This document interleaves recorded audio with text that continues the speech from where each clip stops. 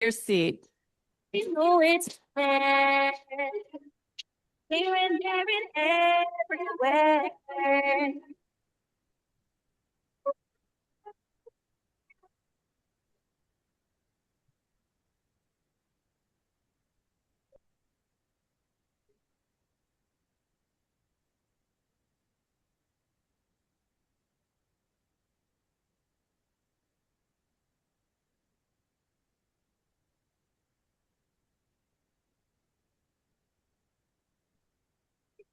You, you, need you be electric slide.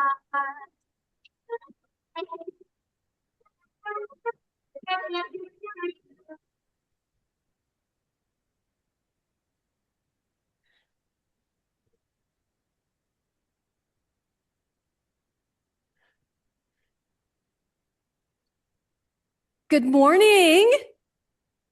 Welcome, everyone. I'm Margie Tater with GridWorks, and we like to welcome all of you to this second conversation to inform the Public Service Company of New Mexico's 2026 Integrated Resource Plan, which by now you know we call that the IRP. So we'll do our best to define acronyms when we use them today, but if we don't do that, please feel to raise your hand for a definition if we forget that.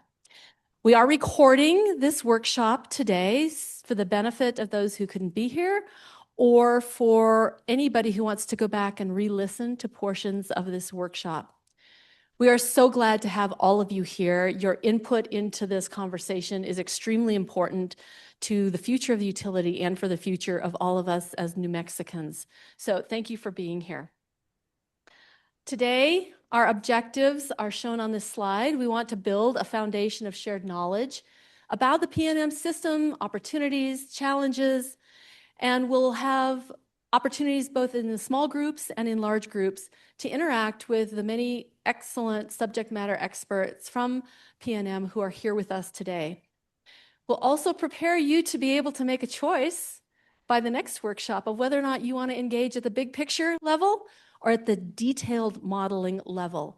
And we are going to attempt to tailor our communications with you and our workshop designs to honor your time and be specific about those different engagements.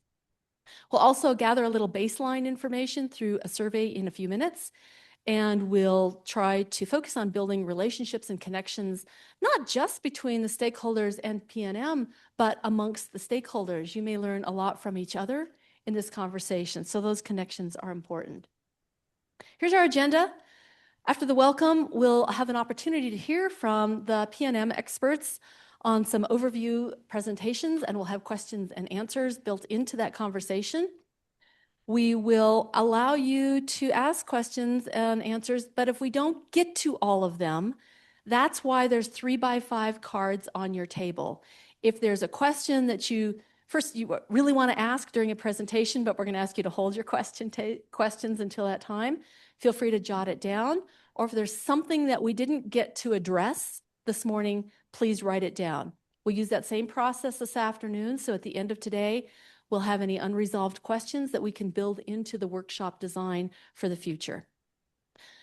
We'll provide boxed lunch, and then we have small group activity planned for this afternoon where each person will have a chance to visit 4 different stations as a small group and interact with the PNM subject matter experts on those particular topics. After a group reflection, we will identify what happens next and have you out of here by 4 o'clock.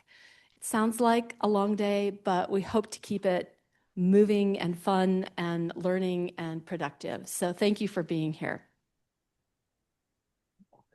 I skipped one. No.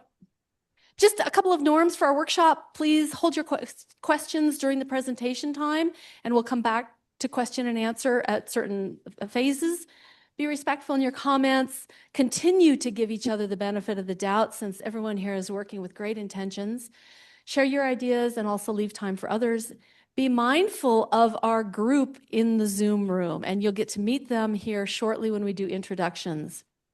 For those in the Zoom room, be familiar with the tools at your disposal, including turning your microphone on and off, your video on and off. The chat will be something that is used by our Zoom facilitator, Katie Wu. She will be interacting with the Zoom folks and with all of us throughout the workshop, and she will help give guidance and be a resource to those of you in Zoom. The React button is where you can raise your hand, just in case you're not familiar with that. So now we'd like to do introductions around the room. And what we'd like to do is we're going to start here in the room in Albuquerque and ask each person to give your name and your organization. Also, for our PNM team, if you would say just a very short few words about your role in the IRP process, so people begin to affiliate your face with your area of expertise. With that, I'd like to start with my colleague, Kathy Boyes. And please, you will wait for the microphone to do your introduction. That is how sound is being transmitted to our Zoom participants. So apologize for the formality on the microphone, but it's important that you all can hear them and they can hear you. Thank you, Margie. Good morning, Kathy Boyce. I'll be co-facilitator with Margie from GridWorks. Thank you. Good morning, Lisa Contreras. I am with PNM. I'm a senior manager in our regulatory department. And so my role is really to help facilitate the regulatory filing for this. Hello, I'm Tom Duane. I'm currently the director of PNM's Integrated Resource Planning Department, and I will be providing part of the information presented this morning and then also be at one of the stations this afternoon. Hello, I'm Eric Obo. I'm the Deputy Director at the New Mexico Renewable Energy Transmission Authority. Good morning. My name is Aslam Hayat. I'm at PNM. I'm the Manager of Load Forecasting. Good morning. I am Pablo Magallanes Flores. I am the Senior Load Researcher supporting load forecasting. Good morning. I'm Doug Perkins. I am the Head of Business Development at Pacific Fusion. Good morning, everyone. My name is Brian Vasquez. I am with PNM's Integrated Resource Planning team. Nice to meet you. Good morning, everybody. This is Xiao Fei. I'm the member of the IRP group in PNM, and I'm mainly focused on the system modeling. Good morning, everybody. My name is Sharon James. I'm the manager of the PNM Energy Efficiency Department, and we work with IRP closely on the role of demand response and energy efficiency within the planning process. I'm Summer Ferreira. I'm the manager. I work at Sandia National Labs. I'm the manager of our Resilient Energy and Distributed Systems Integration Department. I'm Alex Reedon. I work at PNM in the Energy Efficiency and Demand Response Department. I'm Stephen Jenkins, the Manager of Transmission Interconnection Planning at PNM. Good morning, everybody. My name is Alex Eubanks. I'm the New Mexico representative with the Southwest Energy Efficiency Project. Good morning, everybody. My name's Nick Bazaki. I work for Nextra Energy Resources. Good morning. I'm Jeff Lefevre from the Pueblo Sandia. Good morning. I'm Shane Gutierrez. I'm in the Integrated Resource Planning Group at PNM. I am also going to be presenting today with Tom Duane. Good morning. I'm Leon Porter with Southwestern Power Group and out of Phoenix, Arizona.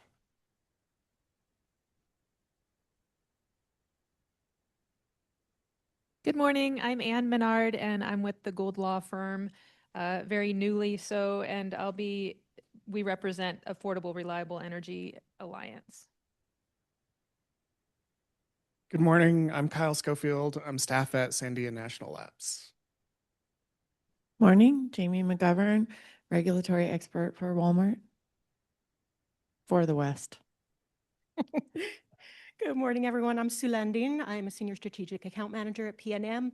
My segment is Offices Development and National Accounts, and I'm here representing and an advocate for my customers. Good morning. My name is Mohammed. I'm with the City of Albuquerque's Energy and Sustainability Division.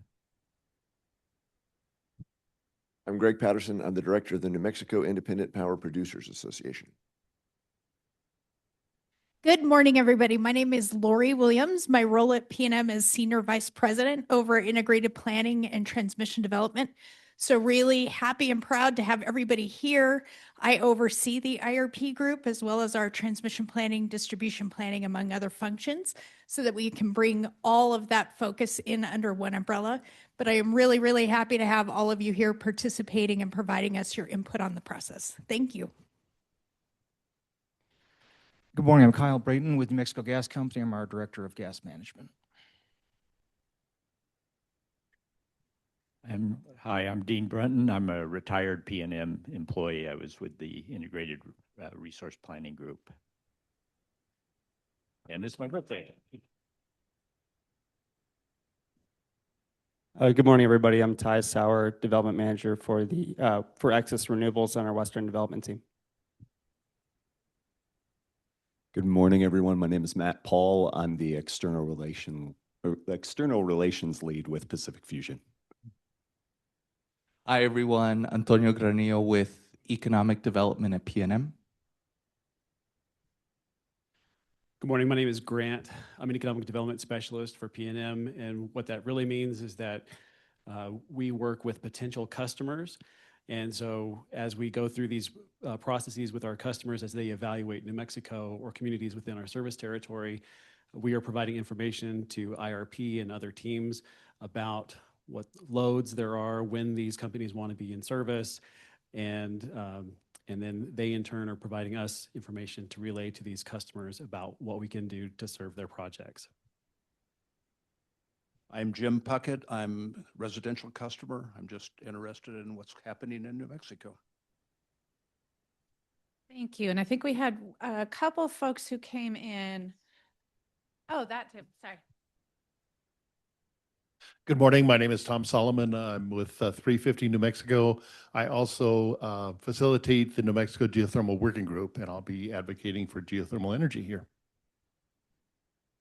Hi, I'm Anna Linden Weller. I'm the Senior Policy Advisor for Clean Energy for Western Resource Advocates. Hi, I'm Claire Everett. I'm with the advisory team at the Public Regulation Commission. Hi, I'm Anna Kalbus. I am with the Utility Division of PRC. Good morning, Nicholas Rossi, PRC staff. Darren Zigich, PRC staff engineer. Thank you. Yep, and just name, organization, if we might comment in. Good morning. My name is Sean Black. I'm with Transmission Development for Lucky Corridor LLC. Yep. One more in the room, and then we're coming to folks on Zoom. Good morning, everyone. Travis Suazo, PNM Tribal Government Relations. Thank you. Hi, good morning. Kelly Gould, New Mexico Affordable Reliable Energy Alliance, the largest customers on PNM system. Thank you. Anybody we missed in the room? Out in the hallway, you met Deborah Shields from GridWorks, and I think K.R. Huber, also from Public Service Company of New Mexico, is helping out at the front desk. So let's switch now to Katie Wu and our group on the Zoom room to introduce themselves. Katie, how would you like to go around the room there? Good morning, everyone. I'm Katie Wu. I'm happy to have people unmute themselves and introduce themselves if they feel comfortable doing that. Please also feel free to come on video as well so we can put a face to your name. And while I have your attention, one small request to folks in the room, if as you're asking questions and talking, if you could please introduce yourselves again so that us in the virtual room can start to associate your names with your voices as well. So again, good morning, everyone. We've got some great introductions in the chat, and I want to invite folks as well to come on video, come off mute, and introduce themselves into the room. Jacob, why don't we start with you? And I see Randy's come on video as well. Yes, good morning, everyone. Jacob Richardson, Senior Transmission Policy Advisor with Western Resource Advocates. Happy to be here. Thanks. Good morning. I'm Randy Coleman. I'm the Vice President for Clean Energy Coalition for Santa Fe County. I'm an electrical engineer and looking forward to participating. Thanks, Randy. Why don't we, I'll help. Hi, I'm continue.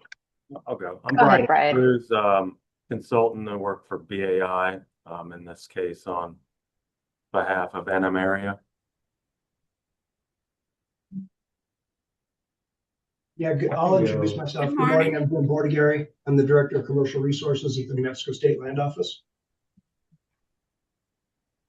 Good morning, Go ahead, Barbara. I'm Barbara Chatterjee. I'm a community member resident in Santa Fe. I'm Nick Bellman. I'm the Senior Manager of Markets and Research for the Coalition for Community Solar Access, or CCSA. Thanks. Michael Barrio, Advanced Energy United, Senior Principal overseeing our work in Arizona and New Mexico.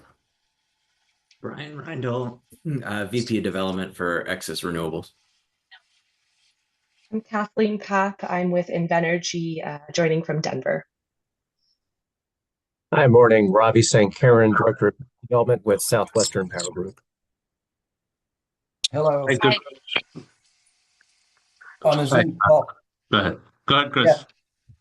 Yeah. On the Zoom call, this is Chris Steckline. I'm the Vice President of Power Marketing for Allium Renewable Energy, an independent developer. Nice to meet you. Good morning.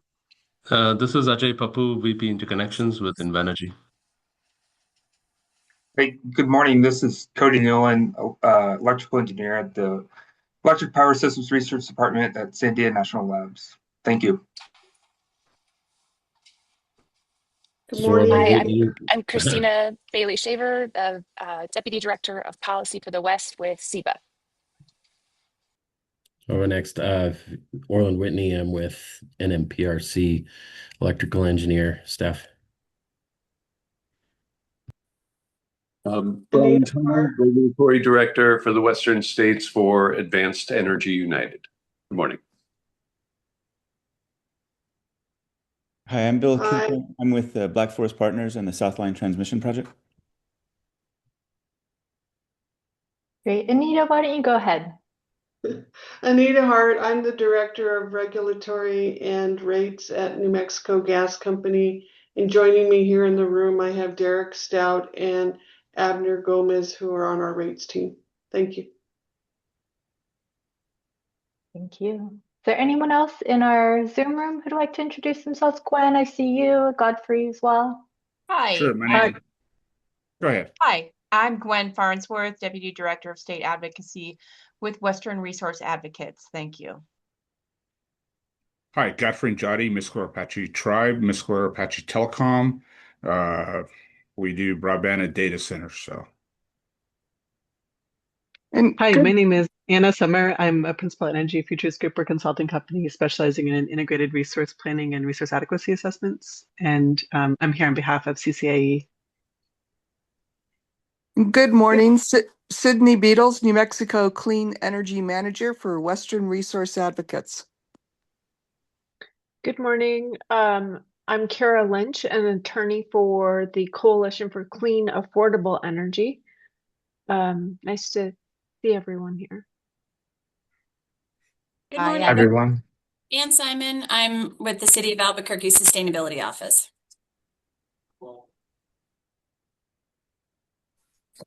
And I can go. Good morning. My name is Rose Rushing. I'm an attorney with the Western Environmental Law Center. Good morning. My name is Monica Roybal Gaitan with Bernalillo County Economic Development. Hi, Melissa Skelton, joining from the California ISO this morning. This is Louis Lumba with ES Volta.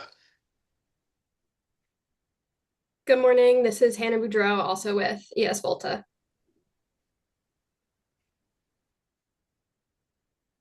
Good morning. Remy Franklin here with the Interwest Energy Alliance.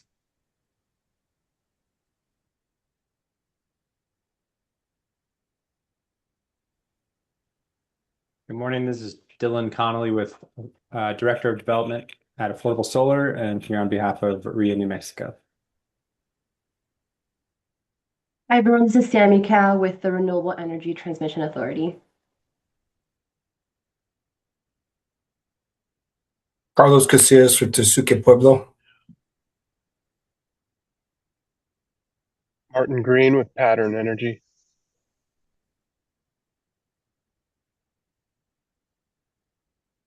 This is Sierra Spencer. I'm with Energy and Environmental Economics, E3, and we're a consultant supporting PNM.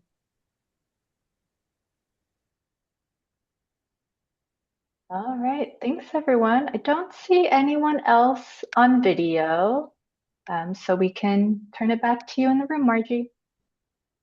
Great. Thank you, Katie, and welcome to all our Zoom participants. As you can see, our augmentation of this room has gotten about twice as big as it is with all our Zoom folks, and we greatly appreciate those of you who are in person and those of you on Zoom. Please understand you may not have the same interaction opportunities as those here in the room, but we are going to do our best to include all of you in the conversations today. Let me just remind all of you that our work together is guided by this central question. It's also on your table. And our central question to answer as we go through this next months in the process is to answer the question, what is PNM's resource need to meet the expected demand? Our breakout sessions this afternoon will focus on these resource need and expected demand topics. And we've shown here the areas where the New Mexico rule, IRP rule, encourages, requires, and allows for stakeholder input. That's in modeling requests, modeling information, statement of need, and action plan. So this is our roadmap and our focus as we go forward. As my husband calls this is the big arrow. This is where we're headed together. This word cloud is a graphical description of what we heard from all of you in workshop 1 about what was important to you. We will ask you again in a moment to actually take another stab at the question of what is most important to you and put it into our little survey that will be online. We'll ask you to complete in a few minutes. But you can see that the interests of our stakeholders is very diverse. There are some themes. The larger font indicates those phrases that were mentioned most often by our stakeholders when we asked, what is the priority topic of interest for you? So now we're going to give you your first workshop task. Please take a look at the QR code. And I guess I need to move it. Let me get rid of this for a moment. Yep.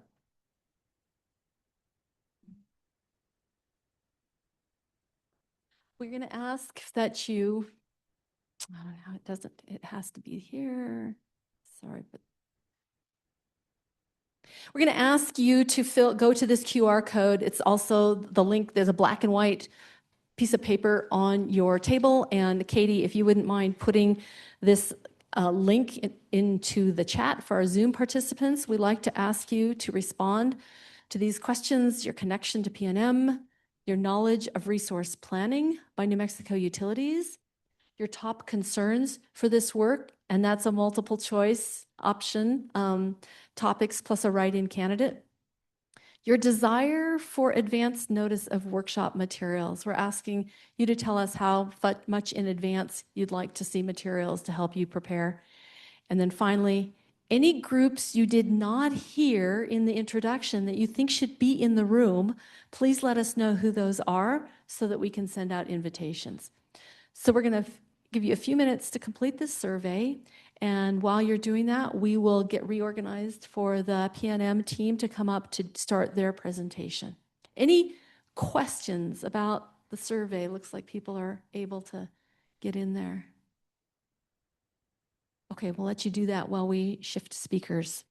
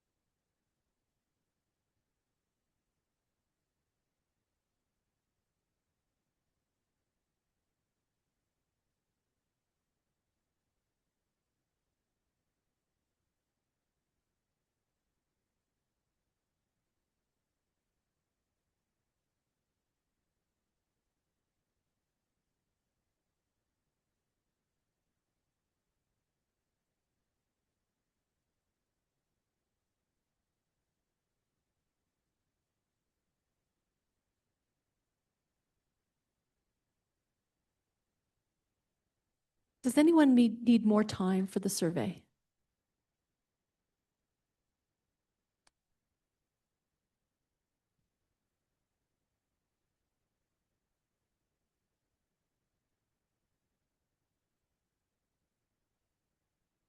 Great, thank you for that. One of the challenges that the GridWorks facilitation team has taken from the New Mexico PRC, who appoints us in this position, is to really measure the success of this process, the stakeholder process. So the information that you gave us this morning, we will be helpful in that, and we will come back at the end of the process and ask you some additional questions about were you heard, did you have impact, things like that. So thank you for being part of the baseline data collection. At this point, I'd like to turn the microphone over to Tom Duane, Director of Integrated Resource Planning at PNM. He and Shane Gutierrez will have a series of presentations. Again, we'd like to ask you to hold your questions until the Q&A part of the workshop here. We'll kind of use the temperature of the room to determine whether we want to go through more or less material, but I think the team has got plenty of breaks in there for question and answer. So we'll see how that goes. We will do this session in two parts, part and Q&A, and then a break, and then we'll come back, finish that before lunch. So Tom, thank you for being here and welcome to you and your team. Thank you, Margie.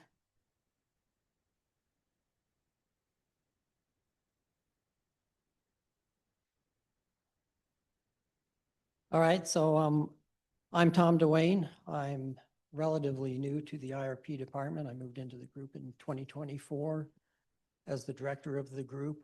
I have participated in numerous IRP processes, but it's all been primarily from the transmission planning perspective in terms of providing input on how to model transmission needs and just explain PNM's transmission system. I have been with PNM for over 40 years, most of it in operations, transmission planning, some of it in corporate modeling functions. And so have a pretty broad background, and I have done some work with resource planning previously when PNM did more generation development work. Anyway, welcome. I hope everybody had good holidays since our last meeting and a chance to take a break. That was largely an introductory meeting. We kind of got to introduce each other and see. We didn't really cover too much, but tried to share a little bit of the vision. Some of that will continue here today.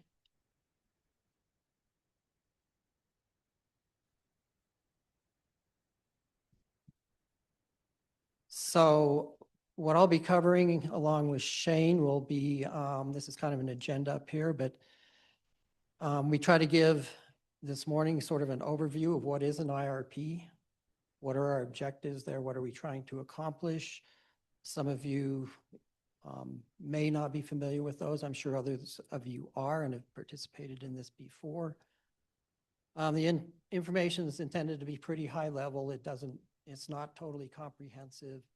Stakeholders feel there's things they'd rather discuss. They'll be able to bring those up, and we'll try to figure times in the future when we can talk about those activities. The theme, as Margie brought up, is trying to talk about PNM's resource needs to meet our requirements, which actually include meeting the demand as well as regulatory requirements.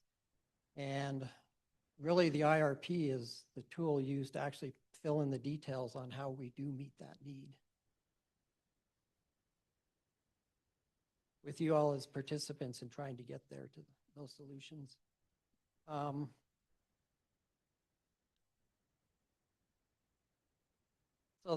So some of our information will touch on the purpose and goals of the IRP, regulatory requirements of the IRP, some insight on various planning requirements, key trends influencing the IRP outcome, and certain data requirements needed for the IRP. The data requirements are certainly not totally comprehensive, but typically the ones stakeholders like to get involved with and understand the most.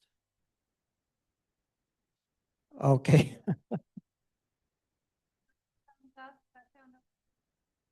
So I need to be able to hear myself. Okay. Some of the things we'll do is also review PNM's current resource portfolio. I just do that at extremely high level here. this morning, and then one of our afternoon workstations will give you an opportunity to really see what those resources are, particularly from a locational perspective, and where we are in terms of our goals getting towards renewables. Some of the information will be to understand the role of the load forecast, a critical input to the whole IRP process. A major part of why we do the IRP is to make sure we meet that forecast, which is over a 20-year time frame. We try to develop a resource portfolio to do that. We'll touch a little bit on modeling tools used to establish some of the resource portfolios. They're extensively used in analysis and a critical part of the whole process. Some of the hardest part for stakeholders to participate in and understand those discussions. So our goal is to try to bring that down from an engineering level to a level that will help you understand those. Much of that will be work in future workshops. We introduced PNM's thought on modeling framework in this at this point. That framework is fluid, and stakeholder requests in the future can help alter and add things to that. Primarily, what we talk about as a framework looks at different futures and then different sensitivities around those futures. And then we're going to also review some of the comments from the 2023 IRP, because we were addressing some of those in how we go about communicating with you all in this 26 IRP process.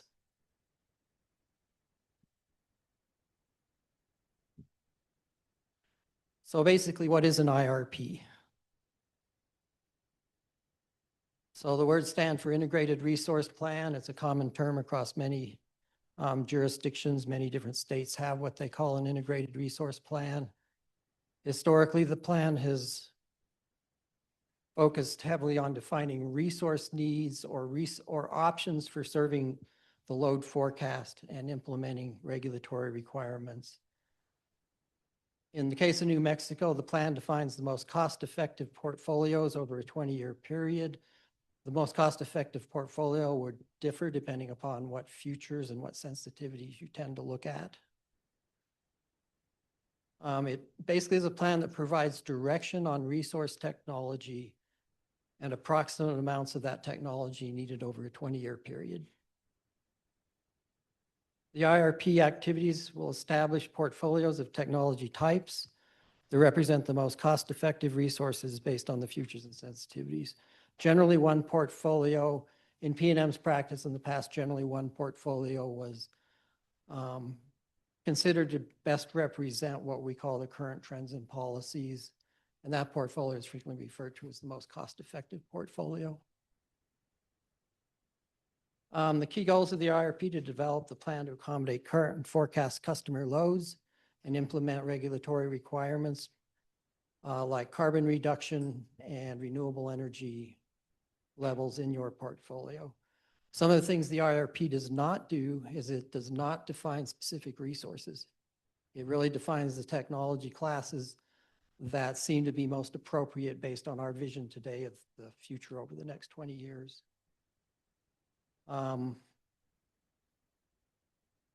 Resource technologies do play a role then in going into RFP processes, which I'll touch on a little more.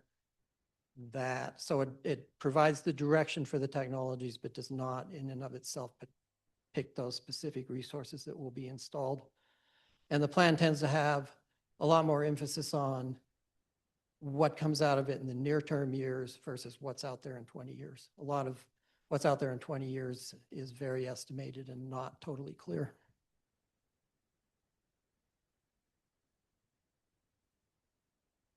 So the development of the IRP considers input from stakeholders, which is a requirement of the New Mexico law. And Shane will touch a little bit more on the regulations that we have here in New Mexico specific to the IRP and other related rules here shortly. But the process is intended to ensure stakeholders are a participant in established direction on how to proceed on resource procurement going forward. The New Mexico IRP creates a statement of need with stakeholders as part of the facilitated process. The statement is summaries that recommend technologies and ranges of quantities resulting from resources of demand-side options studied in the IRP. Stakeholders also provide input on what's known as an action plan. And the action plan is generally executed in the 3 years following the IRP report being published. So the action plan, the statement of need and the action plan are part of that IRP report. And then in the following 3 years, you would act on those action plan items.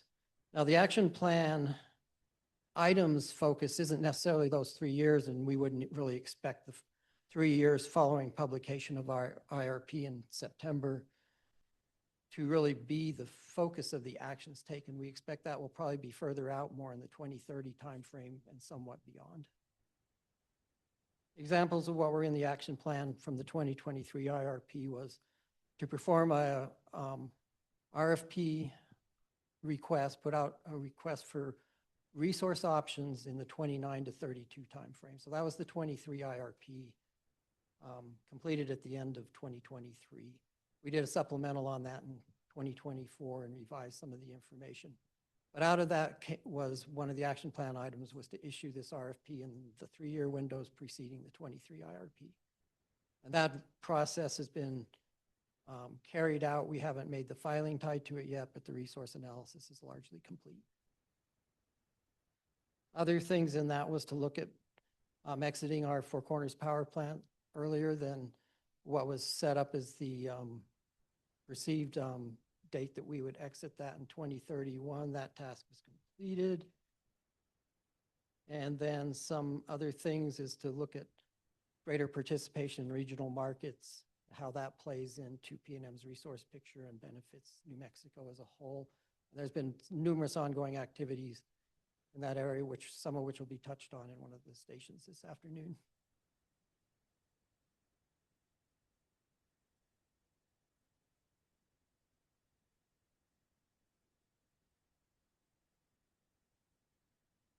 So certain key components of the IRP, there is comprehensive analysis that goes on in the IRP. That actually requires some pretty comprehensive development of data, review of data for updates, things that have changed since your last IRP cycle. So a tremendous amount of work goes into getting those things in place. There are certain studies that go on, which we use consultants for some of those.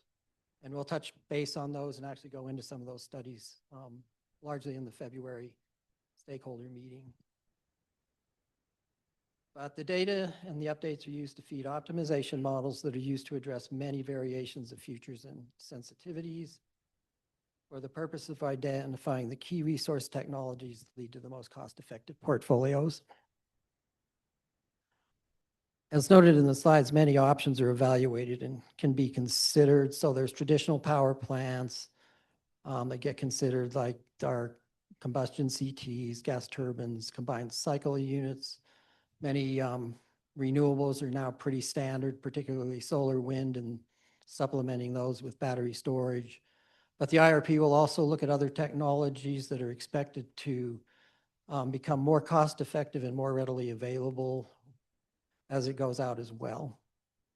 And some of those may be long lead items, have limited locations they could be placed in, or technologies that are developing to where they could be developed on a larger scale.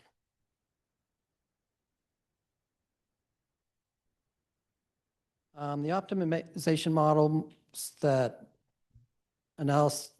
requires that portfolios be developed that meet a minimum level of reliability. And the reliability is key. It kind of trumps most other aspects of what's needed in a portfolio. So there'll be a minimum standard that any portfolio develop has to meet in terms of reliability.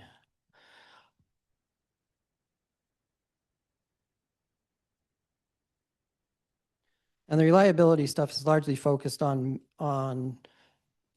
ensuring that events that are become extremely rare that could lead to loss of load where you don't have sufficient resources to serve your load in your area and to cover for transmission events, which can separate a fair portion of your resources from the loads you're trying to serve. In addition to meeting customer load demand, a significant portion of the analysis in the IRP in recent years has been to implement particularly renewable energy standards and carbon standards within the state. So those kind of things, there could be other kinds of ones, but those are really the driver for changes we're making in our portfolio.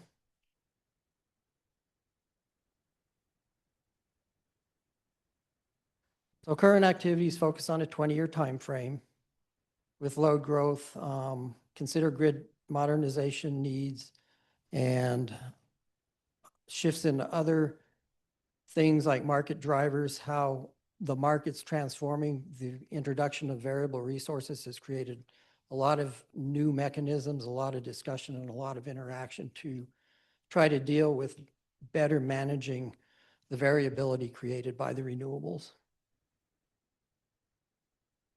And then, as mentioned before, a key process of the entire IRP is getting stakeholder involvement and engagement.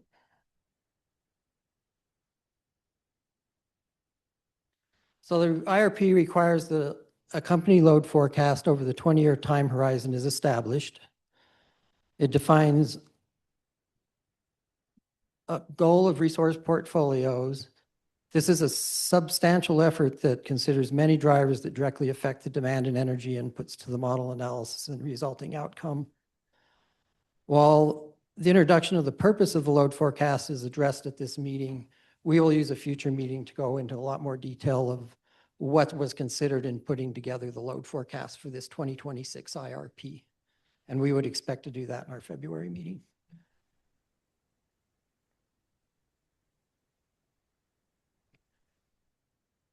So the IRP will consider a broad range of options. I think I've already mentioned what some of those are that could make up the solutions for meeting the load forecast. These options will include the widely known technologies like wind, solar, combustion turbines, lithium-ion type battery technology, and then they'll consider emerging or long lead trends, including things like geothermal power, compressed air energy storage, some potential pump storage options that are out there near New Mexico. And then a risk evaluation is also incorporated as part of the IRP. One of the key areas there, of course, is understanding risk around reliability. And there's key tools that do a lot of analysis and assessment on the reliability of portfolios to understand that risk. But the risk is designed to capture what happens if you get into things like extreme weather events. What happens if you get into a period where we're kind of using the term renewable drought, but your renewable energy production is just well below what you would normally expect on typical days. And that does happen. So you have to be sure your portfolio is robust enough to cover those. Consider things like potential fuel supply volatility and disruption and price stability in these portfolios.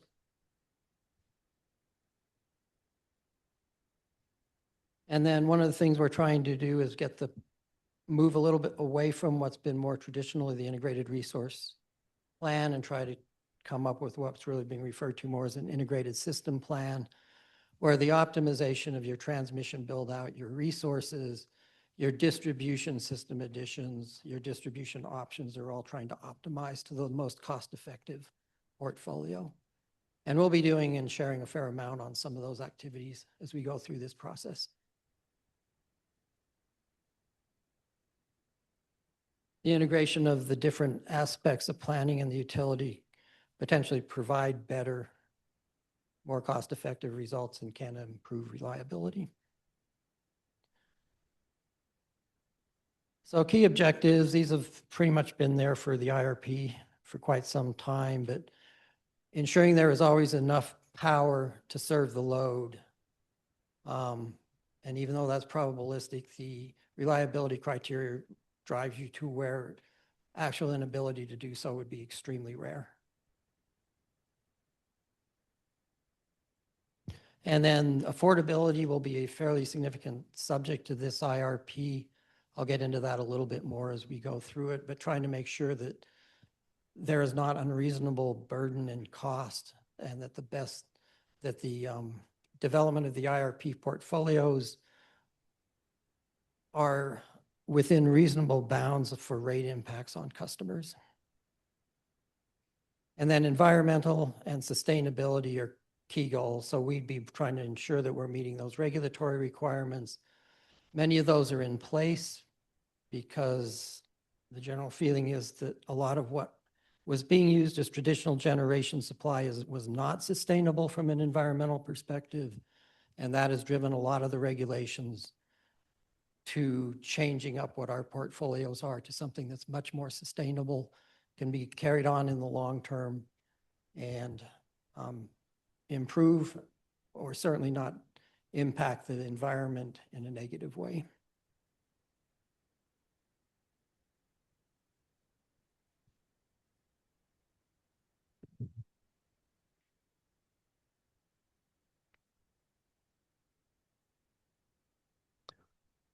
All right. Did you? If you have questions about that part of the presentation, please write them down on your 3x5 card. We're going to continue with the next section before we take questions from the audience. So the next section starts to lay, I've kind of gone over IRP, what it is, why we do it. There's certainly a lot more information that could be provided there. This next section kind of starts laying the groundwork of what's the landscape we're dealing with going into this IRP, and how might that look a little different than it did in the last IRP process? What are our challenges going to be going through this process this time around? So PNM's resource mix today, this is what it looked like when we go back and look at what happened in 2024. This is where our capacity was coming in terms of the technology types, and where the energy was actually being produced that served our retail load.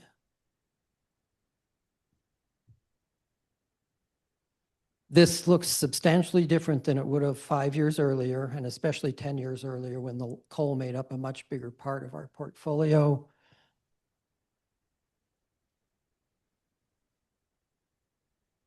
Okay.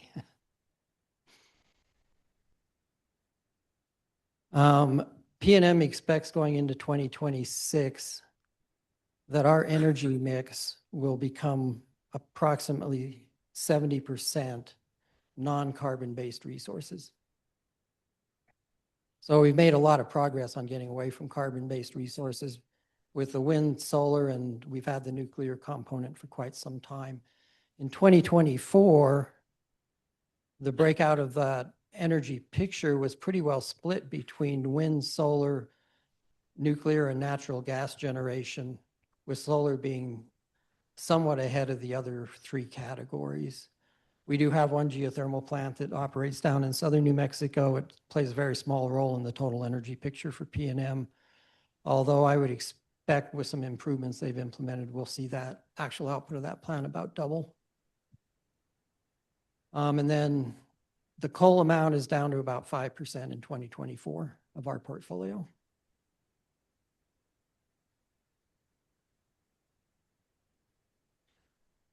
So we'll provide a little bit more information on the resource mix in one of the workstations this afternoon, and you'll have an opportunity to ask more direct questions of PNM's employees. There'll also be a map kind of showing where these resources reside, location,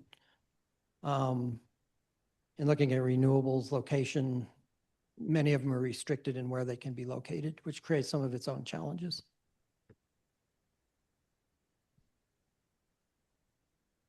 So within that portfolio, you just saw we've had a couple of facilities that are older out there.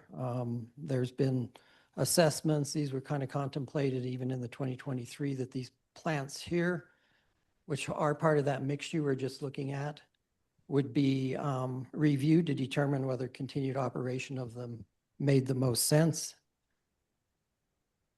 To the extent that the facilities did not continue to operate, then the mix in that portfolio was almost certainly going to change and would be replaced in part by renewables.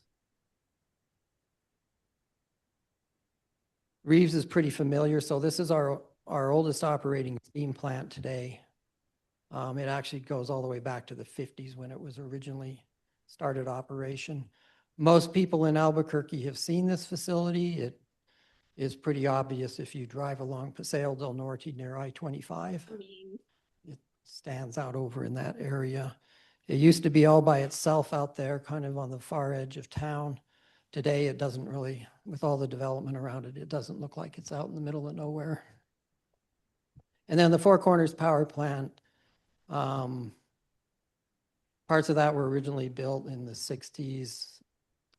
The units we have are more from 70s vintage. They're very large coal units that are jointly owned. We only own about 15% I mean, it's kind of the facility. And as you saw, it made up about 5% of our energy in 2025. PNM's plans to continue a path towards exiting that plant in 2031. And that will have a significant impact on the amount of carbon in our portfolio. When we go back and look at where we're at today, PNM's following the ETA requirements for the amount of total emissions on carbon we have. That is about 400 pounds per megawatt hour today that the portfolio is meeting. With a shutdown of Four Corners, we expect that to drop below 200 pounds per megawatt hour, which is also a requirement coming up in 2031 that we get down to that level. The 400 pounds per megawatt hour is well below what used to exist 7 to 10 years ago of around 1,400 pounds per megawatt hour, and sometimes above that even in the portfolio.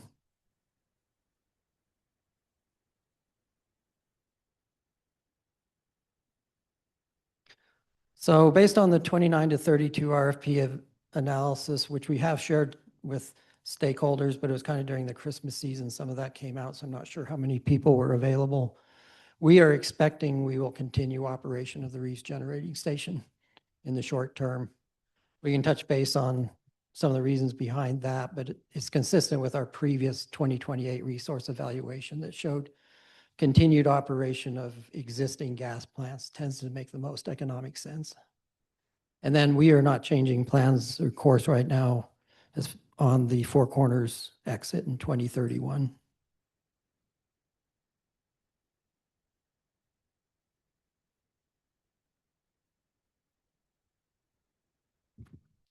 So these are some pending activities out there that many of them affect PNM's resource portfolio and will potentially affect the mix of resources in that portfolio. As mentioned previously, the 29 to 32 RFP evaluation with a planned filing coming up here by the end of Q1 of 2026. There's a lot of components that will go into that filing, but that's currently the target for trying to get that completed. It looked at the replacement of the Four Corners shares, PNM getting out of that in 2031, and what would be put into that analysis for replacement of that. It did the evaluation on either replacement of the Reeves Generating Station or extension of that. And as mentioned, we expect the portfolio at this point will be recommending an extension of that facility. And then, of course, it factored in the forecast load growth that was used in the PNM 2023 IRP supplemental. One of the bigger activities we've got going on right now is to shore up the 345 kV grid around Albuquerque.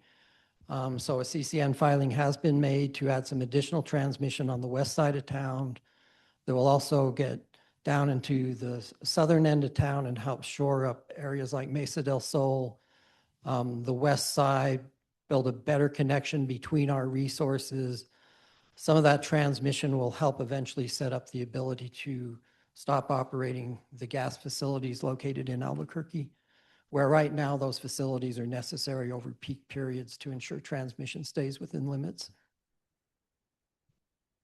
We have 30 megawatts of battery energy storage at the distribution level going in. Along with the 23 to 32 RFP being part of the 23 action plan, the utilization of existing sites was one of the action plan items to evaluate that. This particular project is one that does that. We're looking at where we already have solar and we're utilizing those same sites, which we're adding battery energy storage in there and to help improve feeder hosting capacity.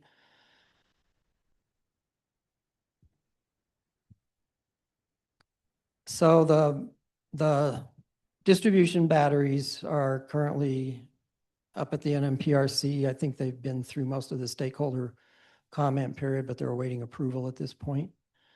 Another case that was just approved in 2025 is we do file a resource plan for a rate 36B customer that was submitted earlier last year. That actually received final approval in December of last year, and that will lead to some additional resources coming online as part of PNM's portfolio that will be integrated into the operation of our portfolio. And then one of the other activities, there's nothing specifically filed tied to this, but we'll be discussing it significantly in this IRP process. PNM has been engaging in a potential study to help identify what can we really do with EE, what programs can we add to energy efficiency, and what new programs can be considered in the demand response area to help minimize other types of capacity needs. And there'll be some interesting results there. The DR programs are expanding into some of the grid mod technologies and looking at how do you factor AMI and other programs over what we've traditionally been able to do.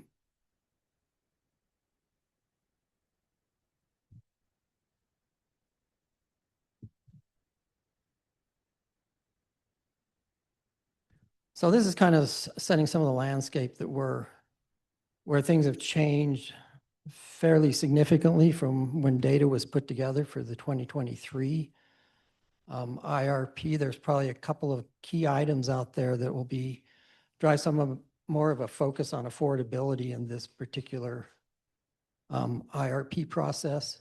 So one of the things that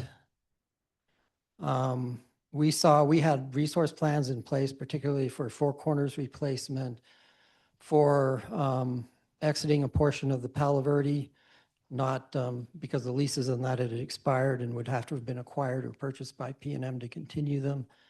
So there was a couple of resource plans in the earlier 2020 timeframe. Well, as everybody knows, we kind of got hit with COVID in that. And the initial response to that was actually resource development kind of slowed a little bit. A lot of that was tied to manpower being unavailable to keep projects moving. But it also led to sort of a pent-up projects being behind, and that kind of caught up within a year or two of the shutdown and the time when people really weren't going into the office or even out into the field to do things. So when that kind of reversed, we ended up with more of a supply chain issue that delayed these projects. PNM had projects that probably saw more than 2 years of delays getting into service that were planned to replace particularly San Juan and some of Palo Verde in that time frame.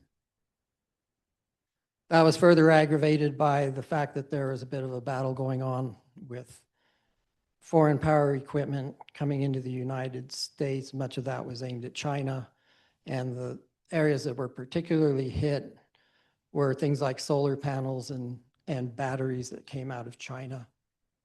So that really aggravated some of the supply chain issues we saw there. And then more recently, the other thing that's really playing into supply chain shortages is unprecedented load growth. Well, when supplies get hard to reach, the cost of the equipment and supplies goes up, and the lead times to get that equipment goes up as well. And then more recently, particularly last year, we saw the impacts of increased tariffs. Some of those have been hard to quantify. It was a seesaw effect last year, trying to understand what is that doing to things we already have under construction if the developers had not already ordered and received their equipment in the United States. In the end, that didn't really end up affecting moving forward with any of our projects, but there will be some cost impacts on them. And that's not settled. Tariffs are still being challenged on a regular basis today. The loss of tax credits for wind and solar is creating kind of a scramble to see if we can still take advantage of those. And we're trying to do that, especially in our 29 to 32 RFP filing. If people can get projects under development or started by the middle of this year, they will still be able to grandfather in the tax credits. After that, there's going to be a pretty big hit to the cost of solar and wind if they cannot figure out a way to get that grandfathered in. So those things will push up the cost of what we really get most of our source of renewable energy today. And then one of the things that PNM has already experienced and included in a lot of its portfolios, but when we initially start adding renewables, you're largely putting in energy. You have dispatchable resources you can back down in that renewable energy use. We've long blown past that level. We have to have storage paired with solar, and the amount of that storage is continually increasing. So when we put in 100 megawatts of storage, we may now need 150 megawatts of 4-hour battery to go with it to avoid having to curtail that energy and be able to use it, or be able to use it at the times it's most needed. But battery energy storage adds a huge amount of cost to the price of the energy delivered. So as you're having to add a higher percentage of storage capacity with solar, it drives up the actual cost that solar sees, that we see with it, even though the solar itself may still have a fairly favorable energy price.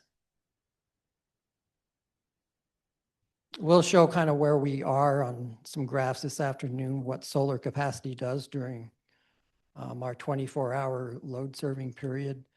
But you'll see that just the solar capacity alone exceeds our load even on peak summer days. And then the other thing is, it's not just renewables that are affected in resources. The cost increases we're seeing are kind of across the board on everything.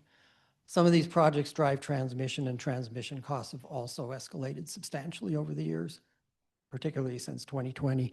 And supply chain shortages on transmission equipment are pretty critical at this point. But anyway, this is one of the probably two areas that's kind of stands out more from what it would have in the last IRP just because of these cost effects. And then I'm going to turn this over to Shane if we want to take some questions, so I guess we can. Yeah, let's take some questions first from the audience here in New Mexico, and then we'll shift to Zoom. So again, reminder for everyone asking a question, please state your name and your organization and your question so our Zoom folks can hear it. Hi, good morning. My name is Kelly Gould. I represent NM area. I have a bunch of questions, and if you're not the right person, just direct me. This one might be for GridWorks. I just wanted to get clarity about PNM's modeling for the IRP, how stakeholders get access to the modeling, when that's going to be sent out, like that process, and if that was already discussed. I'm sorry. So that's one question. And then I had specific questions. So, Kelly, before you go on, let's address them so that we don't get a backlog. So the modeling conversation about stakeholder engagement and modeling will happen at workshop number 3 in February, but we can describe to you in the series of workshops from now till the end how that will take place. We'll talk some more about that later today, and I'm happy to talk to you in more detail about that. But bottom line is, stakeholders who wish to have access to modeling information will make that request through a process that we'll work with PNM on so that you can get access to information. Then we'll have conversations in the workshops in February, March, and April about what stakeholders would like to see as augmented modeling in addition to what PNM is already planning to do. And at that point, stakeholders are free to do their own modeling. So those are the two key steps. Is that helpful? Yeah, I guess for us, it's a lot of information and it takes us a lot of time to go through it. And so the sooner we can get the models, the better. Like to wait till February, I guess the timing, if we're going to talk about it in February, we'd like to get the models now. So let's talk offline about whether you're looking for models, software, or data inputs and assumptions for models. So let's talk offline about that. Okay, and then I just was curious what PNM envisions the exit from Four Corners to look like. Is that going to be an abandonment proceeding filed at the PRC? I was just curious, the information that you have on, if there's any information on what that exit looks like. The answer to that would be yes, we would have to make an abandonment filing for Four Corners. So that will be a filing that goes along with or has to be coordinated with the 29 to 32 RFP where replacement resources are defined. Say it again. So the abandonment filing really has to go along and be coordinated with the 29 to 32 resource filing coming up, because the resource filing has defined the replacement resources for getting out of Four Corners. That's this IRP, right? Or no? That is what? That's what this IRP covers. This is what really is still coming out of the last IRP is one of the action plan items, is to do that 29 to 32 RFP.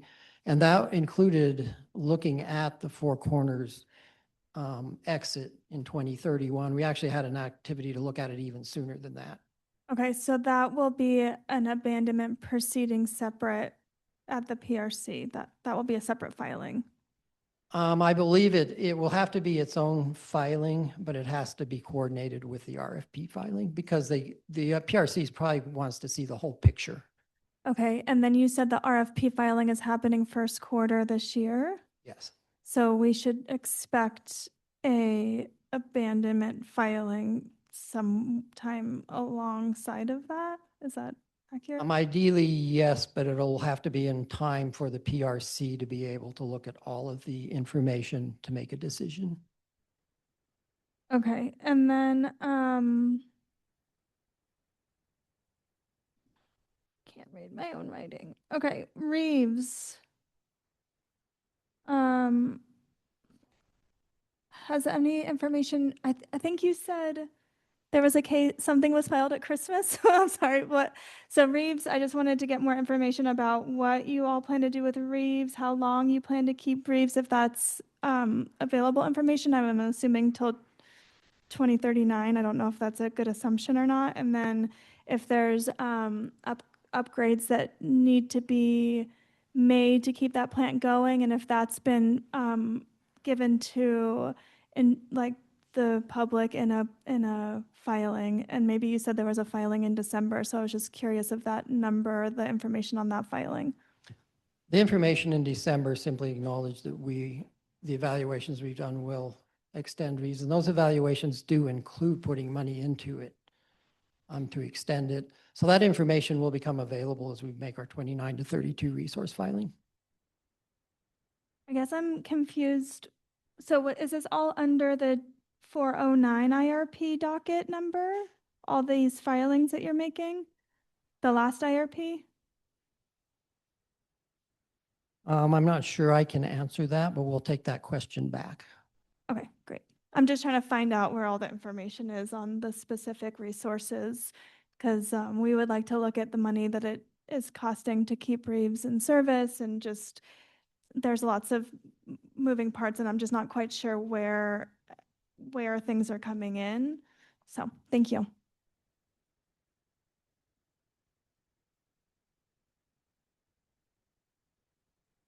Hi, I'm Anna Linden Weller with WRA.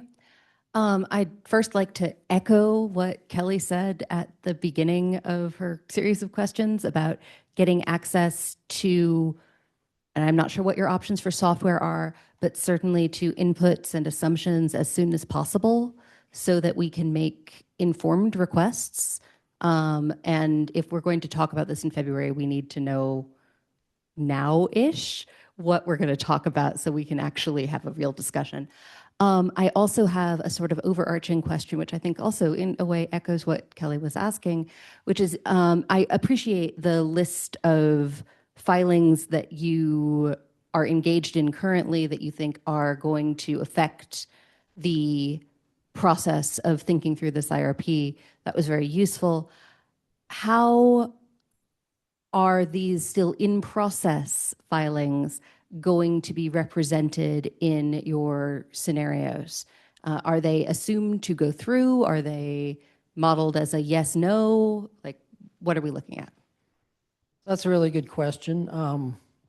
We are going to go in this process assuming the 29 to 32 filing is built in, that will go through. But we would expect a need to look at some sensitivities around that. So we'll go into this period largely showing resource adequacy in that time frame based on the filing that's going in.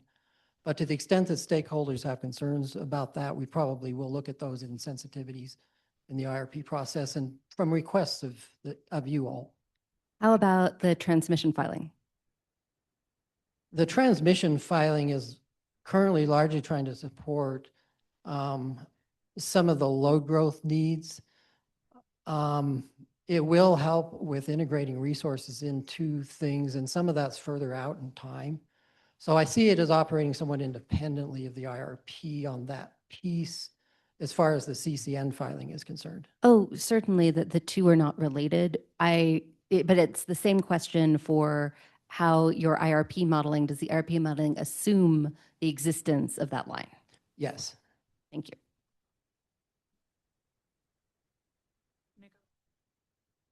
Yeah, we'll do two more in the room and then we'll go to Zoom. Thanks very much. I'm Eric Obo with RITA. I believe I heard you say that for each megawatt of solar capacity, PNM with its current resource mix needs 1.5 megawatts of batteries. Is that correct? That's kind of upside down of what I see currently going in. You're correct. If we look at our portfolio today, we're probably about 0.7 megawatts of 4-hour battery for every megawatt of renewable energy we have. What we're seeing is that ratio has to go up as you add more renewables, and especially if you add more solar. So that's what we're just trying to point out there. So this is Jamie with Walmart. So my question is actually kind of attached to that. Slide 9 had the capacity and energy pie charts. And, I think there was storage on the capacity side. Can I assume that all of that capacity is attached to renewables?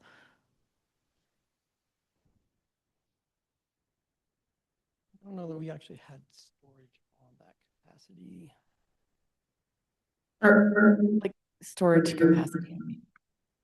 And that you had the pie chart of the capacity. We certainly have, storage is certainly a key factor in deciding how much capacity we have available in all of our analysis and assessing reserve margin. I'd have to go back to that. So there's in the capacity side, there was a storage wedge. Okay. And on the energy side, obviously there wasn't. And I'm asking if the storage is being used for other resources or only renewables. For PNM, it's largely used to store our renewables and deliver it at a different time. Okay. Thank you.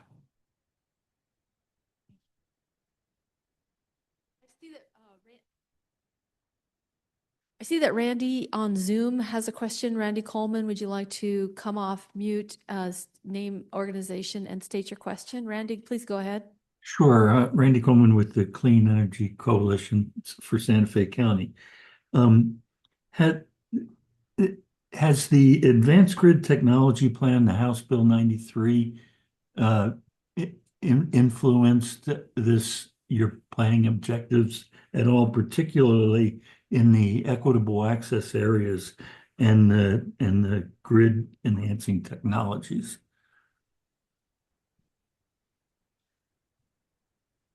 I think that's an area that we will have to address and discuss some of the grid enhancing technologies and some of trying to get to an integrated system plan. Where do those things fit in?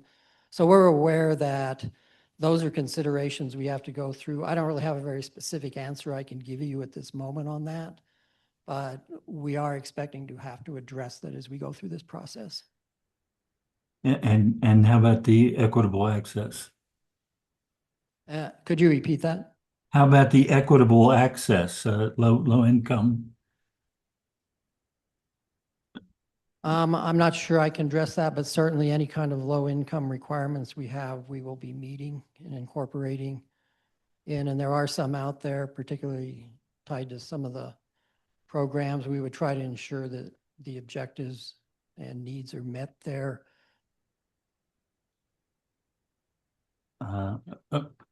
Okay. Um, so I, what I'm hearing is I would characterize your approaches for that as early. Yes, I think we're early in trying to fully understand what role some of those issues have to play in this IRP, but we are aware they're there and certainly have them on our radar. Okay. Thank you.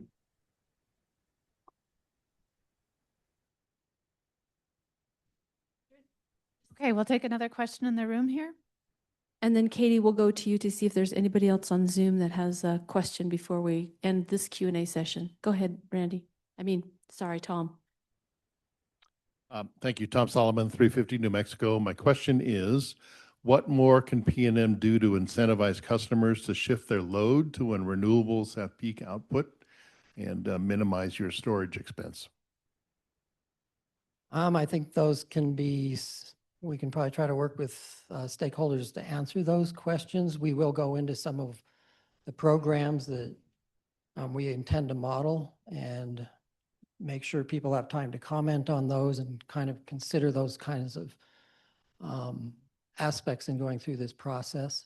I can't give you a much more specific answer at this point, but we certainly do expect to have to talk about what's the role, what can the customer do to help solve the problem of serving load? Yeah.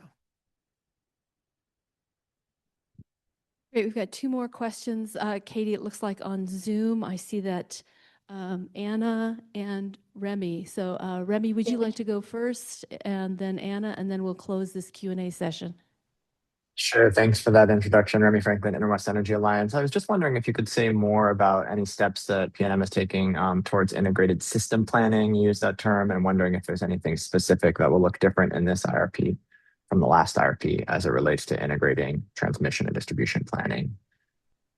There will be a few things that look different in this. Some of it will be talking about one of the things PNM's challenged with in doing our resource planning as PNM and looking at our retail load is that our transmission business is very different. Our retail load makes up only about 45% of our transmission business. So when we go and define a portfolio around that 45%, how does it fit with the rest of the transmission business?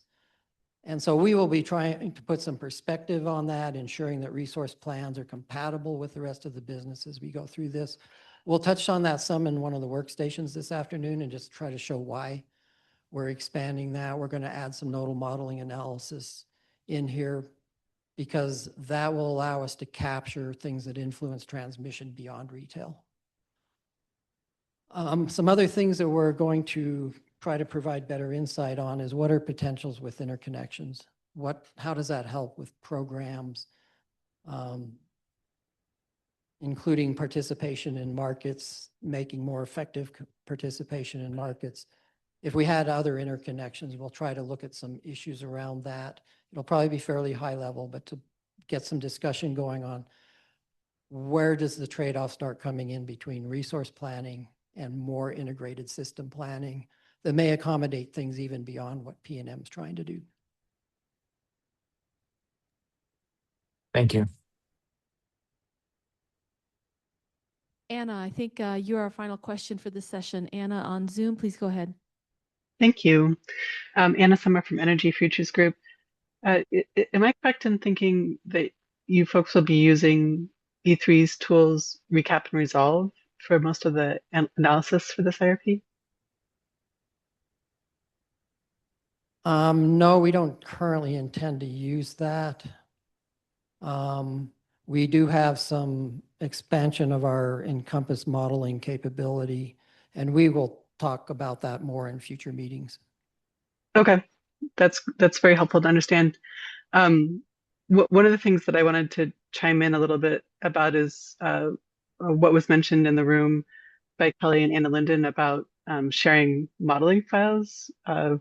One of the, I guess, approaches for that we really like as consultants who tend to work for interveners is a sort of staged approach for sharing information. So one meeting we might talk about the load forecast and the demand side inputs and things like that. And there's information shared around that before that meeting so we can provide feedback on it. And then the next, we might talk about, commodity pricing inputs and resource costs and things like that. And similarly, information is provided ahead of time about those topics. I strongly prefer that approach to just getting, your Encompass model and starting to go through it because you know how much work goes into developing that Encompass model. And oftentimes by the time you've gotten to that point of developing that model, it's hard to spend that time to like go back and change things. So we're personally not looking for a fully developed Encompass model to look at. We'd love to see your input assumptions to start with, and hopefully like we can, if you're planning to just inputs based on stakeholder feedback, that can help you guys save time on your end, not revising your Encompass model given that stakeholder feedback. So just wanted to flag that. All right. Thank you. Appreciate it. We'll look forward to more discussion around that then. Yeah, it looks like there's a lot of interest and comments on chat about the whole process for access and information sharing for the modeling conversation. So noted, we're going to come back to that, especially as we get going with the group who wants to dig into modeling details. Those of you, we'll have you self-identify. Not everybody wants to be a part of that, but we will definitely make that a priority to get more information to all of you and define that process more specifically. So thank you. Tom, should we now shift to the next part of the presentation? And then after Shane presents, we'll take a quick break before we go into phase 2. So great. Thank you, Tom.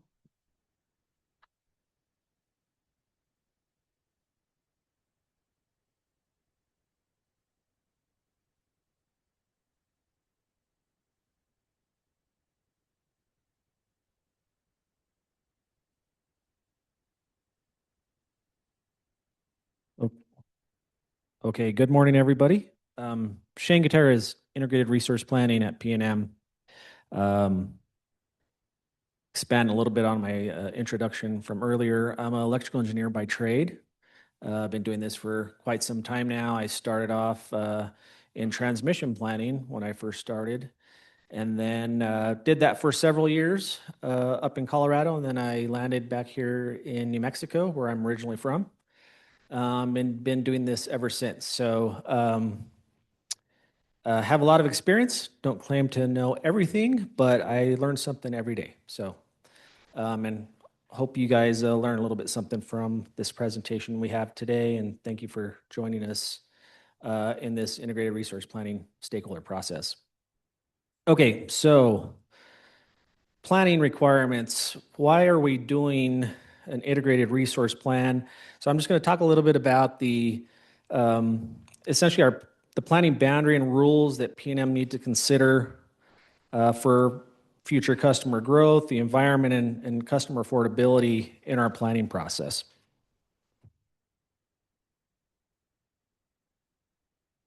Make sure this goes to the next slide. So essentially, these are the rules and regulations that we consider when we plan our system. The ones on the left are, legislatively mandated, and then the stuff on the right are the NMPRC rules, essentially promulgating the legislation and are bound by the commission assigning and detailing those rules for us. Just a little bit about the legislation that we consider. The New Mexico Public Utility Act, essentially setting the rules and oversight responsibilities for how electric, gas, and water utilities operate in the state. Efficient Use of Energy Act, EUEA, essentially requires electric and gas utilities to manage programs that reduce energy use and improve the load management for customers. Energy Transition Act, I'm sure a lot of you have heard about that one. Essentially requiring New Mexico utilities to shift to clean energy and reach 100% carbon-free electricity by 2045. The first NMPRC rule, and these are not every rule, but these are all the pertinent ones. Integrated Resource Plan, IRP. This is what we base our plans on. Requires us to file a electric plan, a 20-year plan, every 3 years, showing how we meet our customer needs with reliable and cost-effective resources. Another NMPRC rule that we are always abiding by, and is actually we're beyond our requirements, our goals that are set by the Commission. The renewable energy for electric utilities, essentially our renewable portfolio standards that we have to meet. I believe by 2025 is 40% of our energy, and I think by 2030 it's supposed to bump up to 50%, and the Energy Transition Act bumps that to 80% by 2040. And then the last one on this slide is energy efficiency rule. Requires electric utilities to manage programs that reduce energy use for customers and meet state efficiency targets. And our energy efficiency group knows that very well. You can ask them some questions about that one. These are additional rules that we consider. I'm not going to go into detail on all these, but we have a PPA rule, a power purchase agreement rule to consider when we're filing resource applications with the Commission. Certificate of Public Convenience and Necessity, essentially the CCN rule.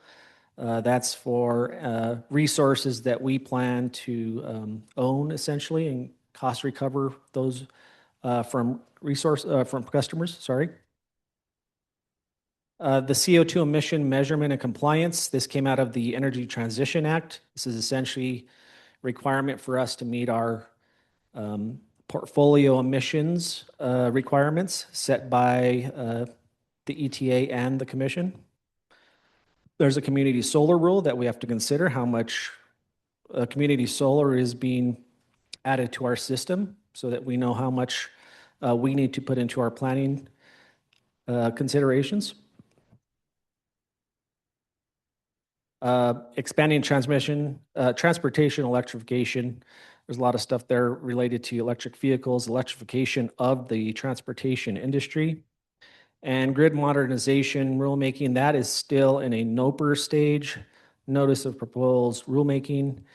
So stay tuned on any specific rules that PNM and others need to follow on that front. So reliability is a key component of our resource planning. One of the big questions always is, what is reliability? Have a couple of things to talk about here. Grid reliability, what is it? It's being able to provide the electric grid with adequate, secure, and stable flow of electricity and as consumers need it. And there's two pieces of at least what I consider components of reliability. There's resource adequacy and reliable operation of the grid.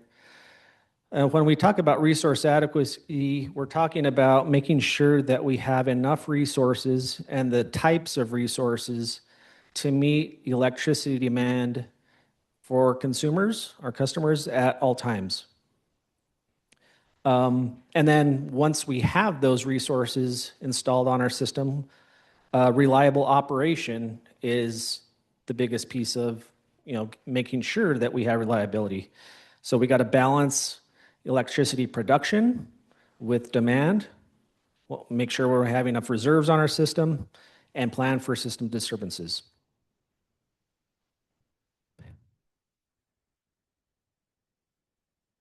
And then we have some other mandated, these are mandated requirements by NERC. North American Electric Liability Corporation wrote that down just in case somebody asked about it. These are mandatory reliability standards for the bulk electric system. And these standards ensure that the grid is planned, operated, and maintained to minimize risks of cascading failures, equipment damage, and widespread outages. There's three big components to the NERC planning standards that PNM, at least as electric utility, needs to consider. Grid operating standards, inverter-based resource standards, and transmission planning standards. For the grid operating standards, essentially, those are set to help or make sure that electric utilities maintain system frequency and balancing generation with load in real time. Those are critical for grid stability and interconnection reliability. Inverter-based resource planning criteria, standards for performance for inverter-based resources. A lot of those tied specifically to wind, solar, and batteries types of resources. And that's essentially trying to maintain grid stability, mitigate system disturbances, keep reliability maintained. And then last but not least, there's transmission planning standards. These focus on planning performance of the bulk electric system, ensuring reliability under normal conditions and during system outages, typically N-1 outages, maybe some N-2 outages also. Okay, that was my piece.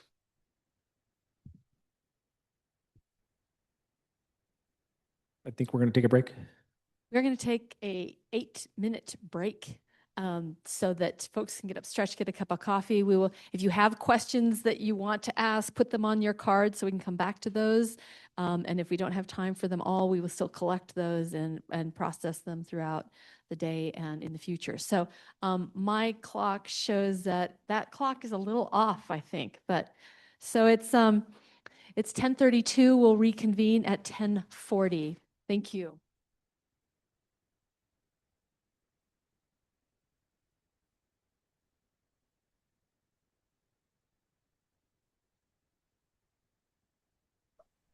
This is a note kind of call I should have this faster.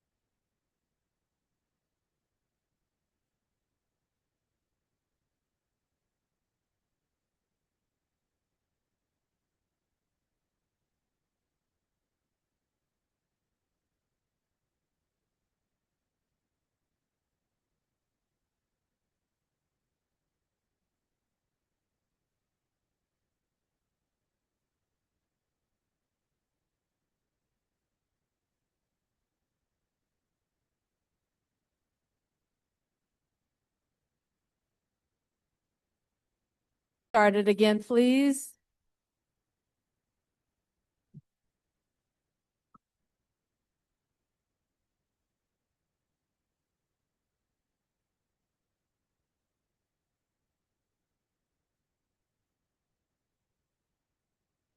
No, that's Tom. Good seeing you. That's Tom.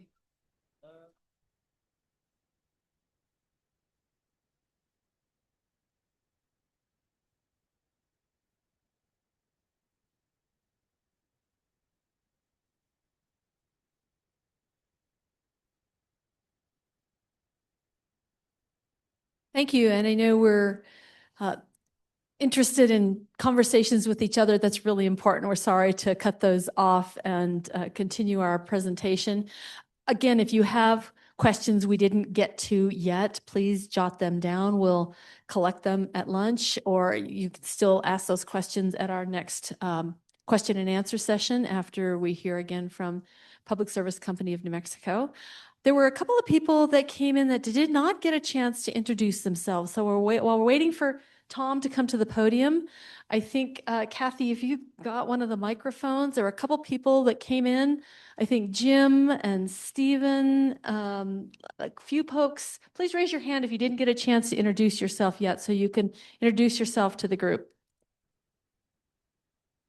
Hi, good morning, everyone. My name is Jim Desjardins. I'm the Executive Director of the Renewable Energy Industries Association. Looking forward to a great IRP. Thank you. And I'm Steve Fishman, and former commissioner at the PRC, and now I'm here representing the New Mexico Consumer Protection Alliance. There we go. Hi, everyone. My name is Thashar Gunda, also just go by T. I'm a research scientist at Sandia National Laboratories, specializing in risk analysis. Pull back here. Sorry, Jack, as you're sitting there. Jack Sidler with the New Mexico Public Regulation Commission.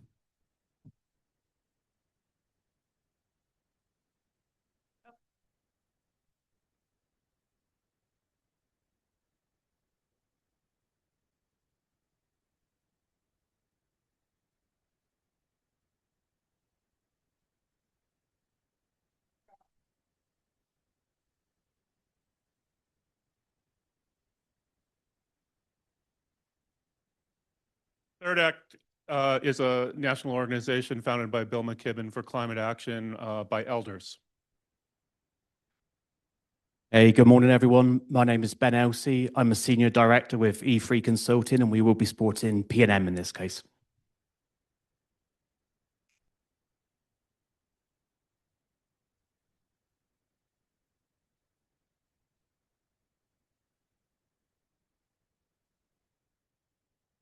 Hi, Kelsey Martinez. I'm the director of energy markets and transmission strategy at PNM. So I'll be at one of the stations here this afternoon. Thanks. Anybody else that didn't get anybody else who did not introduce themselves earlier? Okay, great. Back over to you, Tom. Okay, so Shane and I are going back and forth a little bit this morning. I was going to cover this topic. I sort of mentioned there's a couple things that really kind of play into a focus in this IRP, and one of them has been the way that costs had changed that I'd mentioned earlier, just the cost of equipment, the lead times, some of that, and how much some of those have shifted since the last IRP process. I think the other thing, and many of you are very well aware of these things going on, but is really what's going on in the demand landscape. What is expected of a utility today in terms of serving load? Load growth has been relatively slow in recent years. A lot of the resource planning has been because we were trying to change out the resource portfolio.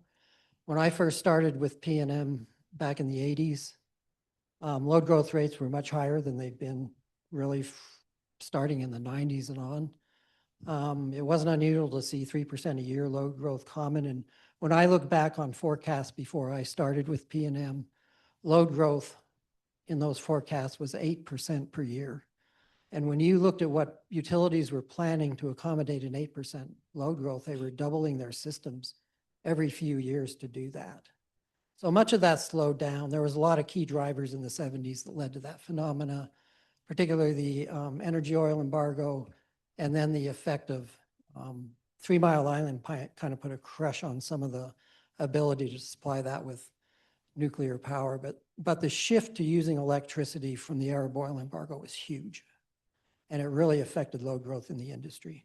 Plus, we were in an industrial time frame when the use of electricity for manufacturing had become much, much more common and much, much more integrated into society. So today that slowed down a lot going on. Maintaining those rates would have been extremely difficult, probably not favorable from an environmental perspective.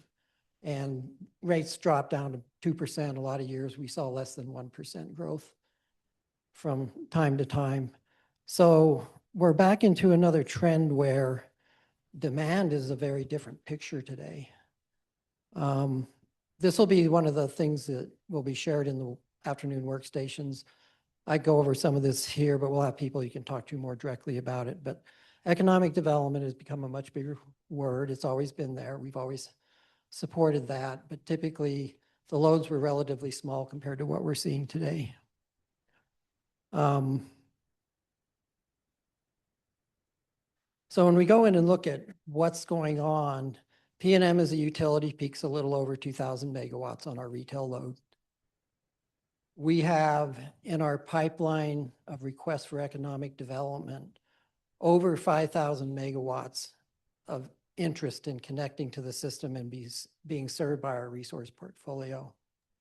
We go through and try to identify how much of that is real. A lot of this, as you know, is driven by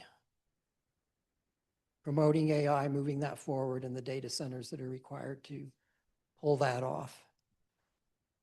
One of the things that the Economic Development Group is they try to put some reality on what can really happen.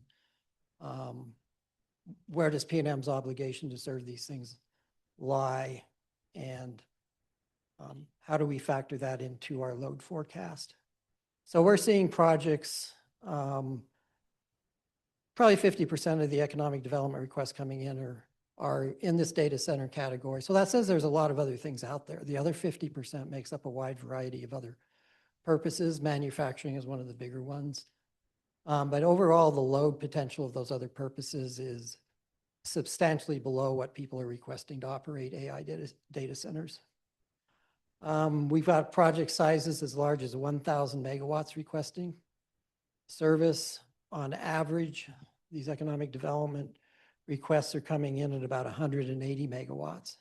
So every one of those is actually quite huge from our historical perspective of what we do to accommodate load growth. One 1,000 megawatt project is a 50% increase in PNM service today. And then in that, there's of the 5,300, not all of it is active at all times. We'll have some economic development people who can put perspective on that.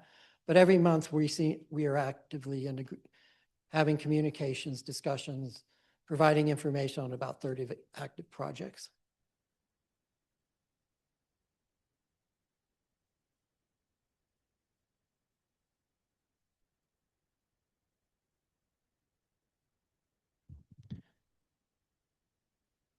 So there is certainly support for some of this economic development. We've seen it in legislation.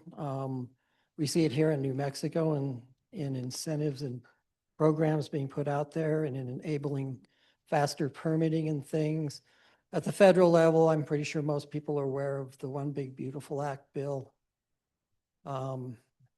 that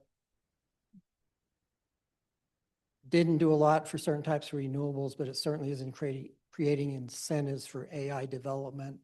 A lot of some of that was focused on military and government efficiency, but a lot of it moves research forward. All of that stuff requires data centers to support it. And there's big tax incentives for data center development. Same thing, executive order out of the president provides regulatory incentives for data center development. So at the federal level, you've got some incentive for people to push forward with these projects and try to get them online sooner because of the goals to try to accelerate some of the development in these areas. Some of the concerns there are we are going to get left behind if we can't be more efficient in accommodating some of this. I don't have an opinion on that, but those tend to be some of the drivers behind why is our federal government doing these things. And of course, these regulations, you look at tax savings, you look at regulatory acceleration, that drives up demand to the utilities on trying to serve a lot of this economic development load.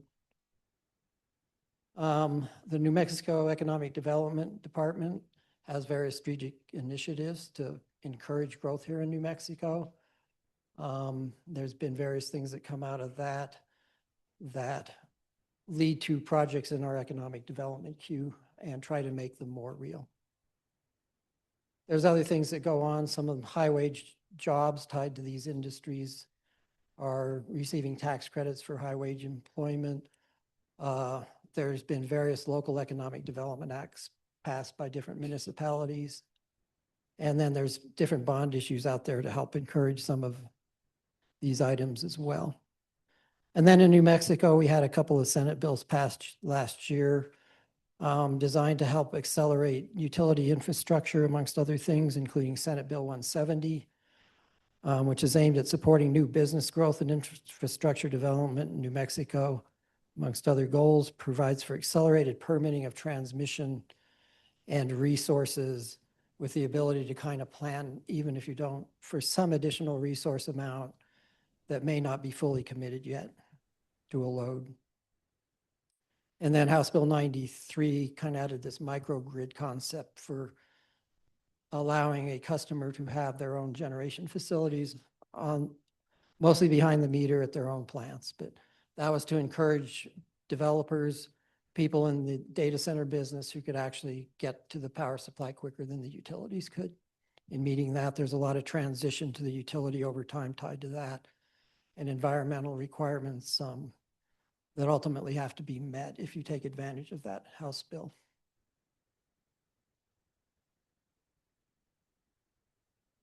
So just to put a little perspective on where we're at here, this just shows what we were forecasting out over a 20-year period from about 2023 to 2043 in the 2023 IRP. And this is the forecast that was already adjusted up in the supplemental analysis. So it included some additional near-term data center load in it. And then it's just comparing against and what we're seeing as what we feel needs to go into our forecast today. And that forecast will be a lot more explanation of how those numbers are arrived at as we get into the February meeting. Typically, there's an interest in doing what we call a deep dive on the load forecast. And we will have the load forecast department kind of lead how we go through that. This is your demand picture.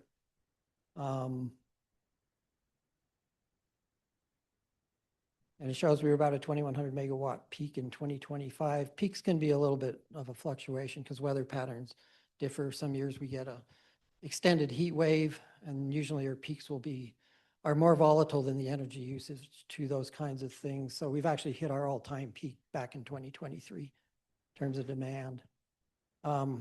With the pressure for load growth, we're seeing that jump pretty quickly in the near term. And then the next slide really is the energy picture. The actual percentage increase in the energy picture is higher with this kind of load because their capacity factors are so much higher than the average load on the system today. So energy becomes a big focus in these newer forecasts over what we had in the past.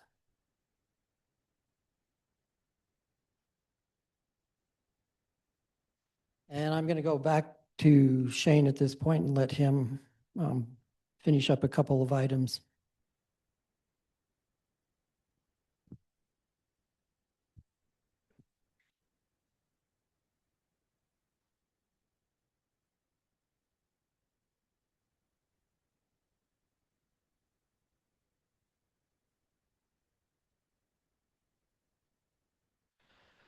Okay, I know there's always going to be some interest in modeling in an IRP. We've already heard a lot of those questions today. So we intend to work with all stakeholders on, what they would like to see, types of modeling, but we want to work with you guys to craft, stakeholder scenarios that, meet your requirements, what you guys want to see, and we'll work with you. Like Tom said, we will start getting into the details on that in some upcoming meetings. But what I want to talk about here is what the tools that we're going to use in this IRP process, and talk a little bit about the process, how they interact with each other.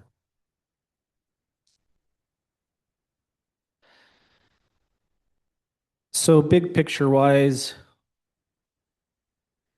we have massive amounts of input data that we have to consider. Load forecasts, resource characteristics, production shapes, for renewable resources, operating costs, capital costs, emissions, simulation parameters, tons of information that we have to consider. We have to make sure that we evaluate all that information, put it in the right formats, compile all that, and put it into the software tools that we're going to use. Okay? Then once it's in the databases that we use in the software, we run simulations using that input data to determine several things, and I'll get into that in the next few slides. But the simulations produce extensive amounts of outputs. This is where the IRP team and our consultants will help us sort through that data, compare results from those simulations, and that will help inform the PNM resource planning decisions that we're going to make.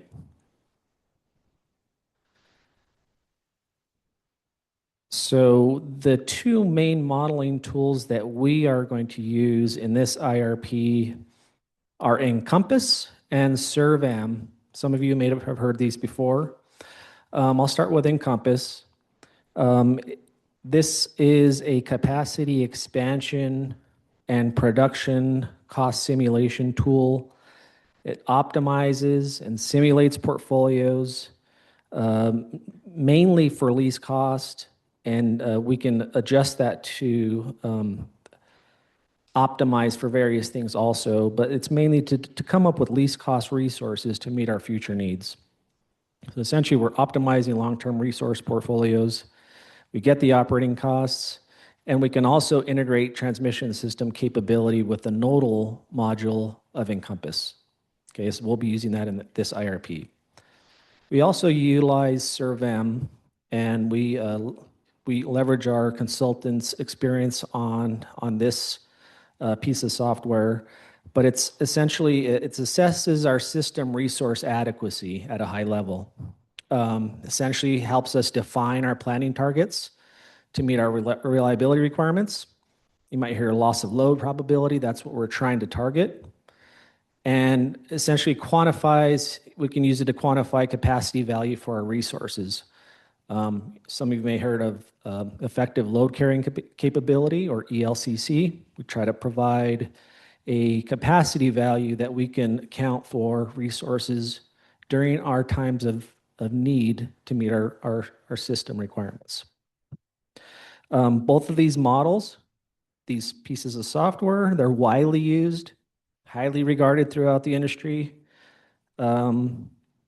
and suitable for IRP type analyses, especially for PNM system, where we have high penetrations of renewables and storage on our system.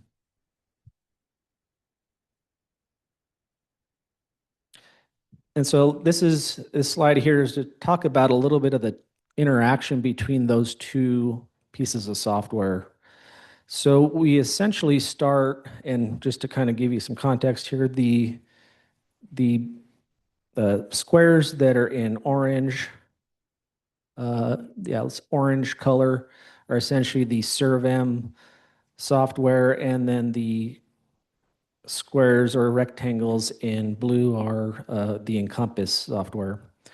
But essentially what we're doing is we're starting off, and we have to determine what kind of reserve margin target we need to plan to, and how much accredited capacity we give our existing and new resources, so that we can come up with an expansion plan to meet the load needs of the system. Okay, so once we determine that, we put those as inputs into Encompass and perform several capacity expansions depending on how many scenarios and futures and sensitivities. I'll get into that pretty soon. You do a capacity expansion, it gives you essentially a resource plan for the next 20 years. Once we have a resource plan, we can do two different things with it. One, we can pass that resource plan onto our nodal our nodal module of Encompass. That'll give us that. What we're trying to do with that is incorporate not just PNM's retail portion of the system, but the entire balancing authority impacts of what that resource portfolio will do. We'll run that through the nodal simulation, and if we get any insights, we may need to adjust that portfolio and send those adjustments back to the capacity expansion to essentially re-optimize it. What we can also do is when we have a capacity expansion or a resource plan, we can use Encompass to do a detailed production cost simulation. That's essentially an hourly simulation of operating costs.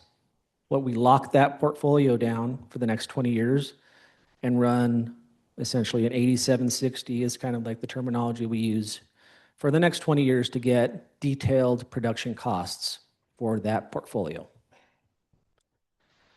Lastly, and the arrow might be, it's coming off the nodal simulation, but it's essentially coming behind all the way coming from the capacity expansion all the way down to SERV-M again. We will be validating that resource portfolio in SERV-M, and we're validating it for reliability, making sure that we're resource adequate for the years that we will evaluate for that portfolio. Is essentially we're not evaluating every single year, but we're kind of picking years, sequential years in the future just to make sure that we're meeting our reliability requirements, our LOL requirements going forward. So this is a little bit of a diagram of how they interact with each other and how we're going to be using them in this IRP.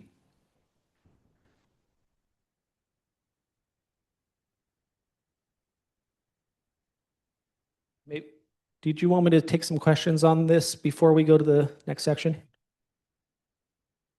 Okay. I'll keep moving on. And so talk a little bit about a modeling framework. This feeds into the modeling tools that we'll be using. Essentially what I want to be discussing here is one is the terminology we'll be using in when we're talking about modeling framework. And then kind of our first shot at what the modeling framework looks like. And so let's go ahead and get into that.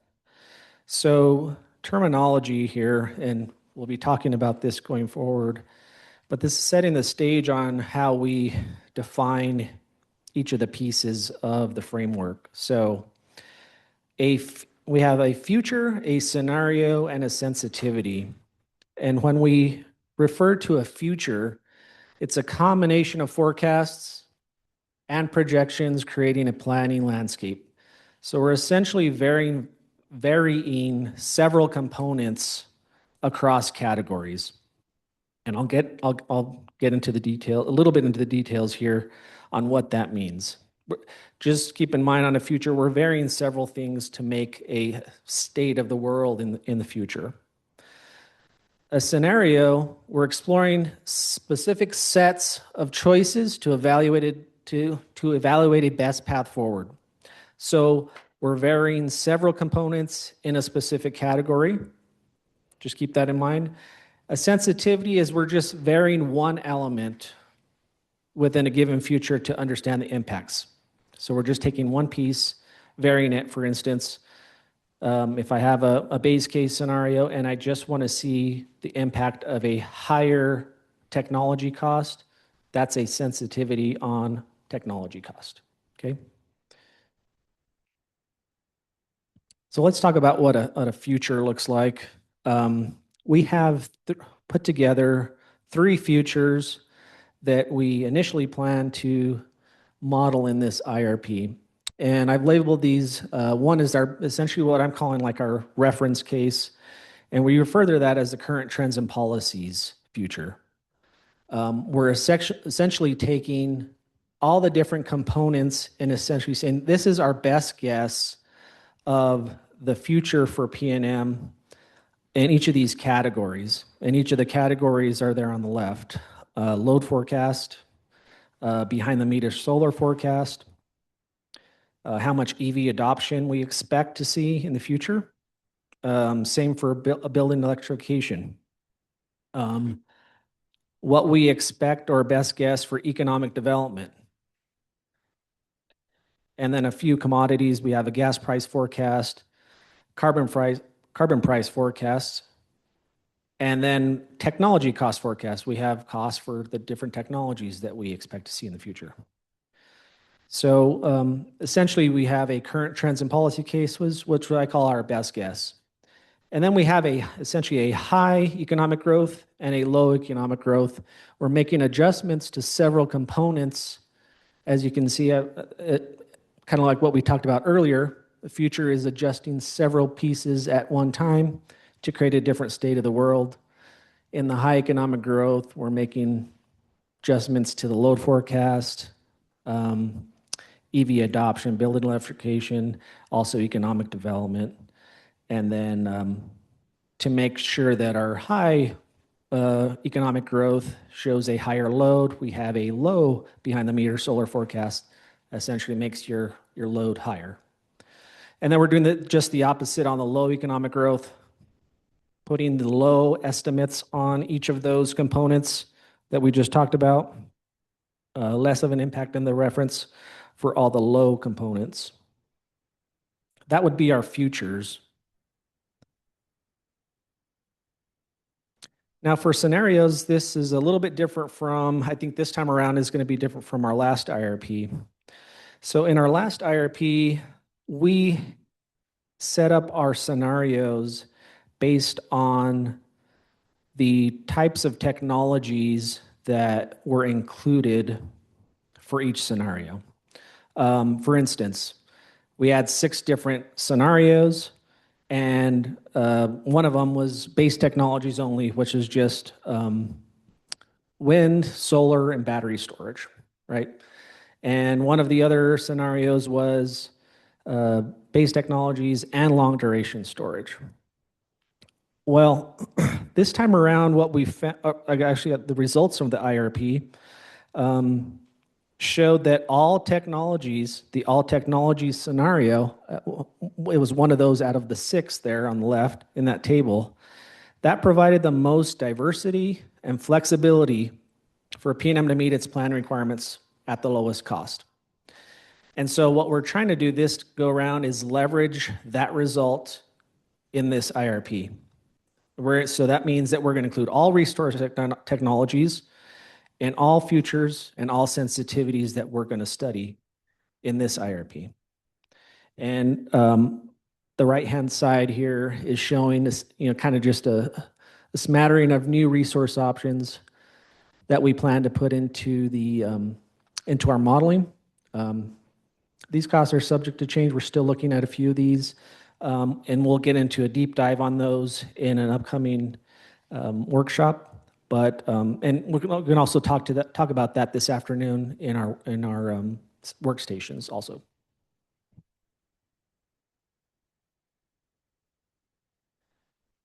And so we've talked about futures, we've talked about scenarios. We're going to include all resource technologies, and these are the sensitivities that we plan to model at this point. We have 3 futures, and we're going to have a set of sensitivities that we're going to run off of those futures. And by sensitivities, again, remember we're just changing one thing at a time. So for instance, under the current trends and policies, we'll do a high electrical vehicle sensitivity, high penetration of electrical vehicles on our system. And I won't go through each one of these, but this is our initial list. We have, we have some that are essentially impacting or going to be impacted from our load forecast, essentially like TOU, time of use rates. How does that impact our resource plans going forward? We'll have an impact on that on our load forecast, our base load forecast. We also have 4 different new transmission expansion scenarios that we're going to look at in conjunction with resources and the nodal analysis to see if that we get any insight for those potential or prospective types of projects. Let's see, what else do we have? We have some that are related to resource availability. Also, we have some that are focused on the cost of complying with the Energy Transition Act. So we want to see what those look like as well. Any stakeholder-driven sensitivities are obviously not shown on this list. Like I said, we want to work with stakeholders to come up with their own scenarios or sensitivities. And we will be adding these to what we're called like a stakeholder list. And we'd like to work with, as soon as we get, I guess, the bigger picture of what stakeholders want to see, we'd like to see if we can condense those or work those into scenarios or sensitivities that we can combine to make sure that our workload isn't too high there.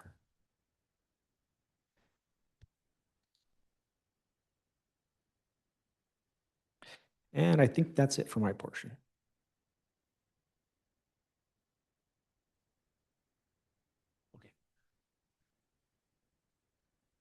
I know there's lots of questions about modeling, so let's jump in first here in the room for questions. There are several on Zoom.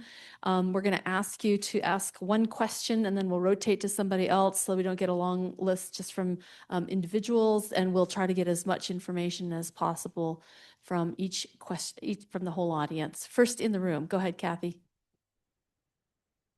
Hi, Anna Linden Weller, WRA. Okay, if I only get one question, that's really frustrating, first of all. All right, I'll go back to some of your foundational assumptions. One of the things that I think we at WRA, and I'm sure a lot of other people in the room would like to know, and I understand if you don't have these numbers or would need to produce them, but in your load growth and projected incremental load increase, what is the criteria you use to determine the probability of an individual request being included in your forecast?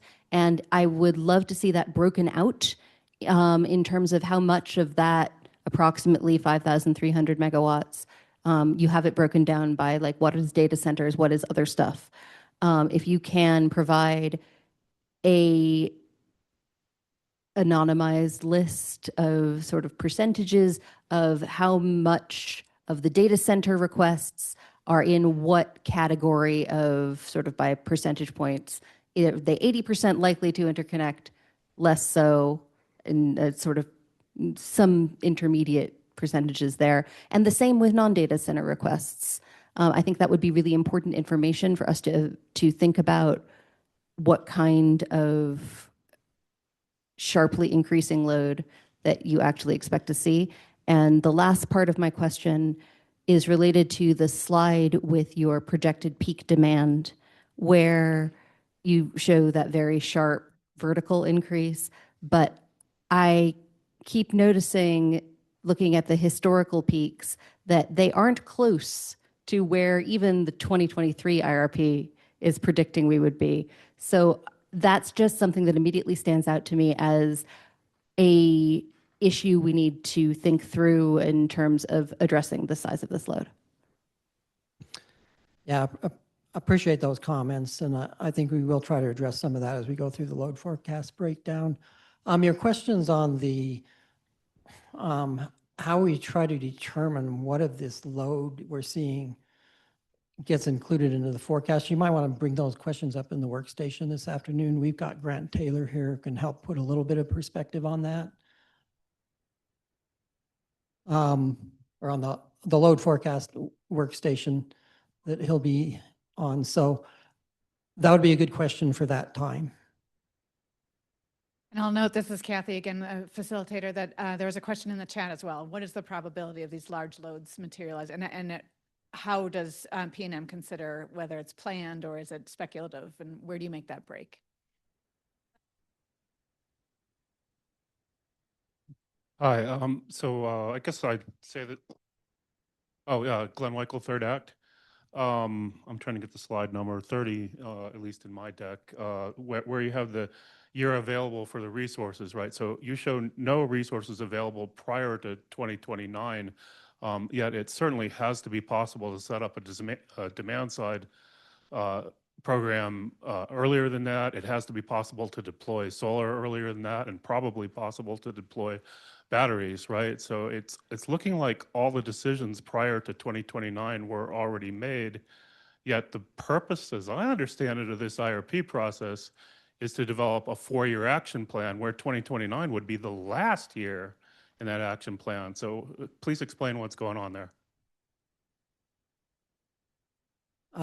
Yes, good questions. So I think we'll have more information on EE and DR and the timeframes that some of that can be done. I don't know that that was really thought about in putting together those supply side resource numbers that well, but the potential study that we will be communicating with stakeholders, I think initially that'll be through the EE stakeholder group, but then that'll also come back in the February meeting. We'll get in, we can provide better clarity on what would the timing of some of those programs be. Some of them are dependent upon PNM's rollout of grid mod and AMI, but there should be a substantial amount of rollout before that time period. Anyway, there is plans to address some of that going forward as well. Okay, another question. And then I guess the other thing is on some of the supply side, there may be some opportunity if people have positioned themselves well to get something in before that. But if we go out, do an RFP bid today, we would be surprised going just through that process that you're going to see much of the supply side stuff that's available before 2029, if it hasn't already been addressed in our existing 29 to 32 RFP.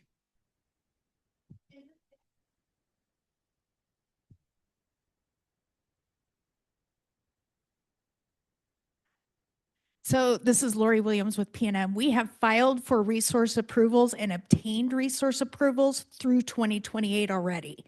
That's done. So those are out in our PRC. They've already contemplated those expansion plans and approved them, and those are in active construction activities already. So just to give you a sense of what's happening between now and 2029. Okay, and we'll keep going in the room here. This is Jamie from Walmart. So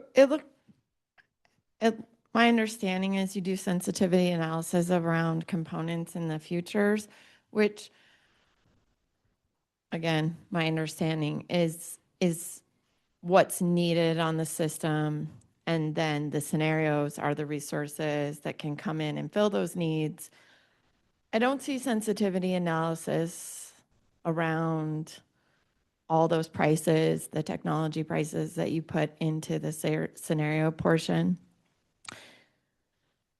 And then you had those kind of 14, those little bubbles, different options.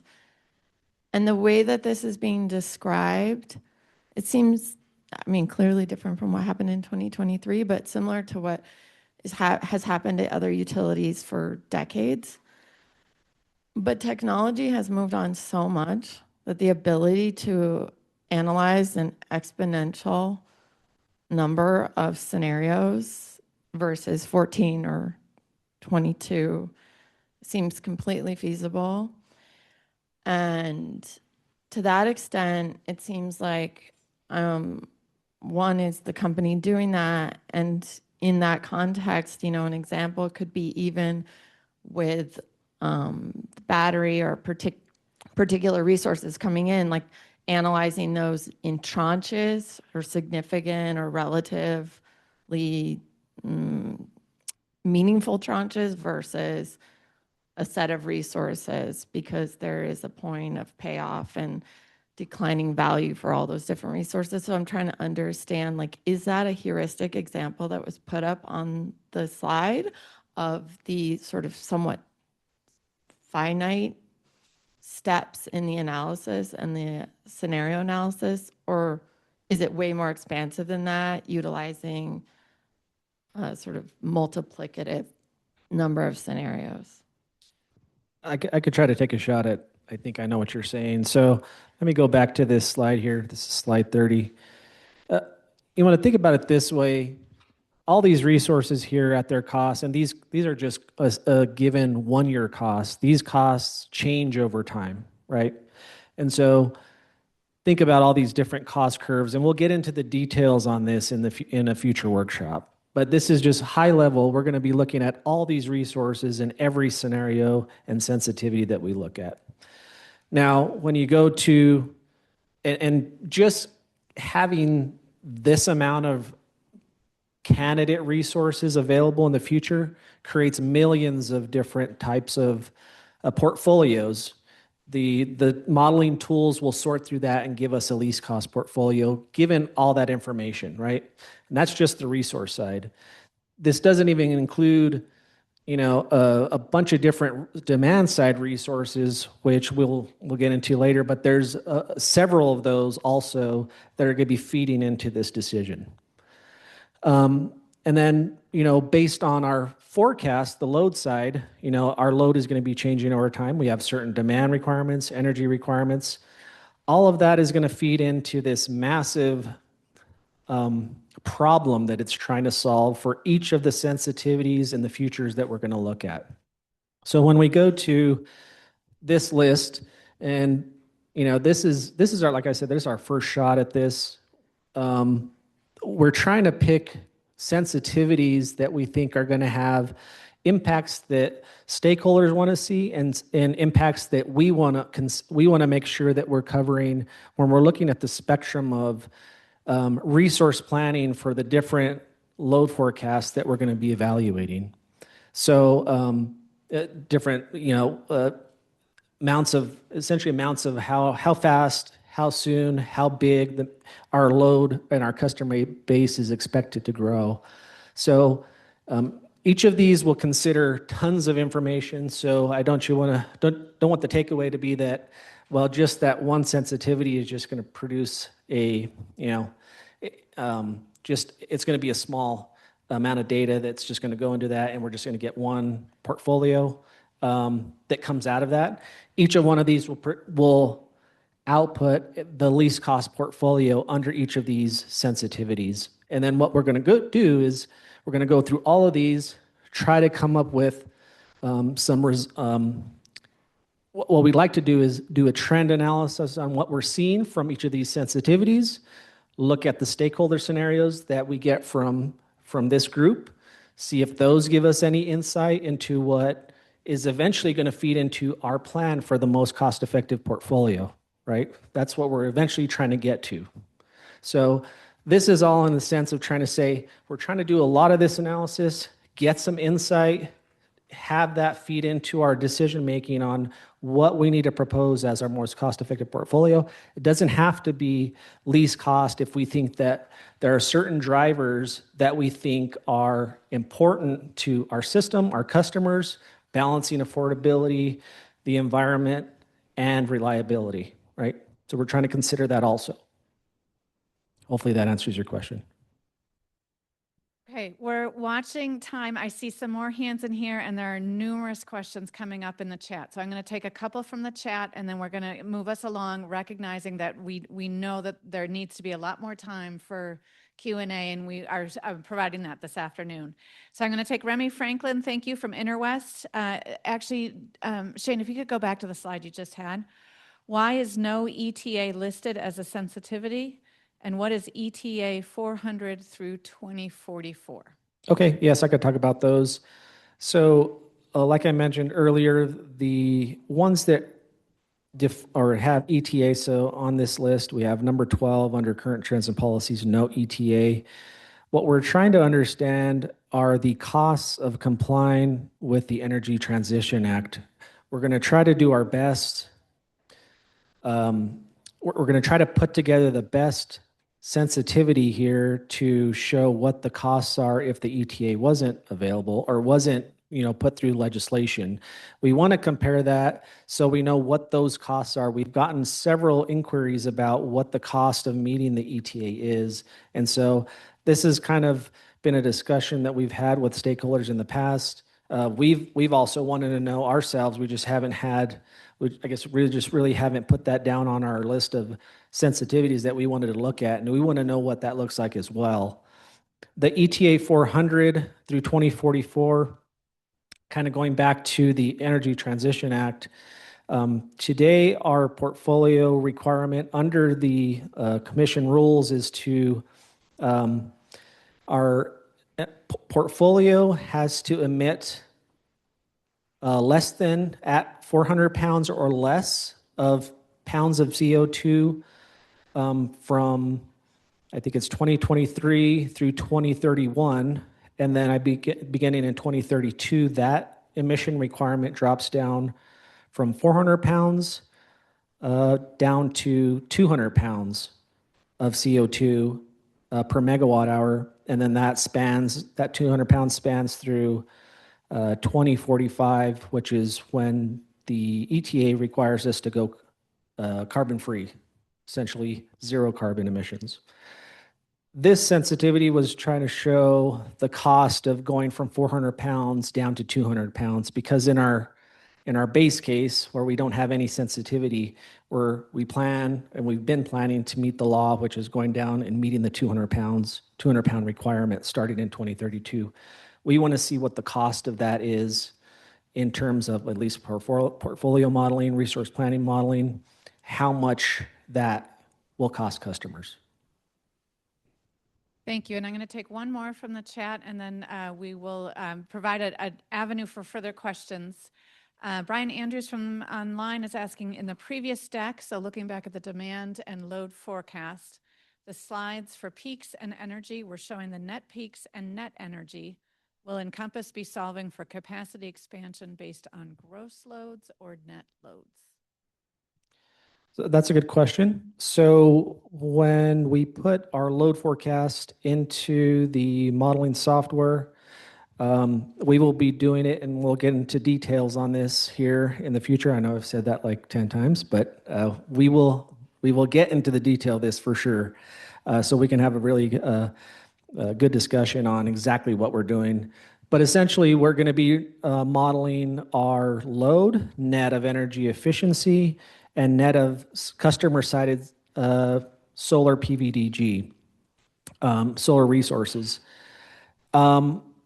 However, energy efficiency is going to have a little bit of a tweak to it. We will be modeling based on our potential study results. We're going to be modeling energy efficiency bundles is how we're going to term them.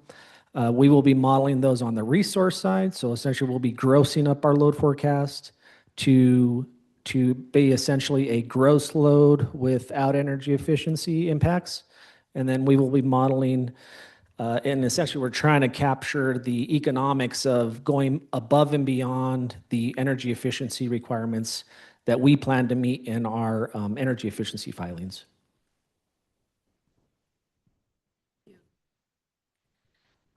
We know there are more questions, so please write down on your 3x5 cards or in Zoom on the chat any other questions that you didn't get a chance to ask. We'll collect those and see if they're appropriate for one of the stations this afternoon, or see if we need to build those into a next conversation amongst you. So please, we encourage you to put your name on the 3x5 card in case we have questions to follow up with you. And of course, chat folks, you'll have your name in your questions. So I apologize for the frustration that there's more to talk about, but this is just the start. Remember, today we're building a foundation of knowledge for all stakeholders so that everyone can have a basic understanding of what's happening, what's going in next. We will have more targeted conversations with those of you who want to get deep into modeling.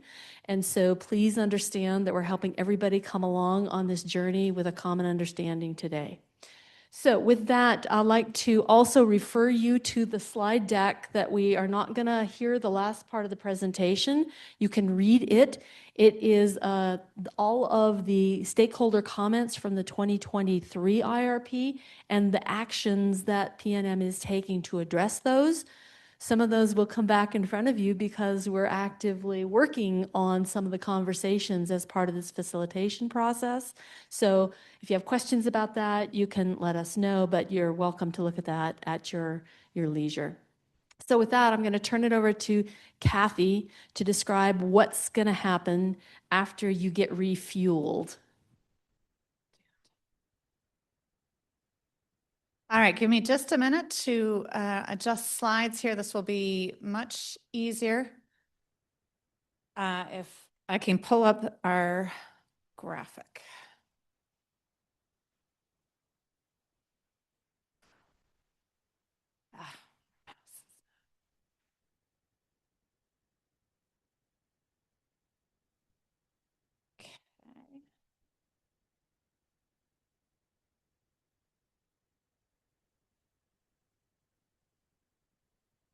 right, folks in the room are getting a good view of how the sausage is made here.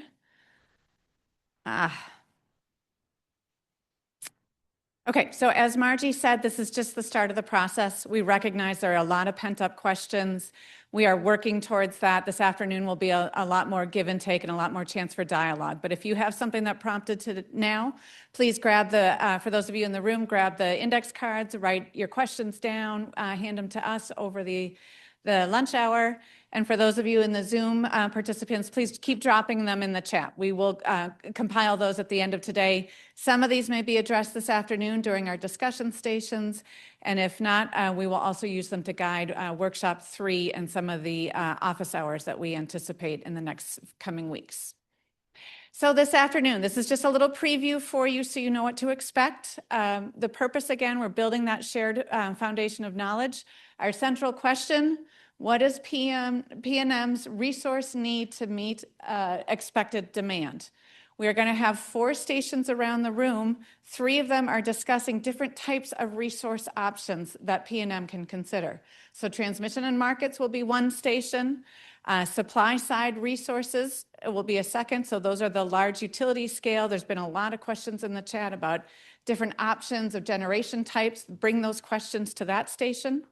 Demand side resources and behind the meter. So some of the questions we just had, bring those back. You're going to have subject matter experts that will be available to ask and answer those questions with you. And then the other side of the equation, with all of those resource options, what is the demand that PNM has to meet? So 2 sides of the equation that have to equal each other to serve customers reliably. So we're going to do 4 stations, 30 minutes at each. So you are going to pick up and physically move across the room. We have some music for you to shimmy your way across, so listen for that. So if you would look at your name tag, you all have a dot on there. That color you will get to each station. Please do not be concerned that you have to pick. You will get to each of them. So we're going to rotate you through. If you have a red dot, you are going to start at my station. So you want to look for me. We're going to reconfigure the room a little bit. But for red folks, you're transmission enabled in markets. If you have a yellow dot for round 1, you are going to be at supply side resources. And I believe Zhao Fei, if you want to just raise your hand and maybe stand up. So if you have a yellow dot, you want to look for Zhao Fei. If you have a green, you are distribution and behind the meter resources. And Bridget, I'm not sure from PNM, she'll join us shortly. So just look for the green dot. You'll be there. Thank you, Alex. Okay. And then the last group, the blue, that's the folks who are virtual. Our Zoom participants, you're going to start at demand load forecast. So Margie will be your facilitator. And you're going to see some of us going across the room, across the hallway to work with our Zoom participants. So all of you in the room here will stay here. And Zoom folks, we are going to have our experts rotate over to you next door. Okay. So this is starting at 12:30 this afternoon. And I'm going to hand it to my coworker here, Deb Shields in the back, to explain lunch for us and your lunch options. Deb? Wait, Deb, hang on. Let me hand you the microphone. Thank you, Kathy. Lunch is served across the hall. We have box lunches. Everything's labeled. We have some vegan and vegetarian options and some soft drinks.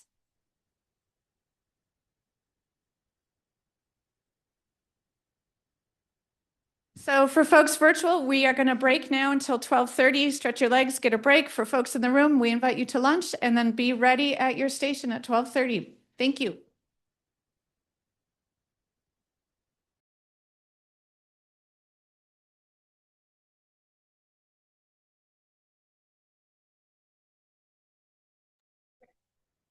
Okay, just for those on the Zoom, or about 4 minutes to starting.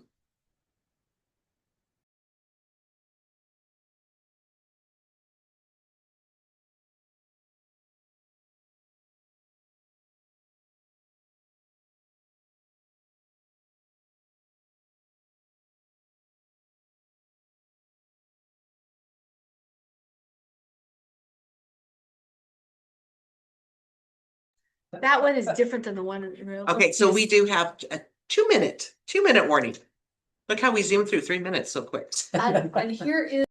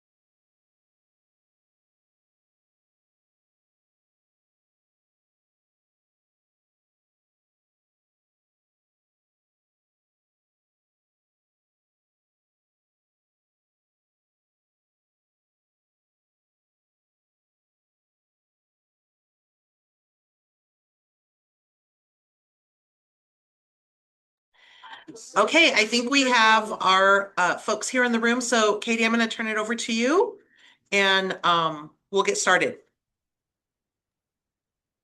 Okay, welcome back from lunch, everyone. So this afternoon, we are going through 4 rounds of small groups where the PNM subject matter experts will walk through the discussion guides that are posted to the GridWorks website. I'm happy to share the link again in the chat. And they'll go through the discussion guides a little bit quickly, and then we'll have time for questions. Our main purpose is to gather, your reactions, thoughts, concerns that you have. Similar to this morning, we probably won't get through all of the questions, but this will help us to understand what topics that we need to come back to or go into more detail into in future workshops. So please feel free to leverage the chat, or we'll again have time for discussion in each of these small groups. Each one will be about a half an hour long, and we'll go from there. So I'll turn this over to you in the room there. Thank you, Katie. My name is Aslam Hayat. I'm the manager of load forecasting. As you know, every resource plan starts with this load forecasting process. In this process, we basically trying to estimate what is the energy going to be and ultimately how the demand is going to change in the future. If you are looking at the graph, the picture, first you see the demand, and demand is represented in megawatts or kilowatts. So essentially what you're trying to do through the load forecasting model is we're trying to assess highest demand in a year, which happens to happen in PNM territory in summer. So the demand you're looking at, those are all summer months. And then forecast summer peak is typically used to determine our reserve margin. Do I take questions in between the conversation, or should we take questions later? I can take questions anytime, actually, if somebody wants to interrupt me. So. Why don't we try to get through some of this content, and then we'll take questions. Okay. And then energy number, basically the energy drives peak in a way because we start with the energy, and the energy models are sectionalized in different rate codes, residential, commercial, and industrial, and then of course the large loads. Again, the highest energy usage happen in summer because a lot of people are, they're converting to cooling load, meaning they're essentially moving from probably room AC to central AC, and that's what's driving the load. And also in our territory, there are a lot of swamp cooling. They're converting into the central AC system. So the energy also happens in summer months too. Now, how does PNM's forecast differ by season? If you look at the summer peak drives the need for capacity and reserves, as I mentioned. The load forecasts are based on extreme weather, sort of. So we have a forecast of the HDD and CDD, which is heating degree demands and heating degree days and cooling degree days. So we forecast that weather, and then based on the weather, we are driving this summer peak. So in the graph, you'll see the red line and the black line. The red line is, basically it's saying. I can talk about the red line. Okay. Right after you're done. Okay. Those two. So the black line is essentially the summer peak, and red line is reducing that summer peak by other solar generations on the system that is happening in the system. Winter peak is similar way, secondary importance in our resource planning, but we still consider the winter peak because we have to maintain the reliability, in the grid system. I do want to mention that solar generation on the system impacts less during the winter months as the daytime hours are less than the summer month, and which is driving that line. Shane, you want to mention something? Sure. Yeah. And just to kind of expand on the orange lines on both the summer peak and winter peak graphics here, you can see that what we're trying to essentially show is, the black line is the forecast that we're planning to. And then if you took all of our utility scale solar resources and just essentially assume that we are going to be taking all of that energy during all of those hours of the day in the summer peak, you can see that what our operators are essentially planning to is that orange line, which has drastic, ramp down and ramp up requirements for the system. And essentially, what you're showing there is if you take this peak, the summer peak, out to the right-hand side, you're in hour 20, which is, we're talking about sometime between 6 and 8 p.m. This is essentially what we call our net peak. That's what we're actually planning to, because we have so much solar on the resource side on the system. But you can see that, during our summer peak days, a typical summer peak day, during the daytime, we essentially don't need any additional resources because we have so much solar resources on our system. And then in the winter peak, it's the same type of picture, except you have a different winter peak shape for your load. The black line is a little bit different. You almost have like two mini peaks, one in the morning and one in the evening. But again, you have so much solar during the middle of the day, your system requirements in the middle of the day are essentially nothing. Your solar resources are taking that. So the way we have to model, or I'm sorry, not model, but operate the system is throw as much of that solar energy into our battery storage devices. Any excess that we have, we need to sell into the market if we can, and manage it that way. So that's just wanted to add those pieces on the orange lines there. No, that's very, very helpful, because that's the resource side of how we are trying to meet those demand and energy numbers in future. And then what's driving the load forecast? Of course, the PV. We do have a PV separate forecasts. We use publicly available data to use the shape to drive our capacity. We know how many installation we have in our service territory. We took a shape, solar shape in our zip code, and drive that capacity into 8760, which is essentially the hourly profile of the PV going forward. EE forecast, as Shane mentioned in the first presentation, for the demand, we are taking our study capacity numbers, which will be reducing the peak demand going forward. On the other hand, if you look at EV, that's going to drive the load a little bit higher. We have an EV separate forecast that we actually add to our existing forecast. TOU happens sort of same way, because essentially the customers are changing their behavior. So the way the load profile used to be going forward, the 8760 shape will be changing. And then we do have these big loads coming up from the economic development side that we add ad hoc basis. There is no model, but we base those load based on the probability metrics with Grant and Tony will describe in a little bit deeper. DR side, also Shane and Tom mentioned demand response can be a resource in our resource planning, which basically reducing the capacity requirements going forward.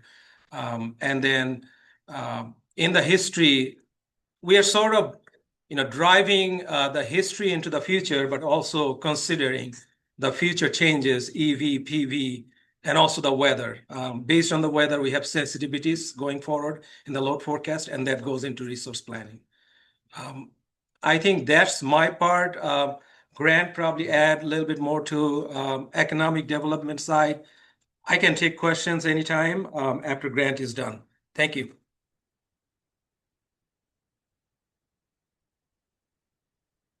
Hi, good afternoon.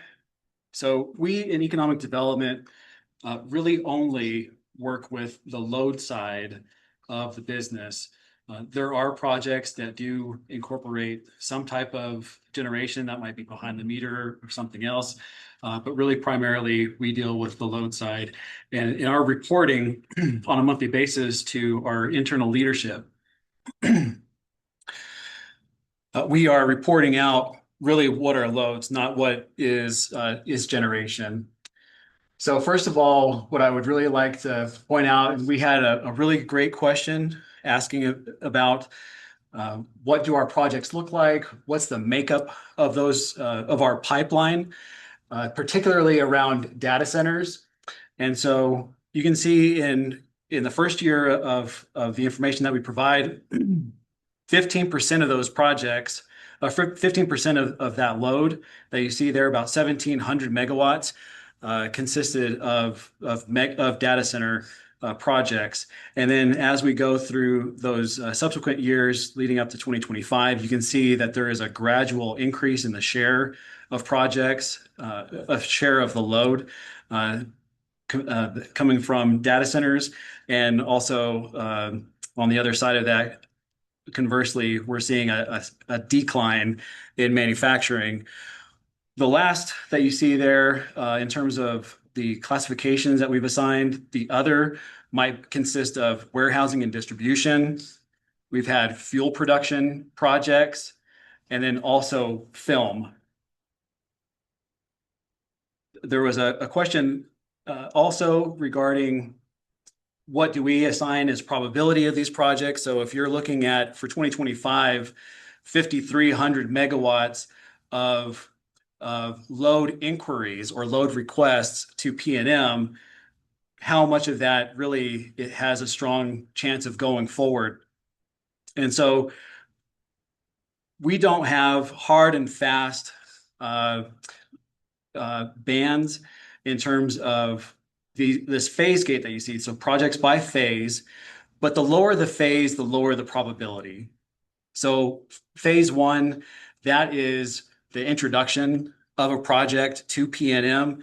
There might not be a lot of form around what that project is going to be. It might be a company that is still doing assessments on what is going to be their demand. They have not yet provided a one-line diagram, for example. And so there's pretty low probability, I would say less than 50% probability of a project materializing on our system if you are looking at it as phases 1 through 3. But as we receive more information from the customer, and we in turn are providing more information to that potential customer, that probability will increase.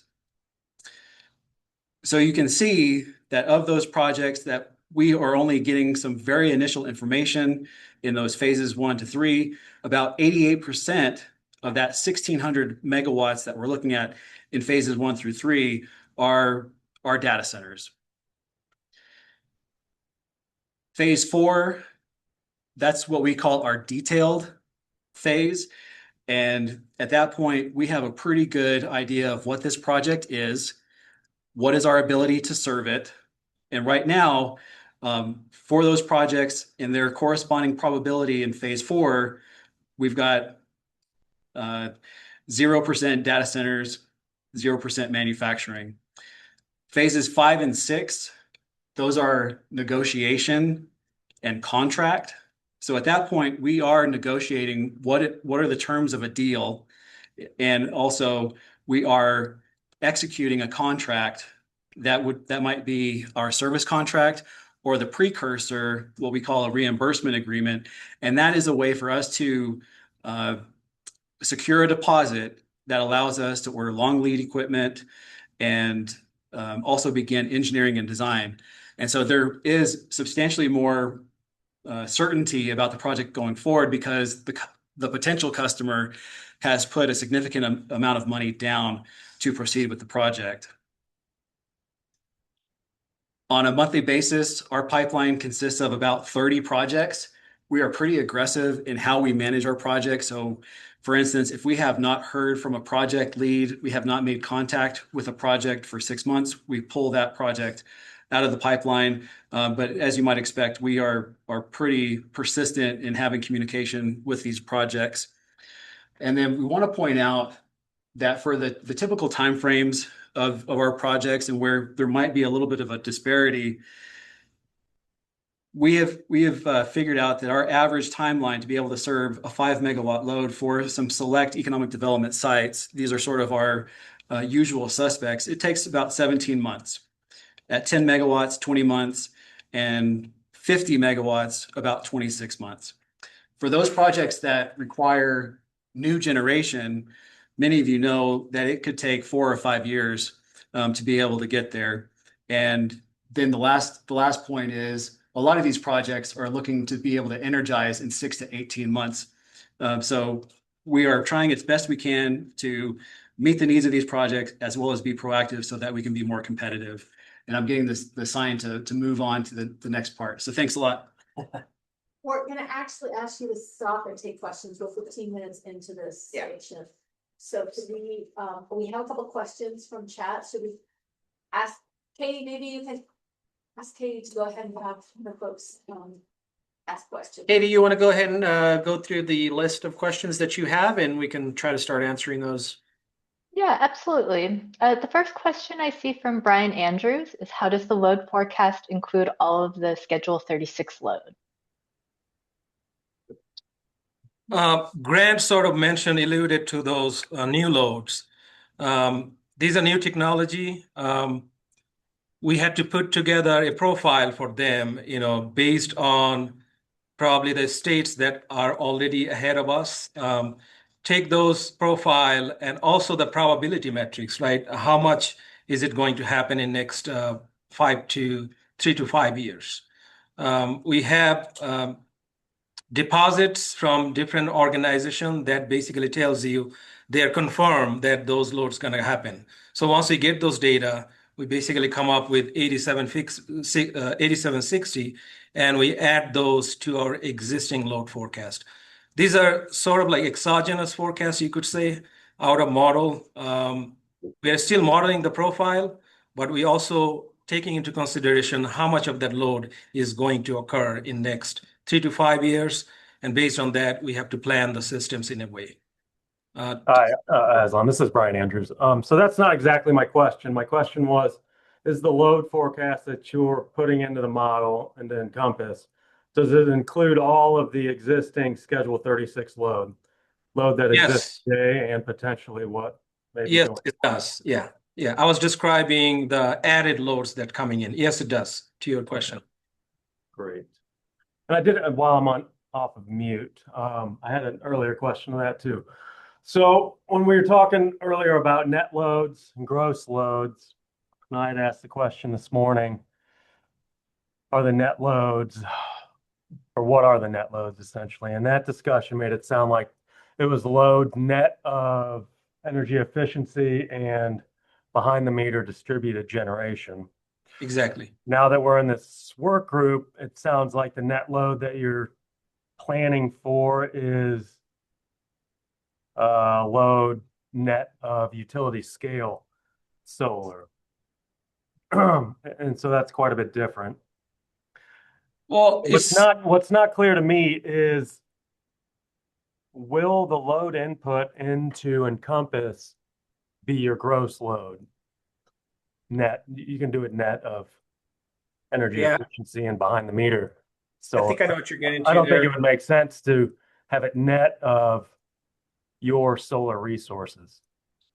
Yeah, and I can answer that question. So on that 2-pager that we just went over, the orange line, that was just to kind of show if you looked at the amount of resources, solar resources that we have online, and you just compared that and netted that with the load, that's what the net load would look like.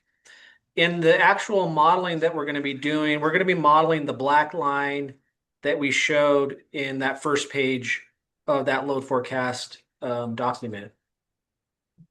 Great. Yeah, that makes sense. So then each of the solar resources will be added in as a resource with its own characteristics and outage rates and whatnot. Right. And I don't want to get too deep into the details, and we'll get into this too in the third workshop, but we'll do some different modeling techniques, or a little bit different of modeling technique to account for energy efficiency. and we can have a detailed discussion on that. But generally speaking, we're planning to that black line that we just talked about. Okay, thank you. Thank you. Next question, is it for me or somebody else? I see a couple of questions from Brian Turner at Advanced Energy United. Brian, do you want to go ahead and come off mute to ask your questions? Yeah, thanks. So I heard some discussion about the probability assigned to projects and their likelihood that they would come on. How does that translate into whether and how they are included in the load forecast and your resource need at the end of the day? Is there a specific percentage of their requested load put into the load forecast, or how do you manage that? Yes, to your question, if some company coming up with expected load up to 1,000 megawatts, so we're looking into the phases, different phases that Grant described, what's going to happen in next 3 to 5 years, and based on that, we're adding this load. Grant is here; he's going to elaborate on that a little bit. So Shane, jump in if you feel like this needs a little bit more nuance. But on the very first chart on the first page of the handout, that blue line captures what we have under contract, and that represents for economic development about 350 megawatts. And so we can tell you that we have under contract about 350 megawatts of new load, and that's how it's being reflected in the load forecast. Okay, and how does that correspond with the phases, and what contract, and how does that correspond with the phases you described? So phase 6 is our contract phase, and that can be a service contract, or it can be the precursor, which is our reimbursement agreement, which requires a significant deposit that allows us to move forward in ordering long lead equipment, as well as beginning engineering and design. And once we have it under contract, say a reimbursement agreement, we're looking at my personal probability assignment of about 85%. And then once we have the service contract signed and construction is complete, of course, that's 100%. But it's very, very high probability once we have some type of those two contracts in place. Great. So there's no load included from the previous phases, from anything previous to that. That's correct. Okay. And last question, real quick. How do you define econ development? What is there a megawatt threshold that makes it an econ development project or something else? Thank you very much for the question. We have a minimum of 1 megawatt. And then certainly that we are dealing with really load side projects, not generation. Yep. Thank you. Thanks. Any other questions? Yes, Remy, why don't you go ahead? Everyone, Remy Franklin, NRS Energy Alliance. Thanks for this presentation. Just trying to also wrap my head around some of the numbers you've been throwing out there, and just, I guess, two parts here. The first one was just, if I'm looking at the data correctly, it looks like there's about 3,400 megawatts of projects in phases. Sorry, not 1 through 3. I meant to write 1 through 6 in the chat. And I think there was a previous mention of 5,300 megawatts in economic development projects sort of in the entire pipeline. Just wondering how those numbers square up and what's missing. Okay, Grant is coming.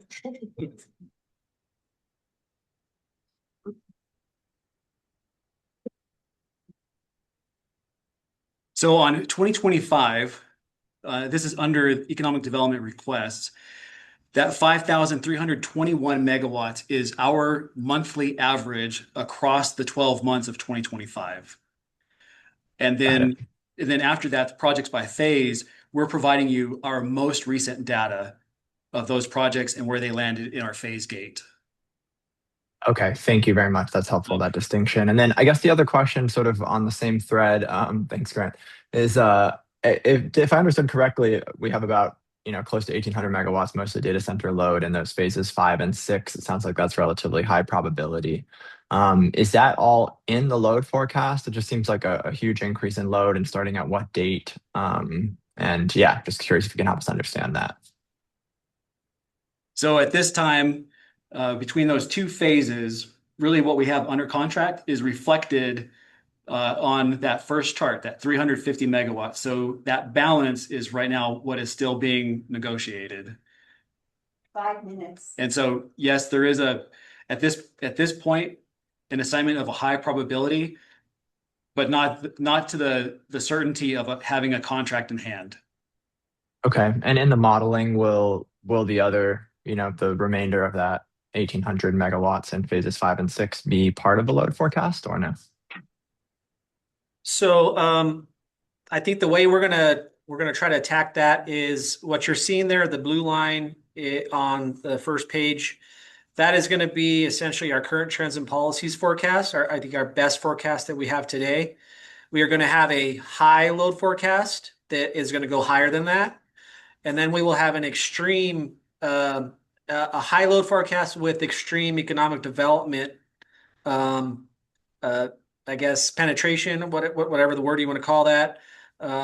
But there's going to be a couple of higher scenarios that will try to capture if if we just get this massive influx, everybody signs contracts, we have to serve it, we have to do our duty to serve that load, what that would look like from a load serving capability. Thank you very much. And my colleague in economic development reminded me that maybe one of the things that I should just focus on is that with these phases that are 1 through 3, maybe even 4, maybe even 5, that is typically a competitive economic development process where there might be a manufacturer from the East Coast trying to find a Southwest location for a manufacturing facility. They are comparing states, comparing communities, and in that, they are also looking at utilities, the competitiveness of those utilities. So just want to emphasize that in those earlier phases, it is a competitive process where it may not be because of power that New Mexico or a site within PNM service territory is selected. Thanks.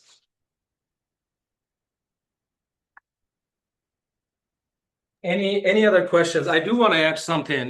This is sort of like modeling and also arts too, because you don't want to overbuild your system, right? You have to be within a bandwidth, in the resource planning side of that. Because if you overbuild, then that means that's going to translate into our rates too. Just to be mindful of that. I'm sorry, I don't have my hand up and can't find it right now. Maybe I can ask this question. Which specific decisions in the IRP are directly driven by this forecast? Resource additions or transmission upgrades, demand side management, budgets or procurement timing, and just what parts are informational only at this juncture? Shane, if you want to. I could try to answer that, Orland. So you got to think of the IRP as essentially like a roadmap to the types and timing of different technologies that resource technologies that we expect to serve our load forecasts. We're going to look at a couple ranges of forecasts. Really, at the end of the day, we're going to pick a most cost-effective portfolio that probably more likely aligns with our current trends and policies forecast because that's our best forecast. We're going to try to use insights that we get from our sensitivity analysis to, if we need to, adjust what our least cost portfolios look like based on those results. And so really we're going to get this essentially, here's the types of resources we're going to need, and this is when we're going to need them. Sure. After Yeah, that, my after background is that- power systems and control, and I just did the El Paso Electric IRP, and I'm on NMPRC engineering staff, so I'm very familiar with IRPs and what they're intended to do. I know that these forecasts are often presented in stakeholder engagement workshops as informational only, and so my question is, which specific decisions? Do you have anything specific at this juncture, or is this just informational for, I see quite a jump in the megawatts there. And that's I think, expected with our hyperscalers. Um, so yeah, I guess I'm not understanding your answer, I guess. As we sit here today, we're talking about the load forecast, and what we're showing in those graphics is one of the blue graphic. The blue line is our today's guess of our current trends and policies forecast. So that's the load that we're going to plan to. That is going to drive, essentially, be a major driver to what is going to be the outcome of our IRP. Okay, thank you. Okay, so we need to transition to what? All right, Katie, I think we're done on our side. I think we hit our time. Yep. Thank you, everybody, for your questions. Hope we answered your questions. And if not, we will definitely try to answer those in the future. We'll get back to you on those if we did not. Thank you. Thanks, everyone. Thank you. And Thank you. folks in the Zoom, if you do have questions or maybe half-formed questions, please do feel free to drop them in the chat. This gives us a sense of what follow-up is needed, what topics might need to be in future workshops. So please do feel free to leverage the chat as you continue to reflect on the discussion guides. Oh, Margie, we don't hear you. It's on mute. Okay, can you hear me now? Mm-hmm. So I think we'll have the person here in the room share the discussion guide for the next topic, since there's a lot of flashing back and forth. When you've shared the document and you probably go off and taking notes, it blinks every time. So we'll have somebody here in the room to share the discussion guide, and you can focus on taking the notes if that would work for you best. Sure. Thanks very much. Okay, I'll let the next person know. Thank you. And we have transmission next. Is that correct? Yep. Okay, is that you? Yes. Are we on mute or?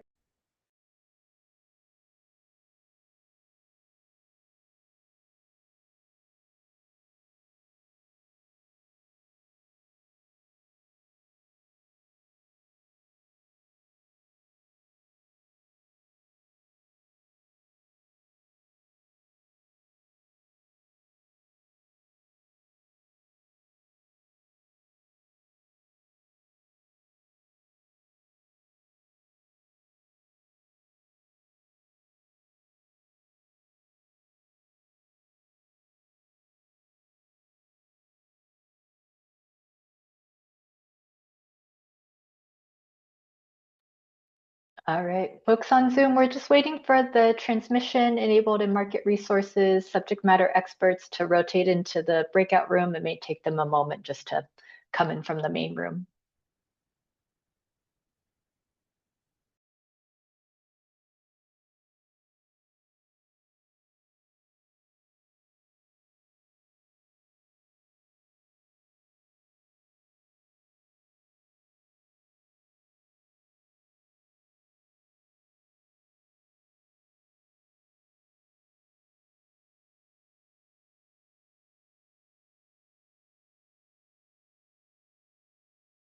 I think that worked.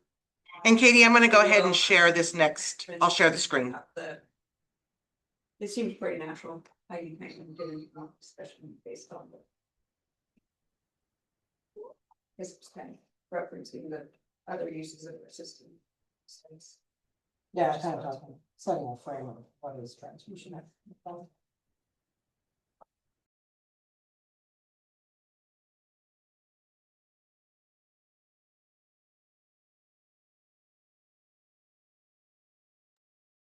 Okay, Katie, go ahead and we're going to get started here. Okay, great. We are in our second round of our small groups. So we're covering transmission enabled and markets solutions. I'll actually turn it to folks in the room. Similar to last time, the PNM folks will walk through the discussion guide, and we're aiming to have a lot of time for questions. Please feel free to drop them in the chat along the way, or there'll be time as well for you to share your questions once the presentation is done.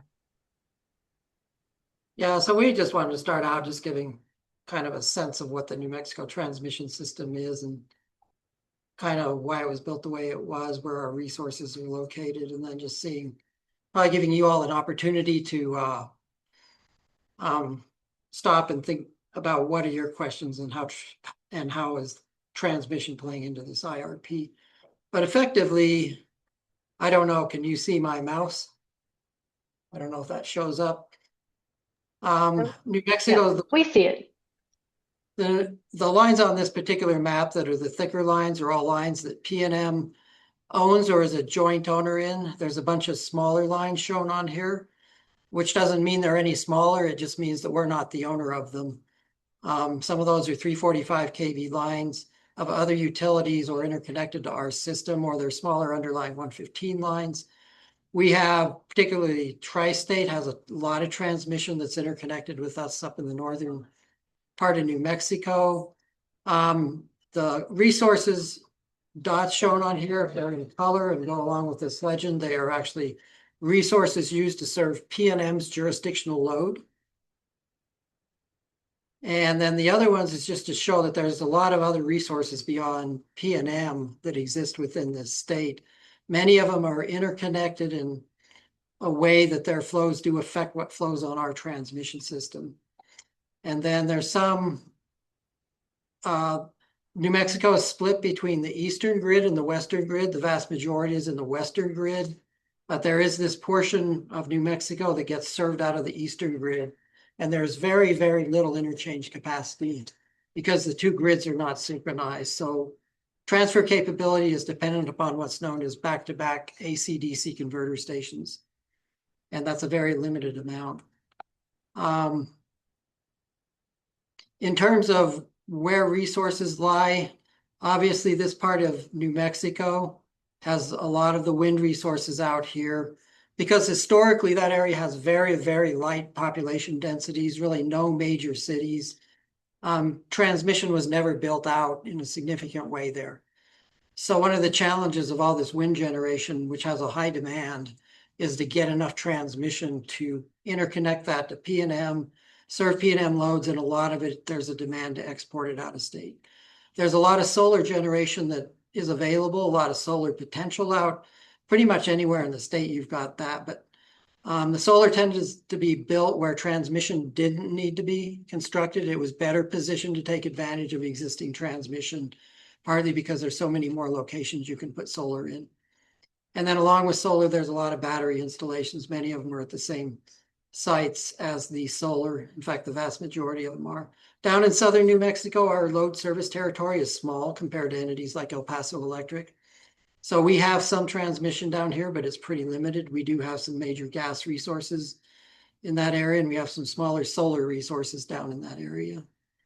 But anyway, this is kind of just to give you a layout of what's there. This transmission was largely built for PNM system to import the baseload coal and nuclear that served the state for many, many, many years.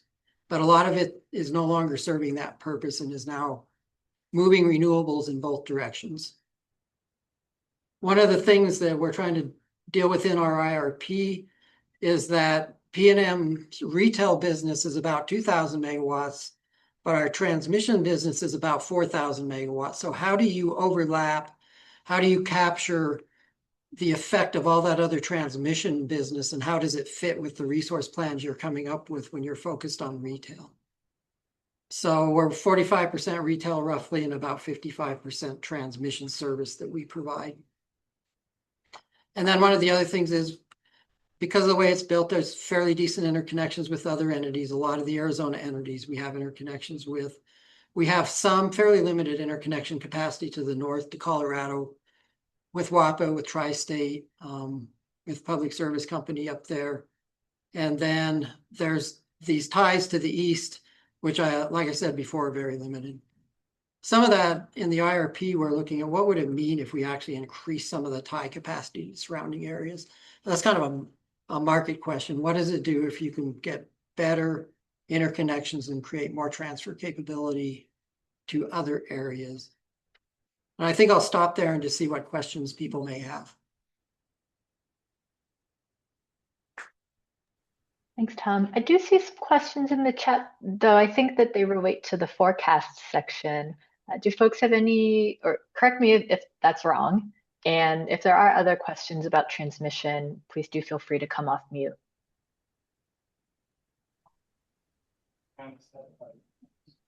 Everyone, I have a question if I can go. Please. Thanks. This is Remy Franklin again, Interwest Energy Alliance.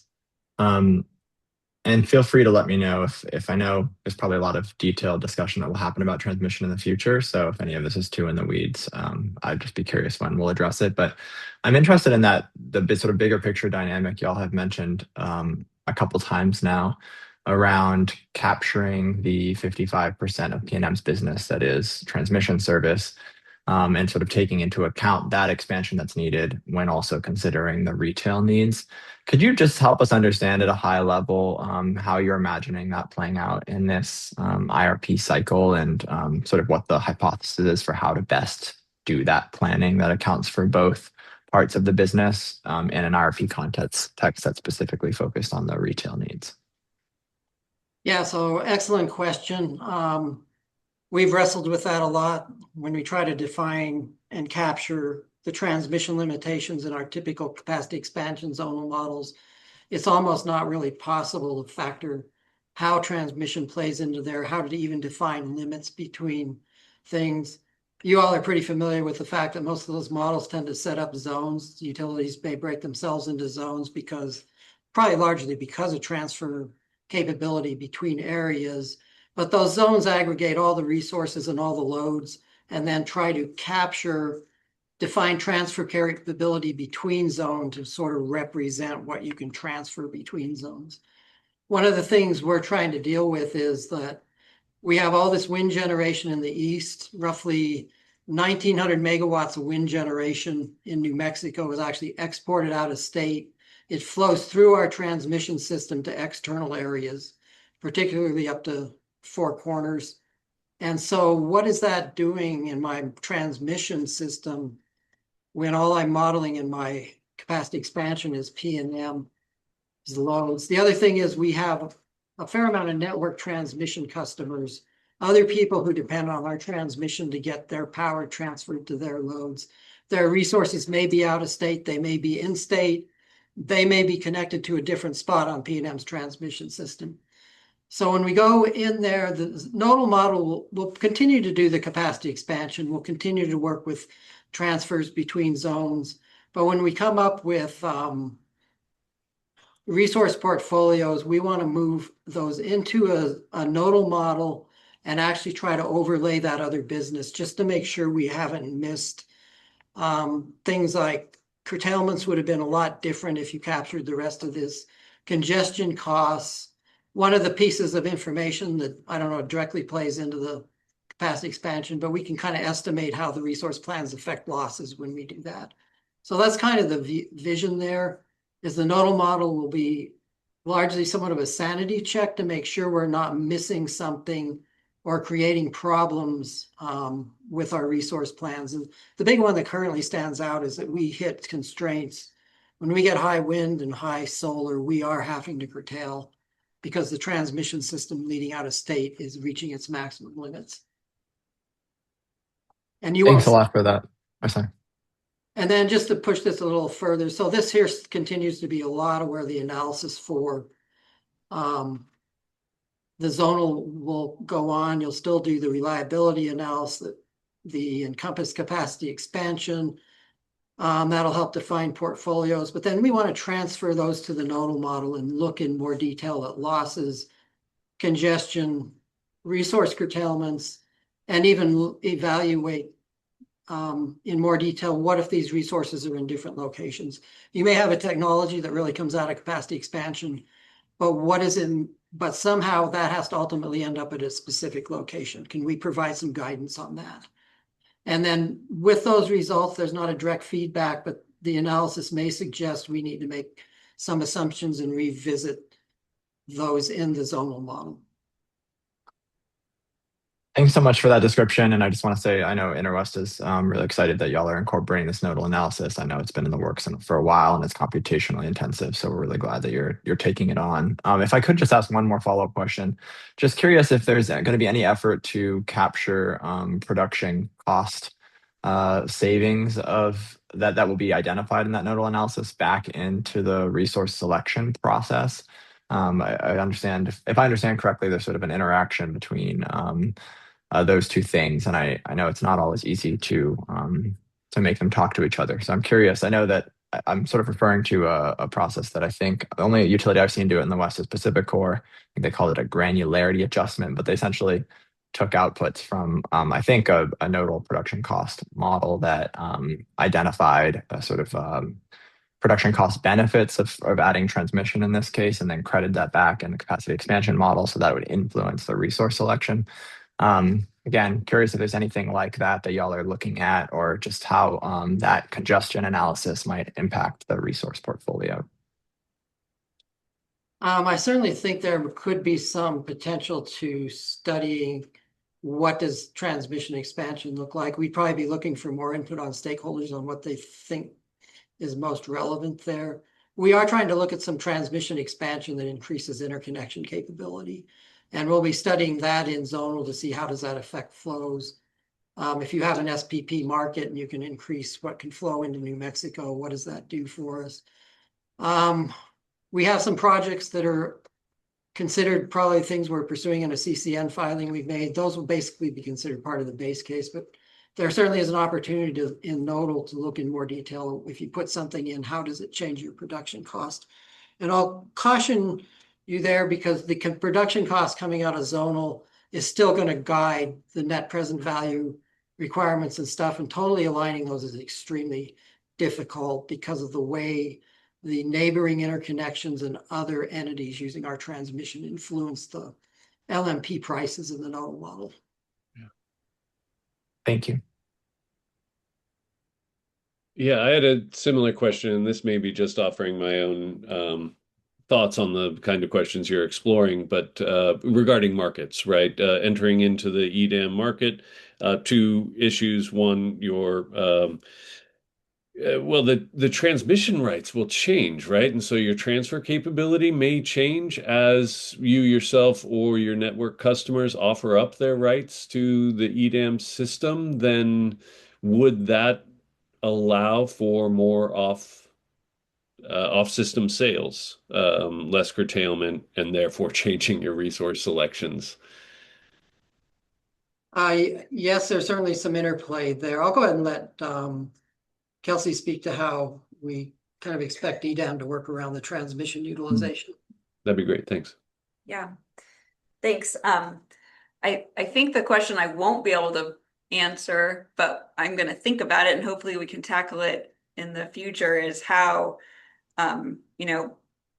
before we have data from EDAM, how that might inform our IRP resource selections and curtailment expectations. But I think we will definitely be able to use data from that once we have it, once we've gone live in EDAM. So now I'll go backwards in time and kind of frame the question up a little bit. So the PNM is, I think, as probably a lot of people on the call understand, PNM is currently participating in the energy imbalance market that's operated by the California ISO. We've been in that market since 2021.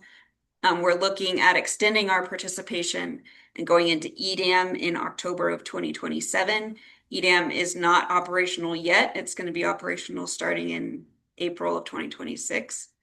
And the big difference there, a lot of the big difference has to do with exactly what your question was surrounding, and that's how transmission is used in the optimization of EDAM. So in EIM, that is looking at just optimizing a plan that was generated by each entity separately and was not co-optimized. And it just looks at optimizing that in real time. And it, with regard to transmission capability, it just assumes the transmission is there and it does not include it in the optimization.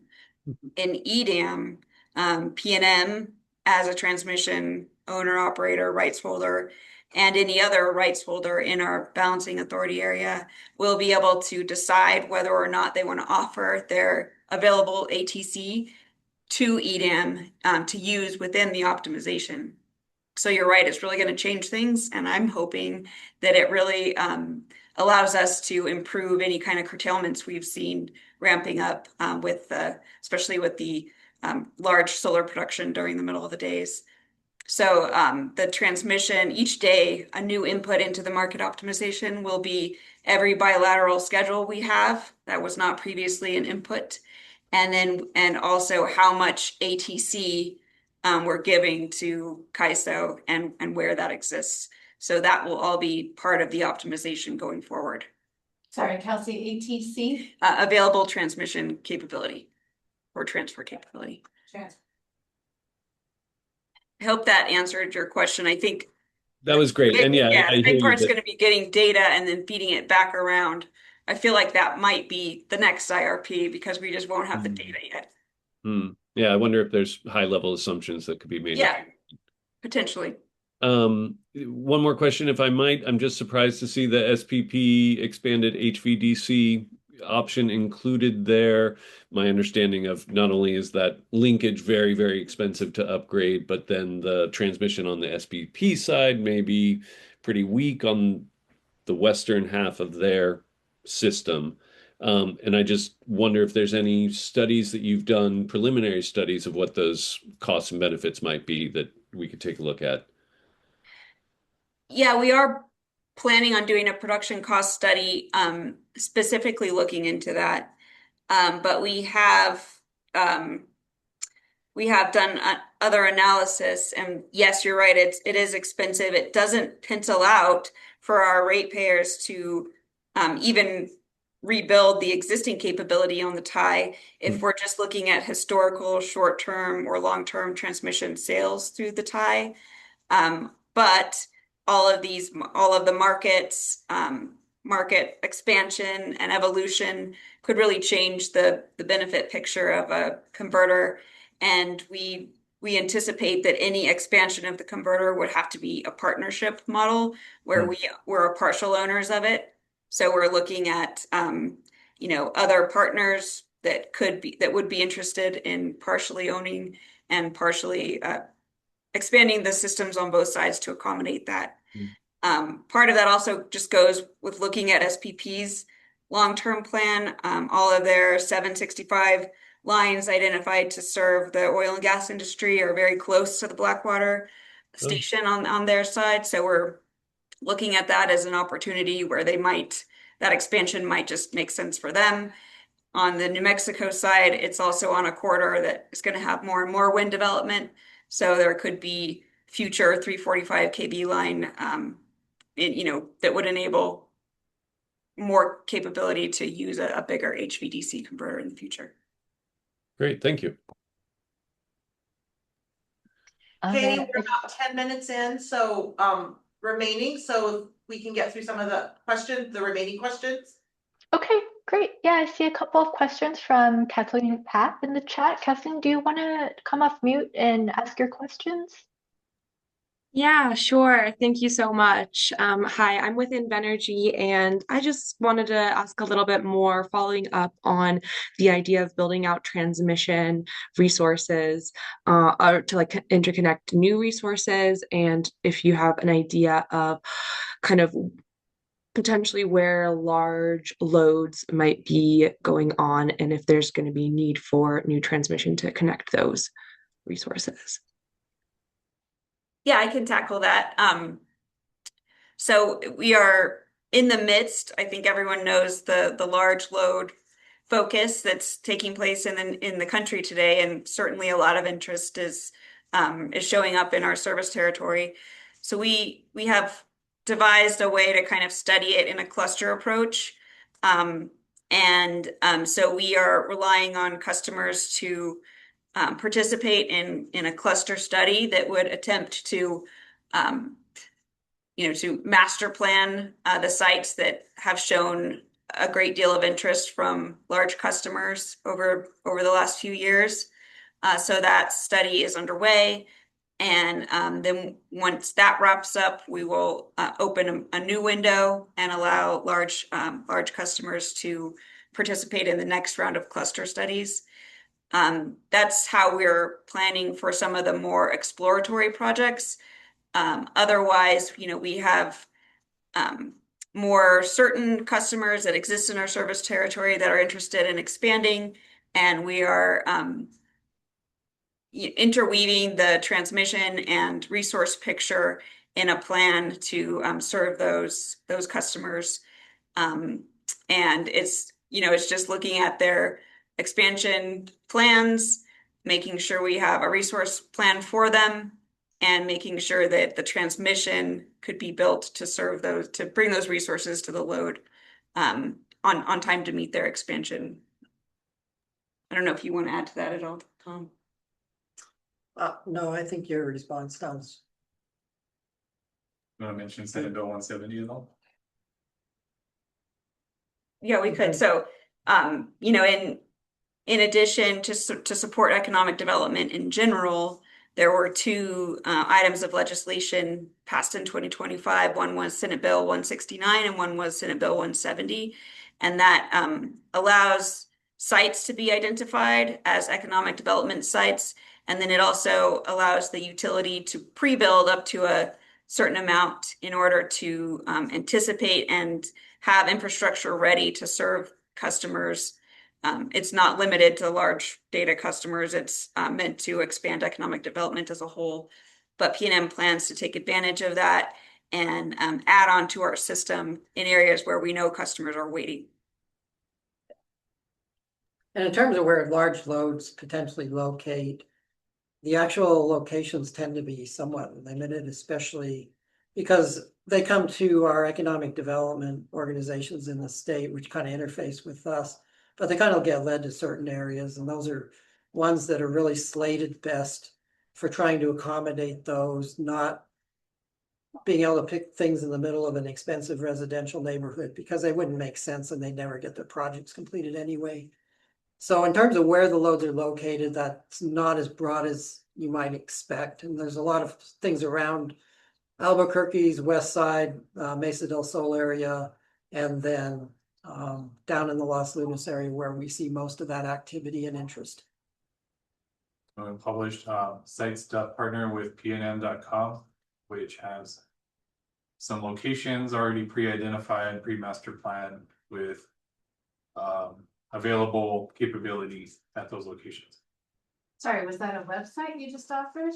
Yeah, sites.partner with PNM.com. Okay, thank you. It's like the Zillow for data centers. Oh. Were you able to hear that, Katie? Did you capture that?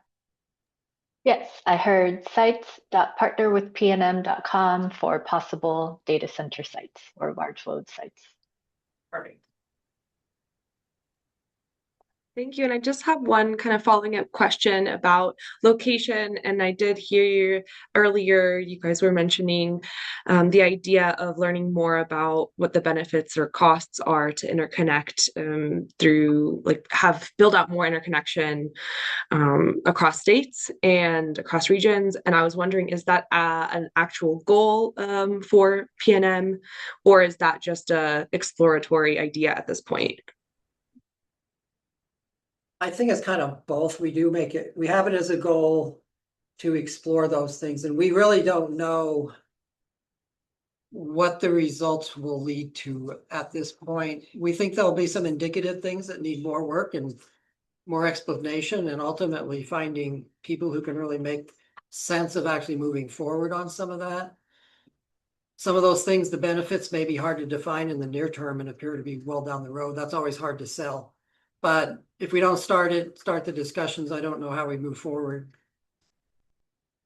And I think, internally we have a transmission strategy that's kind of coupled with the 20-year PNM transmission study that took place last year or wrapped up last year.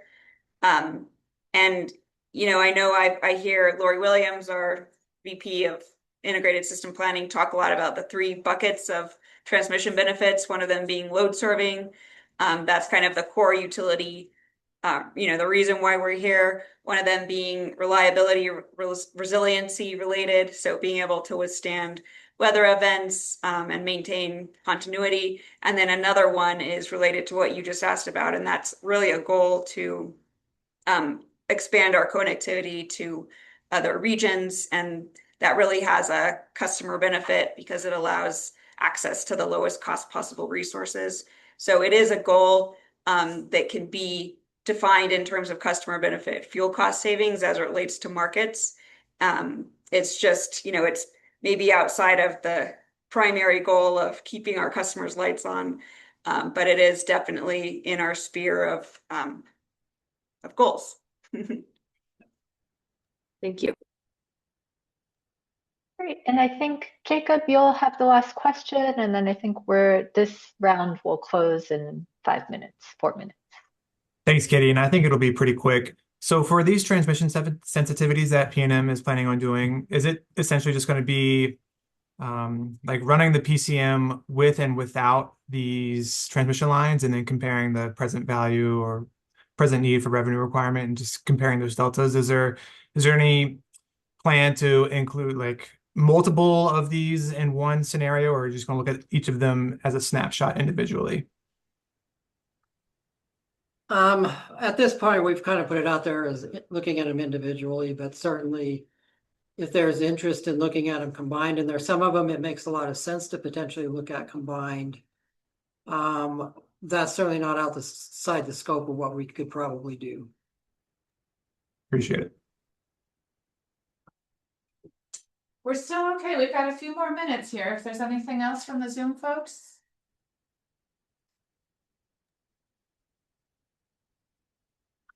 I would tag on to Jacob's point, just very briefly, again, Remy from Interwest, just if there were interest of PNM or among other stakeholders in doing sort of a regional markets connectivity scenario that actually looks at multiple, investments that expand access to regional markets and connectivity to other systems, I think that could be really interesting.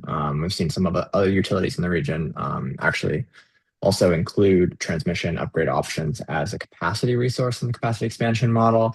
If you feel like there's sufficient market depth for that, I know that changing import export assumptions in the model can be one way to look at that. But I think if there were a way to incorporate multiple of those concepts into a single scenario, that could be a really interesting analysis. Yeah, we would agree. I do think we were trying to include a little bit of that in we have a study we're trying to get done that looks at the tie to SPS in particular, help justify some of what we're doing. And we've talked about trying to evaluate what would the capacity value of increased interconnection capability look like.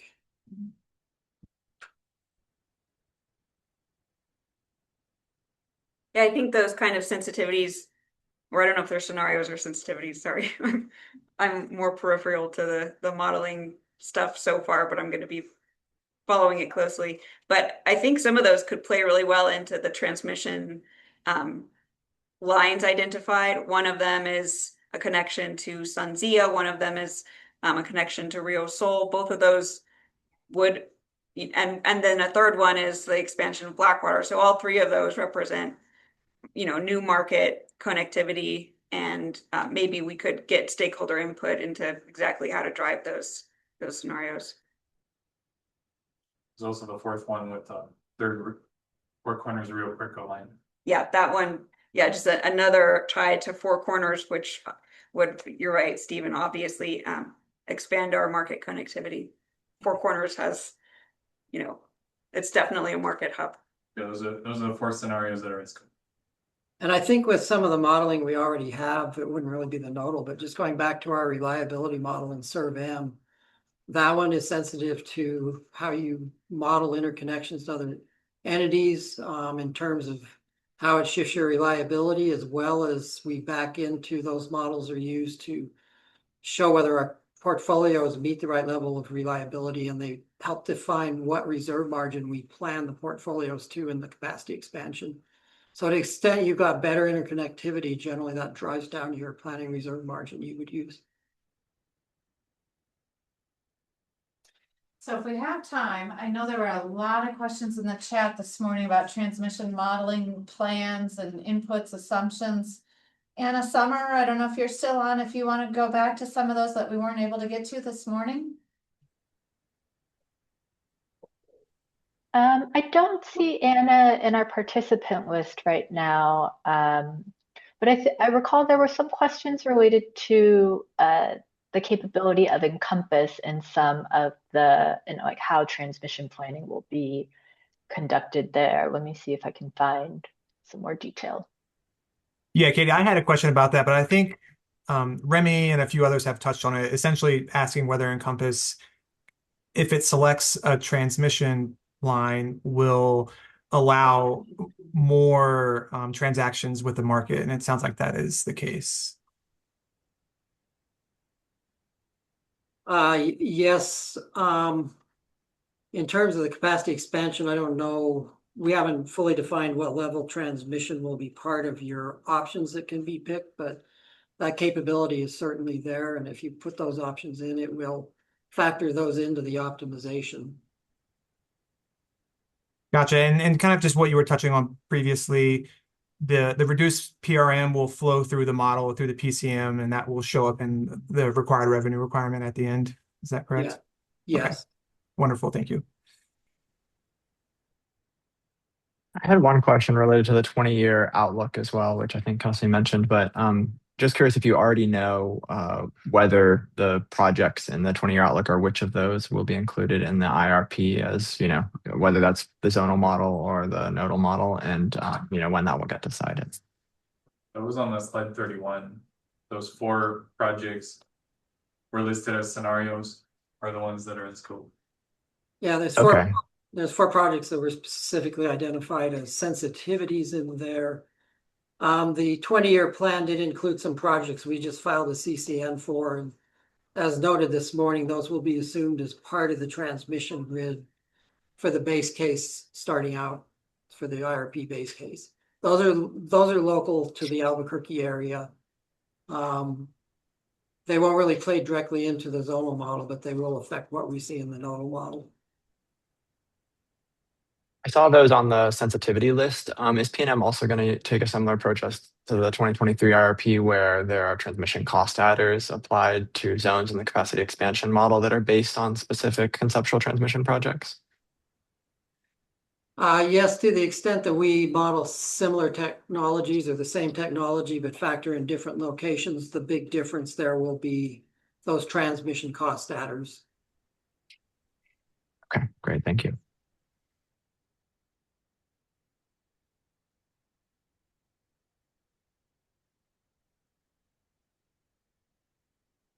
Wow, have we exhausted the transmission? Boy, I'm surprised. There was so much this morning. Well, we can just keep going if there's time. Yeah, we can. There was one question came up in the chat. I don't think y'all hit it, but going north to Colorado did not seem like a major opportunity for y'all. It's certainly one that probably has some reasons to explore. The 20-year transmission plan did factor in a tie to some of the new transmission they're putting in eastern Colorado. I don't know what stage of development that is in, but I'm pretty sure some of it will happen. So we were looking at what happens if you actually get a better tie to the north. Yeah, there's also what was it? Chris Hansen out of now with the La Plata Electric Association saying they're investigating something coming down from the western slope down into New Mexico. So I guess that raises a broader question of coordination with CETA, the Colorado Electric Transmission Authority, that has its study from last year. Yeah, as I guess it's separate from the IRP because it's more uncertain, but we are part of other regional planning activities. One of them is called the Western Transmission Consortium.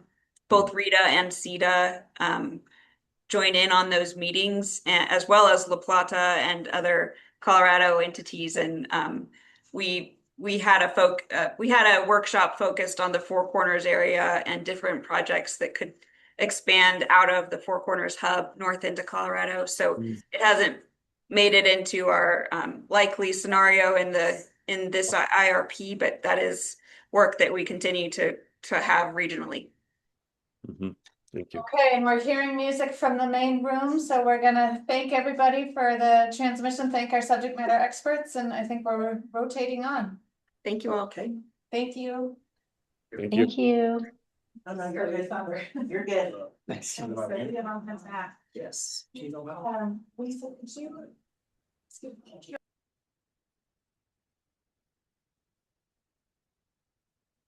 All right, folks on Zoom, as they're rotating out, the supply side resources group will be rotating in. We have about 5 minutes for this transition, so feel free to take a stretch break, get a glass of water. We're halfway through our small groups.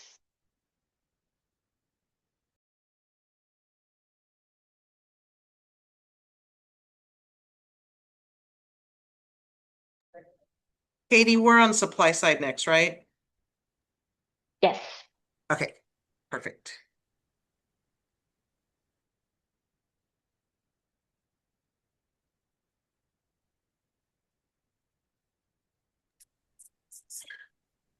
Hi, this is Martin Green with Pattern Energy. Do you mind if I circle back to something just really briefly? Please go ahead. What was it called? Site Stop Partner with PNM.com website. Mhm. Are those properties controlled by PNM? Well, that I don't know. I think I will.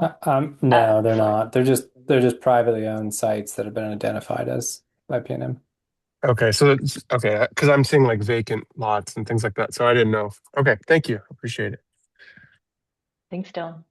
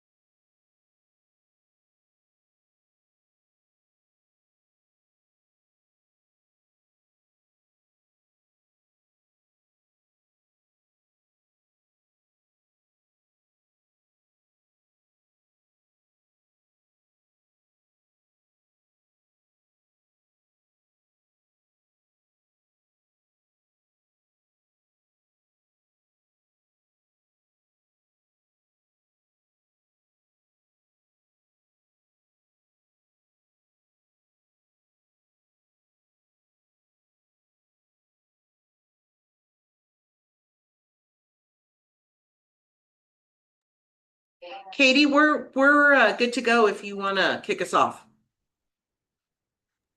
Okay, great. All right, we are in our third small group here. We're talking about supply side resources. Mildly more organized now. Our subject matter experts are Monique Raymond and Brian Vasquez from PNM. And I will turn it to you. Right. All right, I have been instructed to give you a little spiel on this 2-pager, and then I will open it up for questions and feedback, if that's okay. So turning to the 2-pager that's up on the screen, I just want to give everybody an understanding of kind of where we sit with our current portfolio. By the year end 2024, we'll generated about approximately 70% of our generation for load from carbon-free and renewable resources. By 2026, they'll grow to 71, with approved resources that have been approved and not in the ground.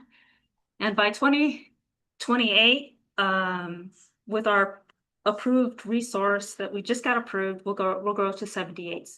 And then by 2032, we'll have eliminated all coal from the portfolio. What I just hope to show you from this is that we're well placed to meet the ETA mandates. And that's all I want to leave you with this. And that PNM has a variety of resources that we're using in order to get to carbon free. A lot of times, many people don't understand kind of where the resources are. So we've provided a map on the bottom of this page to show you where the majority of the resources are. In the dark orange, you'll see that's our PNM service territory. And then from that, you'll see PNM's transmissions lines, which are pretty solid on this map. And then it's segregated by resource type and their location. What I want you to take away from this map is that you'll see that most of the generating resources are located near load side or the load pocket. And when they're not, they're usually located near a natural gas pipeline and or transmission. And so that's the only thing I would like you to take away from this graphic. Katie, can you turn to the second page, or is that me? That's you. Okay. So here, where are we going? For the 2026 IRP, these are the candidate technologies that comprise of the base core technologies that we're going to use in our reference case. These are the technologies that we've vetted through our consultant and with our expertise and our RFP solicitations. These are the ones we think have the most promise over the 20-year planning period. And so what I just want you to for consideration is to realize that going back to the December meeting, we talked about a three-legged stool. And these are the biggest things that we look at. We look at environmental impact. And by that, we look at carbon-free or carbon intensity. We look at reliability. How do these generating technologies contribute to system reliability and how flexible they are? And the last thing we look at is affordability. So how do these costs roll into making it affordable for all customers? And then other impacts that get filtered into the data is when are these technologies are available and kind of where they're located, because where they could be located will depend on what the cost can be, whether they need transmission or not, or whether they require specific siting conditions that might cause the prices to go up. This is just a snapshot in time. And in February, you'll see the technology cost curves associated with these. So you'll see what we think long-term where these technologies are going. This is just the first endpoint. I think that's all I want to talk to you about that. And then on the last part is I think it's important to recognize the timeline for approval of technologies. For mature technologies, those are the ones commercially available. It used to be in the old days we could get these things approved and online within maybe 2.5 years. Now, because of the regulatory process, we have IRP, we have RFP process, we have contract negotiation, we have to file the application to get approval, and then once we get approval, we have construction. It usually means that we end up looking at 4 to almost 6 years in order to get it online. In the case where we have emerging and evolving technologies, it's a little bit longer because the approval, the testing, the construction of that takes a little bit longer. And so we think that it's going to take 7 and 10.5 years. And you'll see this timeline for approval wraps into the table where it says first available. That's the first time in the model we're allowing those resources to be picked based on their maturity level. So that's all I want to talk about that. And I want to open it back up for questions for anybody who has any. I will say before we do that, this is our first guess at, and these are like literally hot off the press in terms of costs. And we know that some of these will be moving, like especially iron air. We know that it's wrong and it will come down. And we're looking at maybe a couple of other ones like enhanced geothermal. But for our first cut, this is what we have. And you're welcome to ask to provide feedback if you think this is too high and to work with us and what our costs are.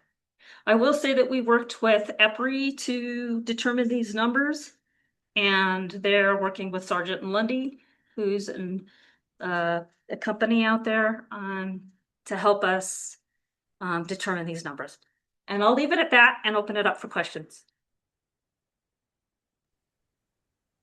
Thanks, Monique. I see a few questions in the chat. Gwen, why don't we actually start with your questions, since I think that may be the most straightforward, and then we'll go to Brian Andrews and Brian Turner.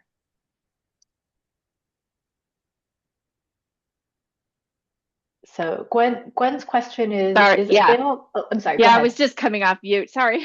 No worries.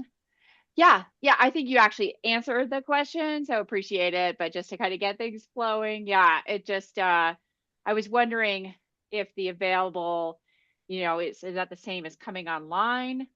The date that you estimate the technology can come online, and is that based on, not just like the planning process, but some of the supply chain issues? Yeah, so right now, this is our best guess of what it can be and do. So if you took, let's just take an example. So if you took solar right now, right? And if you look on the bottom, solar is what we consider mature technology. It's commercially available. We've had dozen of these on our systems, and you're looking at a timeline to get approvals and in place at least 5.5 years. We're now in 2026, right? So if you add those together, that means you wouldn't have something available till, you probably couldn't get something online at the earliest, maybe 2030. But in the model, we're allowing it to be chosen in 2029. Assuming that we could, you may be able to cut some of the timeline off by some of the things we do. And so that's why you're seeing the first available. Is that helpful?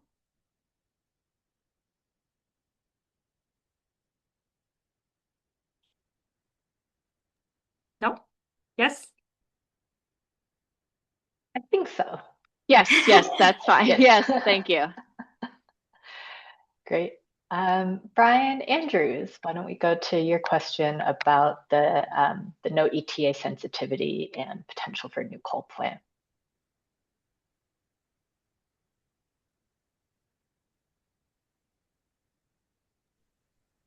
Yeah, Brian Andrews for NM area. Question I put in the chat pretty much sums it up, but you're doing a sensitivity that assumes that the ETA isn't in place. So you have a better understanding of the cost being imposed by the ETA. Just taking that to its logical conclusion, if these kind of laws were never enacted, coal plants would likely still be a preferred technology going forward. So does it make sense to assume in that sensitivity to have a new coal plant to be a potential supply side resource? Okay, so you're asking, does coal have the potential to be a new supply side resource? And I would tell you, no. We are not looking at any coal in the portfolio after we exit from Four Corners in 2031. We will be coal free. So the base. I certainly understand that, but why have a sensitivity on the ETA not being in place? Okay, you're not going to evaluate it under all. Yeah, sure. Yeah, okay. So one of the things we're hearing from our customers is the affordability of all this, right? And so I don't think there's a clear sense of people understanding of what the ETA is costing ratepayers, customers. And our job's to get a handle on that and understand and show people this is what it's costing you in order to comply with this mandate. And it's clearly just that. It's the question we've wondered ourselves. It was mentioned in the earlier session. And we're going to try to attempt to be able to ascertain what that impact is and how much all of it has cost customers. Because as you can imagine, I always think of resources as kind of like a tree, right? We've picked all if you think about an apple tree that's ready to be picked, we've already picked all the low hanging fruit. And then at some point, we got to get to the middle and the top levels, right? And to get to those, we need different type of equipment. And it becomes more expensive in order to harvest those apples. And so at some point, to get over that line, it might be way more expensive. We just don't know that yet in order to comply with the ETA mandate versus not. And so that's the only thing we're trying to gain an understanding of. And so that's why we included that scenario. That's a fair explanation. I was just wondering if you really want to get to the bottom of what the ETA, what kind of additional costs have been imposed because of the ETA. It would make sense to include a coal plant, not that you would actually build, but to allow for the model to select if it was cost effective to show what the true incremental cost of the ETA has been. No, that's an excellent point. And we will take that back and as a consideration, and I'll let you know what we decide on that. Okay, thank you. I think it's great feedback. Thank you. Great. Why don't we go to Jacob, whose hand is up?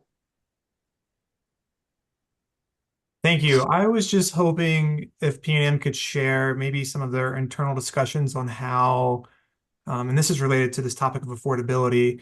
Like, for example, you might have a resource, like say, for example, enhanced geothermal that is more expensive, but it doesn't have any exposure to fuel market price. So you compare that to natural gas. And we've seen over the last 5 years how it really only takes one or two large, extreme weather events to really throw the market for these fuel prices into chaos. And, it can take years for ratepayers to pay off those premiums. Can you give me a sense of what the internal discussions are on like how you balance, maybe a higher fixed cost that doesn't have any market exposure compared to a lower capital cost that does have exposure to fuel market prices? Sure, great question. One of the things we are going to look at, and one of the things we do is through what we call our reliability modeling, which does a Monte Carlo simulation based on anything that's out there. Thousands of simulations run, high prices, high load. Does any of that impact the portfolio we've chosen? And so we'll look at those sort of things. And I think also for this year, based on feedback, and you guys didn't hear this presentation because we ran out of time, but based on the feedback for the 2023 IRP, we were asked to do a natural gas volatility study. And so that will, for the first time, we'll implement that, and that might also give us insight to whether technologies like that fare better under those conditions. Okay, thank you. And will PNM, I guess, will they present that analysis to stakeholders? Yeah, actually, like I said, in this morning's meeting, which they cut short, we are going to have a special office meeting to bring in our consultant to ask for stakeholder feedback on how to do. We'll have our consultant present what they think the modeling should be like, and then we will ask for feedback, and then we will take that back in, complete the study, and then roll it through our analysis, and then you will see the feedback when we get to the analysis. I mean, not feedback, but the results when we get to the analysis section. Great, thank you.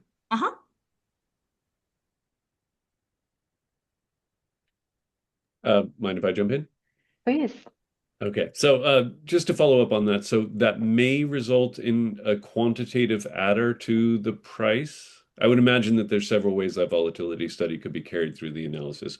One way is that it could be a quantitative adder.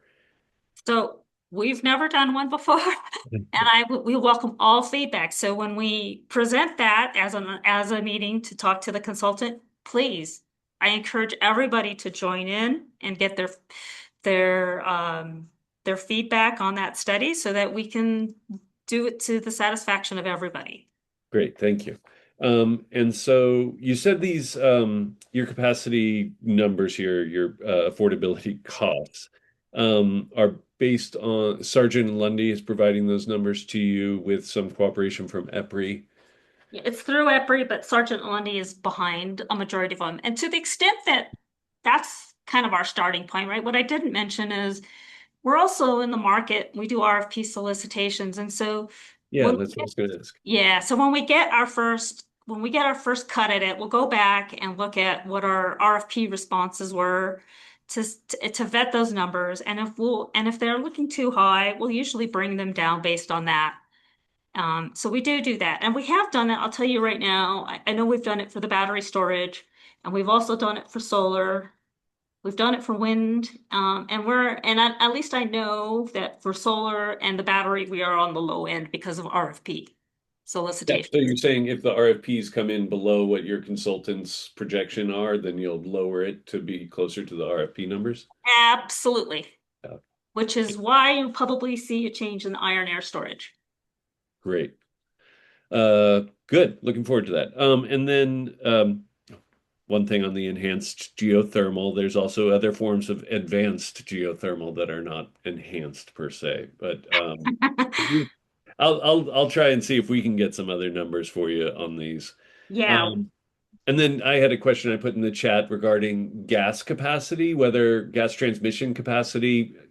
My expectation is that you all don't have to worry about that so much, but I know that they do in Arizona, so I was wondering if that was an issue for you all. Well, we haven't added gas in a long time. So the last time I saw that we looked at it was I was going to say a few years ago, and it might have changed. I think there's a new pipeline going in that's feeding Arizona that we may be able to harness if we decide that we're going to add gas. So there are yeah. And like I said, we haven't done a whole lot of work on that. And if you just remember, IRP is supposed to show us direction, and an RFP is supposed to show us what we end up adding to the portfolio. Gotcha. Last question, I think, for right now anyway. So transmission costs are not included here. That is correct. This is just generation. And I think the roundtable, if you haven't already wrapped through, transmission will be one of the topics that'll be talked about. Well, we didn't talk about it. We did, and we didn't we did go through that and we didn't talk about it. So yes, transmission costs will be wrapped in it. They're not included in this. And my guess, don't quote me on this, I'm thinking we might have those done by February, and so you'll get it all at once. And if not February, shortly thereafter. Okay, so when the model is selecting resources, they're not geographically specific. The model is not considering what the cost to access those resources might be if new transmission needed to be built to them. No, we will be doing that. I mean, we will be doing some of that. We normally do not exclude transmission costs. So to the extent that, maybe there's a huge wind resource we'd like to bring in, well, we would add the cost for transmission associated with that, a huge combined cycle that's not in our service territory. We would add the transmission costs associated with that. And it would be in a generic sort of way, so not really specific, but just kind of knowing where the location of it is and that. Also, the other thing, and I didn't know if you talked about this, which is kind of the nodal modeling, is supposed to help us gain insights of whether market conditions, regional market conditions, regional markets, wholesale markets can help us lower those costs and things of that nature. Mm-hmm. Great. Thank you very much.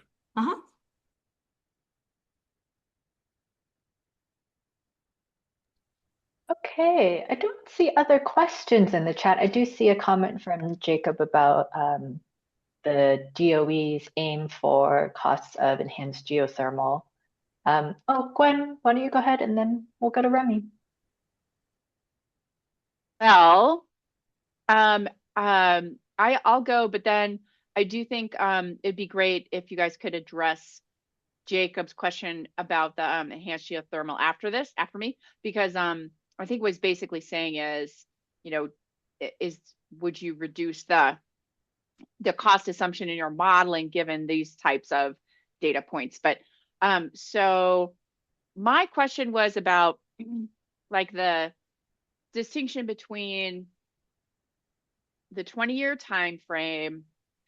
There's a point that you say that that a lot of the post I think maybe you said post 2030 assumptions are driving acquisitions that the model is selecting for the action plan.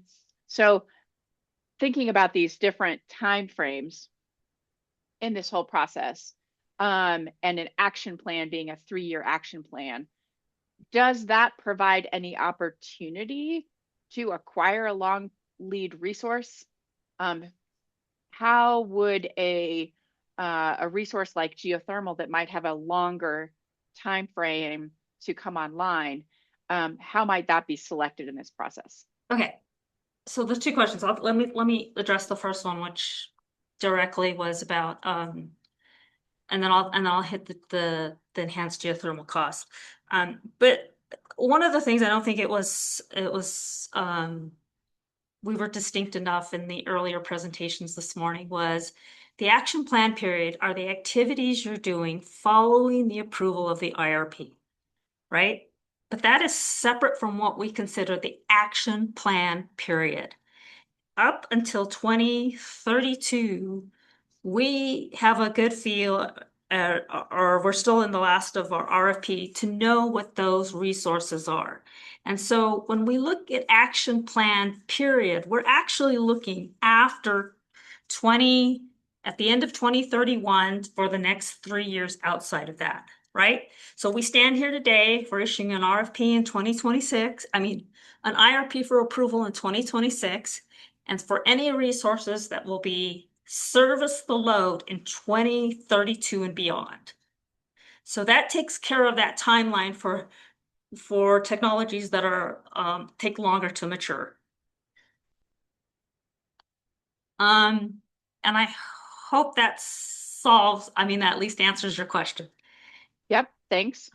Okay, now going back to the enhanced geothermal, this has been a topic in at least 3 of these roundtables. And what I'm noticing is a lot of the data points that gets thrown at us is a press release. And I can tell you our understanding of that press release versus our expectation of the enhanced geothermal are 2 different numbers.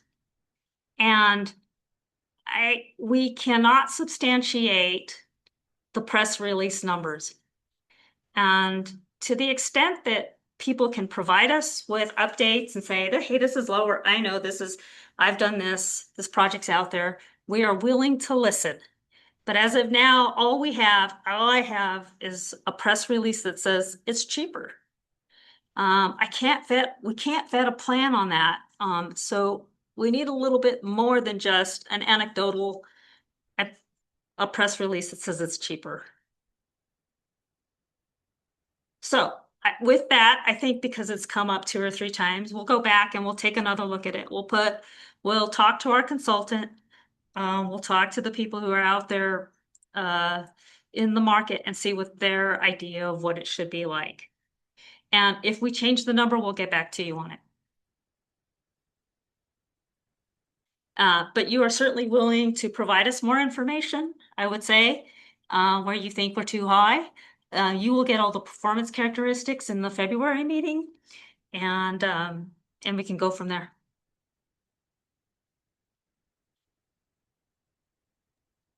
Thanks. Remy, why don't you go ahead? Sure. Thanks, Remy Franklin, NRS Energy Alliance. Brian's question about transmission just reminded me that I meant to ask you. We did start this conversation with the transmission group, but I'm curious if there's been any discussion about including transmission as a capacity resource in the capacity expansion model. I'm thinking of some other utilities in the region that have done that. For example, Idaho Power included the SWIP North transmission line as a 500 megawatt winter capacity resource the model could select. to account for the transmission that they were considering to access Desert Southwest resources, which are abundant that time of year. Fiesco did something similar through a sensitivity that was requested by stakeholders in their last IRP, where they modeled a DC tie interface as a capacity resource. So I'm talking about that sort of thing. Curious if that's come up as a possibility at PNM for this IRP. That's a great question, but I think you're stretching the limits of my knowledge. And I would pose that to the transmission people in our IRP department. So we'll take back that feedback and I will get back to you on that. I do not know, and I don't have enough understanding. This is the first time we're incorporating nodal modeling in our IRP. And I don't know if that's a thought on their minds of how we're going to incorporate it, if that's a possibility. Thank you so much for considering that. And yeah, just to clarify, the version I'm talking about, I think those assumptions can show up in the nodal modeling, but it can also show up, I think, in a traditional capacity expansion model. Just what you're doing is giving the model the option to build a transmission line that would access additional market imports, but that are assumed to be available. In certain markets, you can make that assumption, that maybe there's 100 megawatts that could be imported over a DC tie at certain times of the day. And you're giving the model the option to build that transmission line as essentially like you would build a power plant, just assuming that instead of a generation resource, you're accessing imports. So again, it's not done frequently, and yet some in the region are doing that to, where there is market capacity available at reliable times. And the cost assumption is in that case a transmission upgrade. So it gets built into the capacity expansion model, just like a generation resource would be. It's one way to account for those opportunities. So, Remy, could I ask you to do me a favor? Sure. Could I ask you to detail this to me in an email and send it through the IRP.com website so that I make sure I capture all the nuances you just listed? I may not be Happy to. Yeah, I think that would be helpful as I can bring it back to the team and see if we can accommodate and if we're going to accommodate that sort of thing. Thanks a lot. No problem. And just to confirm, is there a comment form on the IRP website, or should I send it to the IRP email address? Yeah, just like you did before, like just IRP at PNM.com. It's dedicated solely for this. So, and usually when we see that pops up right away, and we can determine whether we're addressing it. I'm afraid if I go back and verbatim, I might miss some of the nuances that you just mentioned. No problem. Yeah. Thanks so much. Happy to. And just so you know, Katie, Gridworks is recording this. Yeah. So we'll have it. Oh, that's true too. I forgot about that. But, it's helpful. I just think, yeah. Definitely be helpful. Yeah. Thanks, Remy. Thank you.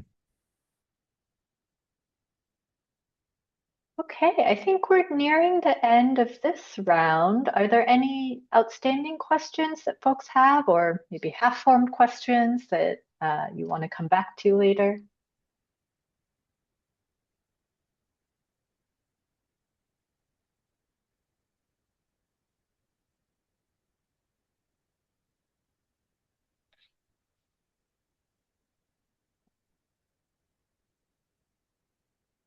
Okay, hearing none. Lisa, how are we doing on time?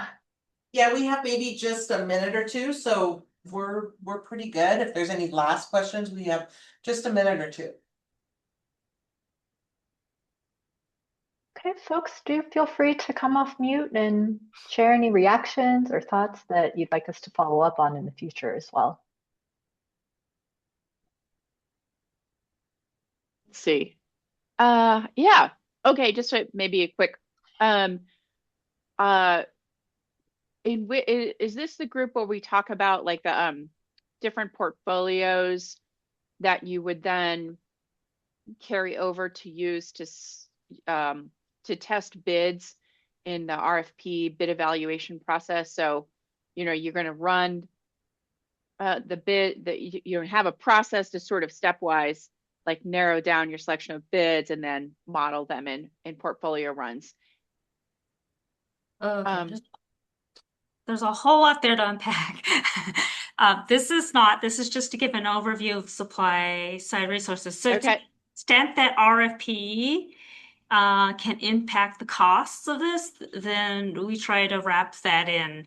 But the RFP is even though it's under the IRP rule, the RFP process is a very different solicitation. It's a very different process under the IRP rule. I mean, I know it's under the umbrella of the IRP rule, but because of its nature, it tends to be more site specific, more detailed, more up-to-date data than maybe an IRP might do, because the IRP is meant to give direction and not the actual resource and amount we're going to be. Of course, you're missing the point of my question, which Okay. is not about that.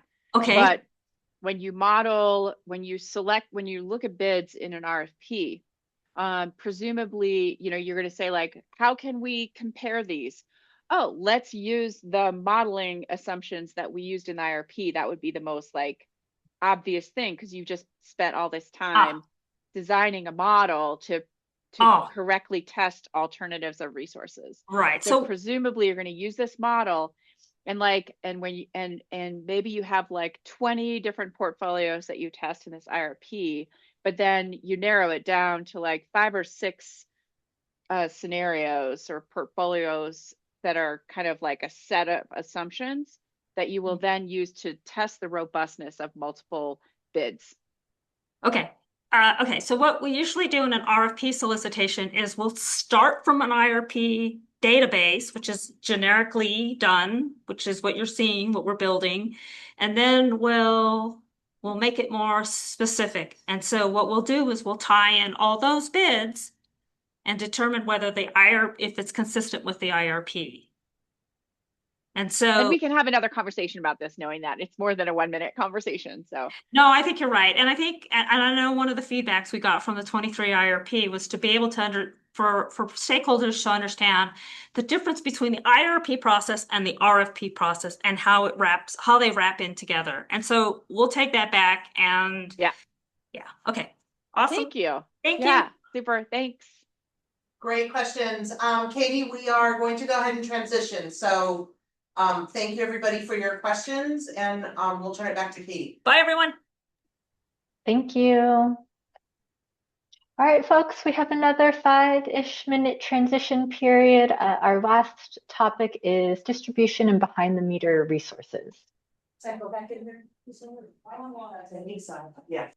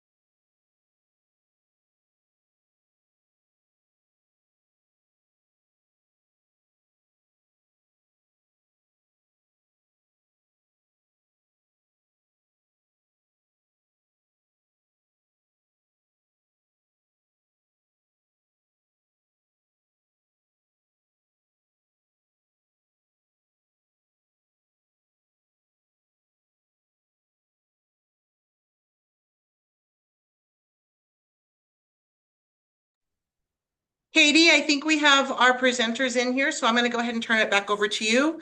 And they'll drive from over here once you switch it back. Okay, wonderful. So again, folks, this is our last small group round with the subject matter experts on distribution and behind the meter resources. I dropped the link to the discussion guide into the chat, and I'll turn this over to y'all in the room. All right, thank you so much. My name is Sharon James, and I am the manager of the PNM Energy Efficiency Department. Happy to be here today.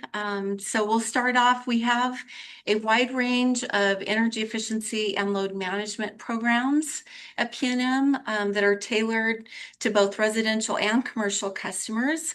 Some of these programs include school kits, home energy assessments, refrigerator recycling, Energy Star retail products. We have programs for our small business, large CNI, as well as multifamily. And we also have programs to serve our underserved communities, as well as our Power Saver and Peak Saver load management programs. So we designed these programs primarily to reduce energy consumption, lower bills, enhance our grid reliability, and foster the culture of energy efficiency throughout our service area. Our most recent energy efficiency annual report from 2024 is available at pnm.com/regulatory.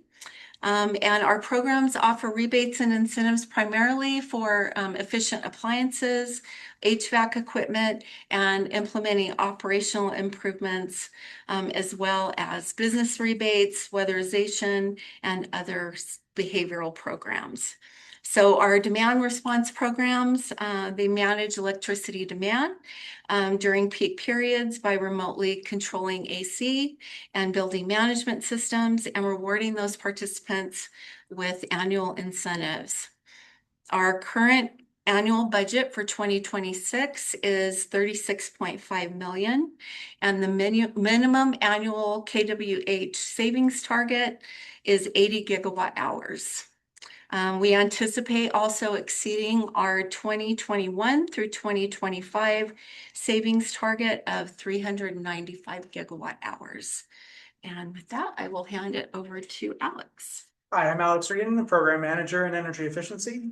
I'm going to talk about the energy efficiency and demand response potential studies. So every 3 years, we run a potential study. It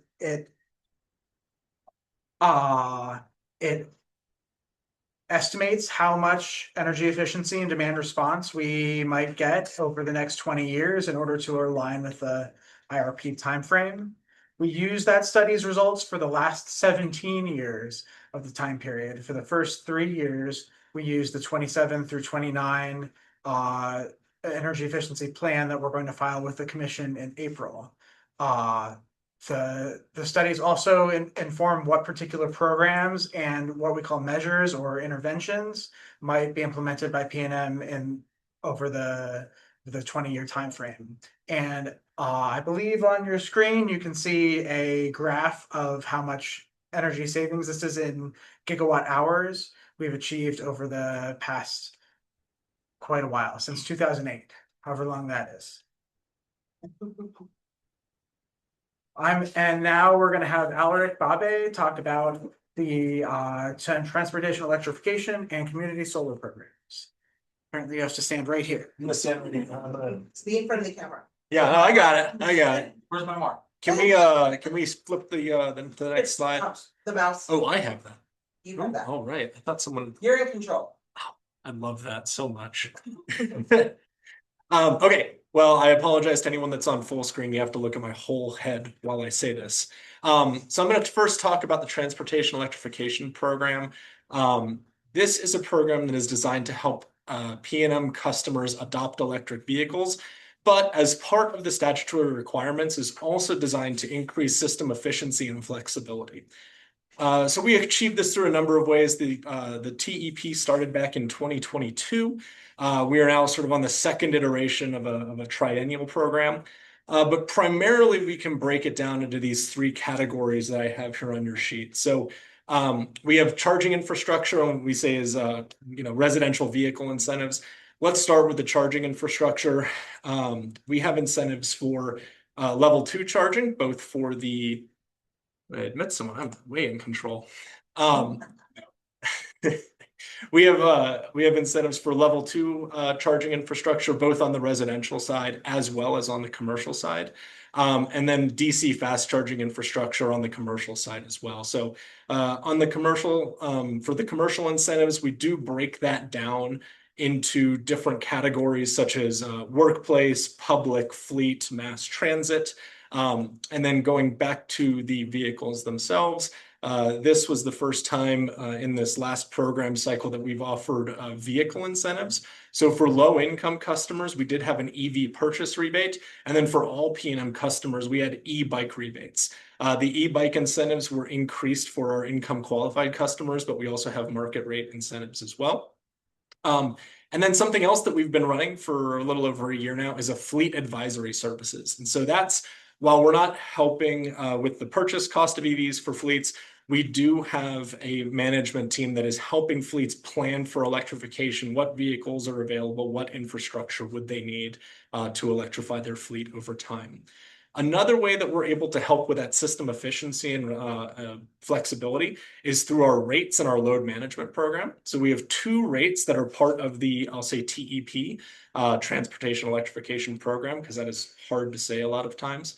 We have a whole home EV rate. That is our residential rate. It incentivizes charging off peak. Currently, that is an overnight rate, so it's a lower cost of energy to charge from 10 p.m. to 5 a.m. Then we also have a commercial rate. This is rate 3F. This is a really exciting one because it's a volumetric only rate, meaning that there is not a demand component.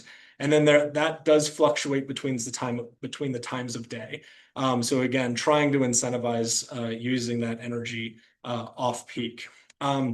What we launched just, sort of second half of 2025 was our first managed charging program. This is currently a pilot, but it does help us to plan or schedule residential customers' charging profiles. So for example, we can look at what state of charge they want and by what time. And rather than every single EV that's enrolled clicking on at the same time, we plan that overnight and help smooth out that load curve.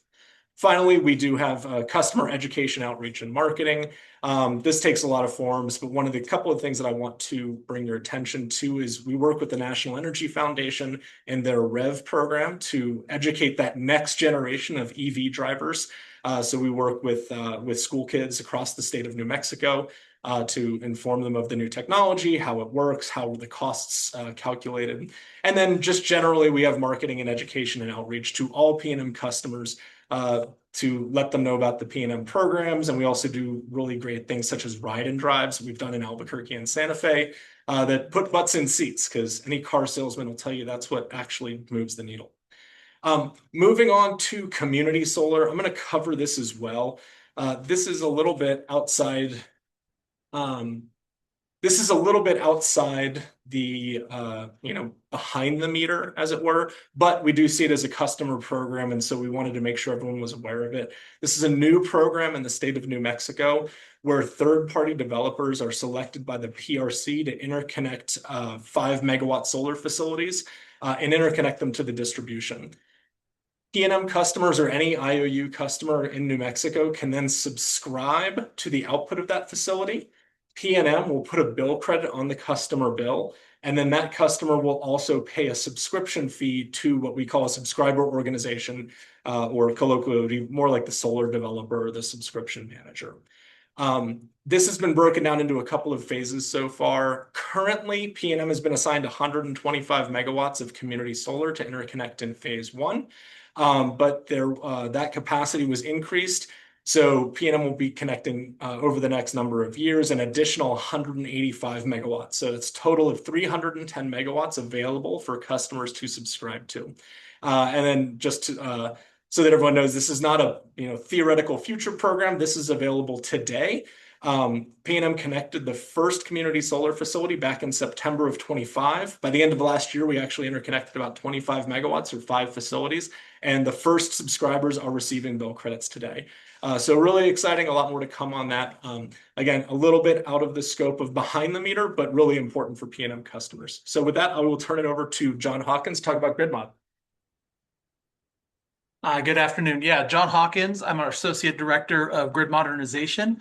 And so some of the themes that I think you're probably hearing from Sharon, Alex, and Alaric kind of revolve around rates and incentives and data and customer engagement. And that's really what the Grid Modernization Program is helping to create a foundation for. So the Grid Modernization Program is really designed to make the grid stronger and more reliable, integrate clean energy faster, and give customer better tools to manage their energy use.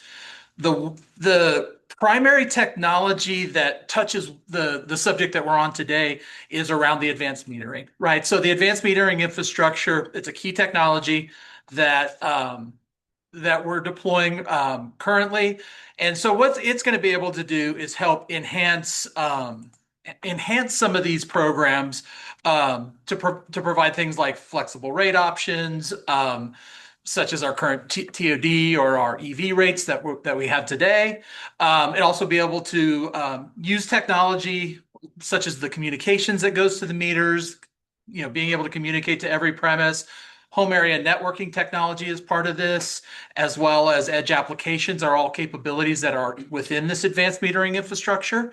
And again, these are tools that will be able to enhance the programs that Alaric, Sharon, and Alex are putting together now. The AMI system is actually going to begin deployment in September of this year. It'll start full bore in about November, and the last meter will go into the socket at the end of 2028. So we'll be completely deployed by the end of 2028. So with that, I think the group will stand for questions if we're able to do that. Katie, will you go ahead and direct the questions, please? Yes, I'm happy to. I don't see any in the chat right now, but there was a question earlier in the day from Barbara about how TOU would be considered. Barbara, did you want to raise that again with this group, or do you want to wait and see when would be the right time? Yeah, I do, because it seems to me, and in this presentation, I've heard about public information, about so many aspects of informing about these changes that are coming with the changes in transmission or not transmission, but from generation, from fossil fuels to mostly solar and wind, but others. And to me, the critical issue is that somehow we need to break out into the public conversation what are the changes that are needed by public members to take advantage of the times when you want us to use more power. And it needs to be outside of PNM and outside of some groups. It really needs to be in the public conversation. I don't know how to get it there, but I really think I can't urge enough the importance of general public information about the changes that are occurring.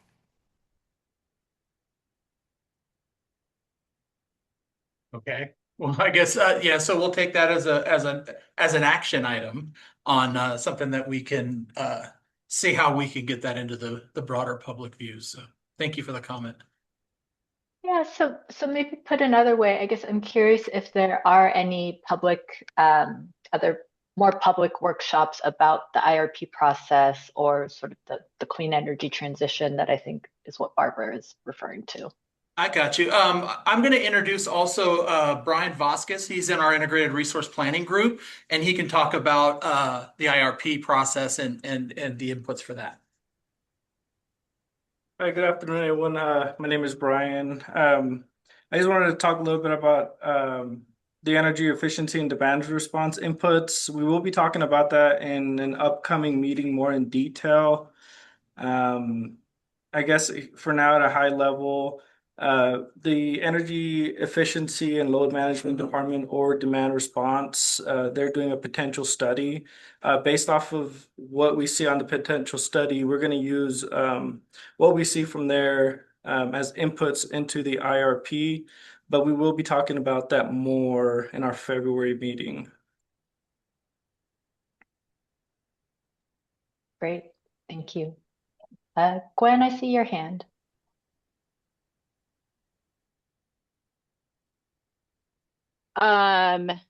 Okay, thank you. Can you hear me okay? You guys Yes. switched. So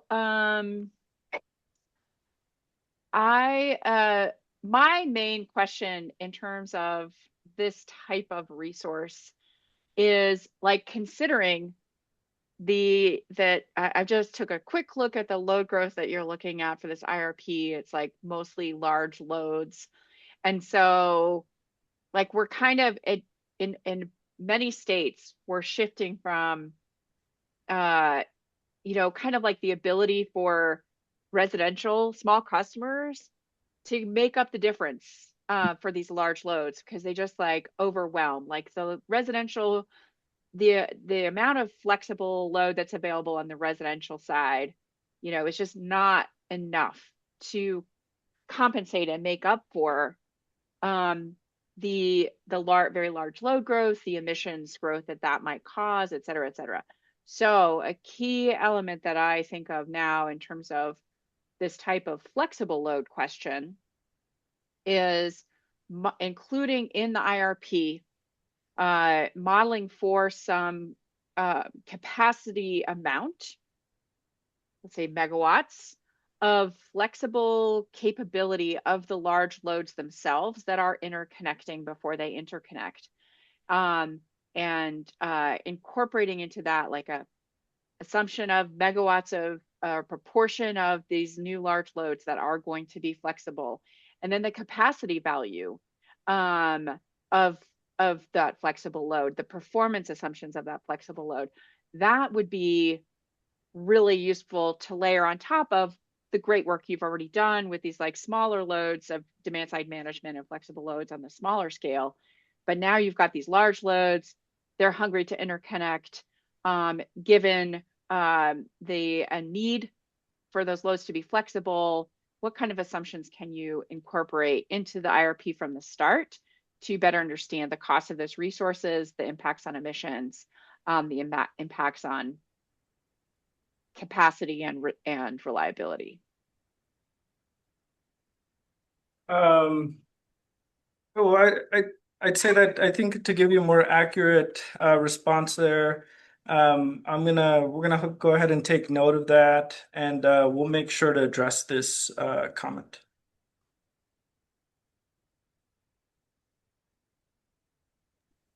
Thank you. Okay, as folks are continuing to think about their questions, I wonder if I could raise one as well. You spoke to how energy efficiency and demand response will be addressed in a potential study that will be discussed in February.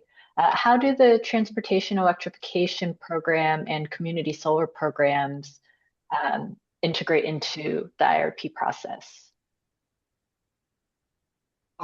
So the transportation electrification programs are included as potential inclusion programs in the potential study. I'm not sure about community solar. I think that's more of an assumption.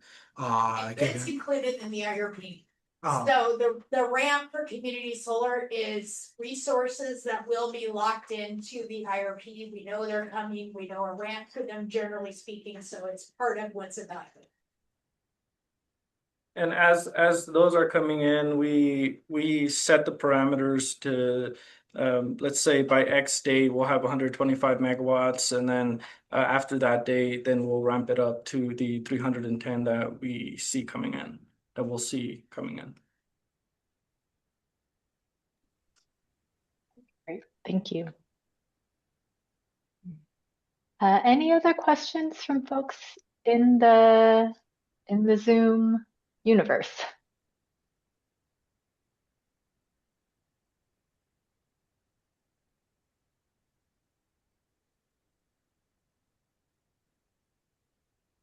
Barbara, please go ahead. This is Barbara, and I have a question about the AMI meters. Do customers have a choice about taking the AMI meters? Yes, but there is a provision within the what was approved late last year that says if you do not want an AMI meter, you can opt out. There are charges to do so, but you are able to opt out.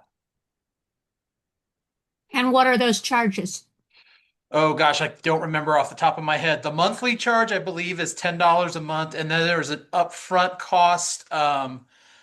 And I do not remember what that is. And the costs are really to continue to employ meter readers and fleets and software and upgrades and all the things that we have to do to kind of maintain a manual meter reading system in parallel with our automated meter reading system. My second question is, what are the guarantees for security of the private information that you gather through an AMI meter?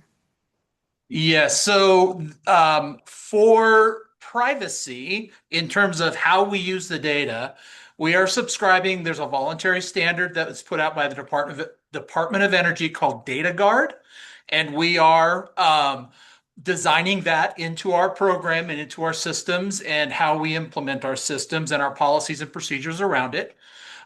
In terms of cybersecurity, that has been addressed as part of how the vendor has put together their product, but it has been reviewed internally by our cybersecurity resources, and it has a defense in depth, many layers of security over the top of this. There's no private information, personal information that's transmitted from the meter back to us. It's just a meter number and what that is. We do all the marrying of that meter number up to personal information in your account once we get it back to PNM. Yes, but a meter like that does provide insight into usage, particularly when there are periods where people are not in the structure and therefore are not using it. So it creates patterns, and those patterns are inherently analyzable. So I think part of the communication then needs to be, to go back to my previous question, is how do you guarantee that this information doesn't begin to tag something like people are on vacation for 2 months and their house is empty, and those are important security issues for any customer, whether they're residential or not. So, of course, I don't know how you can model that, but I do think it goes back to the communication issue of how you get this information to us as customers so we can understand what you're proposing. Of course. Okay. No, that makes sense. As I said, obviously any customer data that we have today, frankly, we have a lot of customer information that we have in our customer information system just by virtue that you have an account. And of course, we hold it in strict confidence. Usage information is going to be just the same. And we've designed the program such that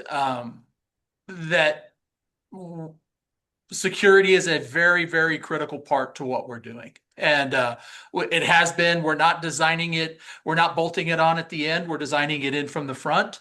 And so I believe we're putting together a pretty robust program, a very robust program. And we would hold all of that information in strict confidence, just as we do today. Okay, thank you.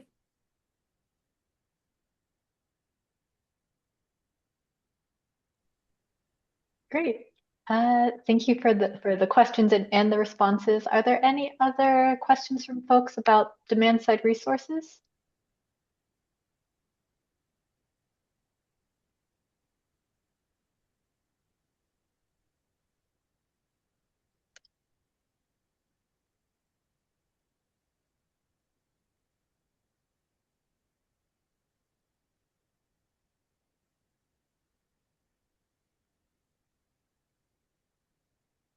Wow, you guys answered everything. Yeah, very thorough presentation. Okay, Katie, I think 3:10 is when we move back to the main room, I think.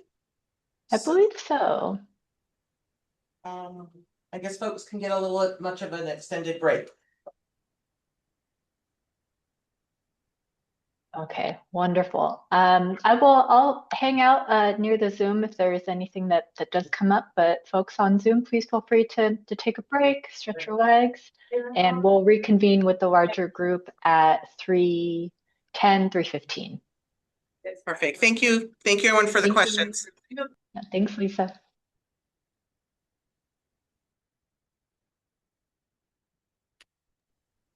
Oh, Darren, you have a question? I'm sorry I came in late to this. I had to leave earlier today. So just to be clear, is the community solar production, is that a demand side resource or is that on the production side of things? Where does that where does that go in the accounting bucket, I guess, when they're modeling it? Is it like behind the meter solar or is it No, a PNM resource? Darren, it's just forced in solar.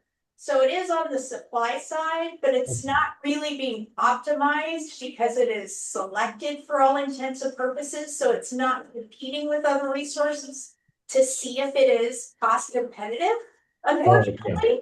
But it's locked in. So it really is a supply side resource. But from the way it behaves in the model, it's not really, there's no optionality yet. Okay, all right. Guy right there. Just because it's mandated, so there wasn't really another great way to do that, but no. You don't want to demonstrate that it's not economic necessarily, so just lock it in and then go. Okay, understood. Thanks. Great, thank you.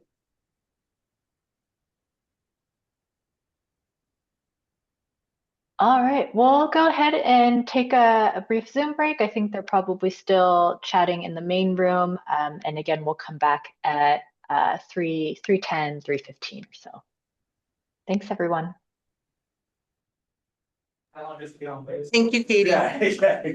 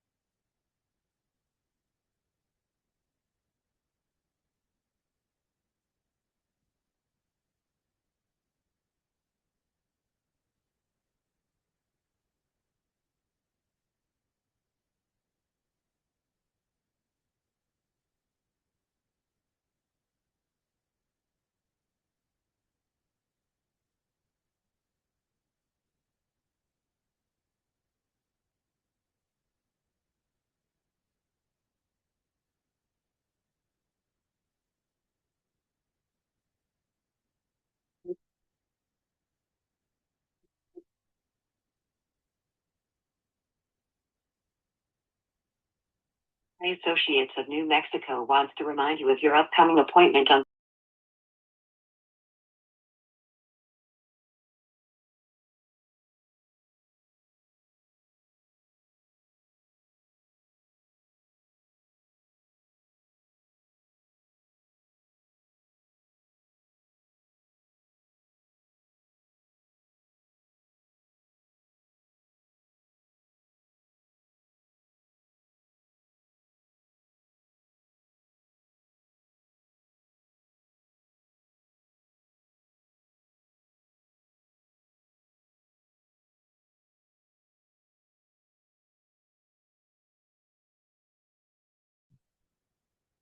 Katie, can you now hear me in the room?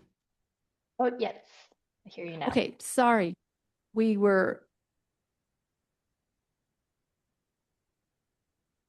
So what we're doing is asking everybody to just take 1 minute to reflect on these questions. What your main takeaways, what surprised you, We'll ask for just a popcorn around the rooms of responses to that. And then we'll ask again, where do you have questions? Where do you want to learn more? This is very important to our next conversations. So please take a minute and think about these questions.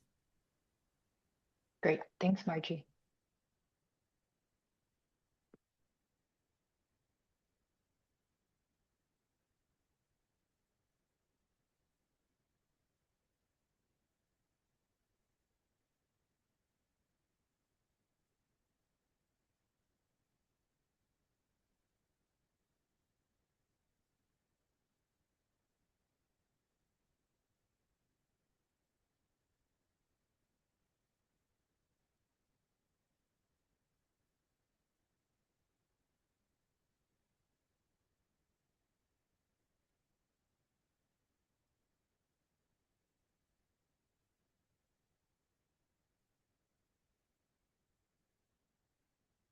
Who would like to start? What your main takeaway? What you surprised you? Just raise your hand and Kathy will bring the microphone to you here in the room, and then we'll do the same process in the Zoom room. Anybody want to share? You're tired. You've been working hard today.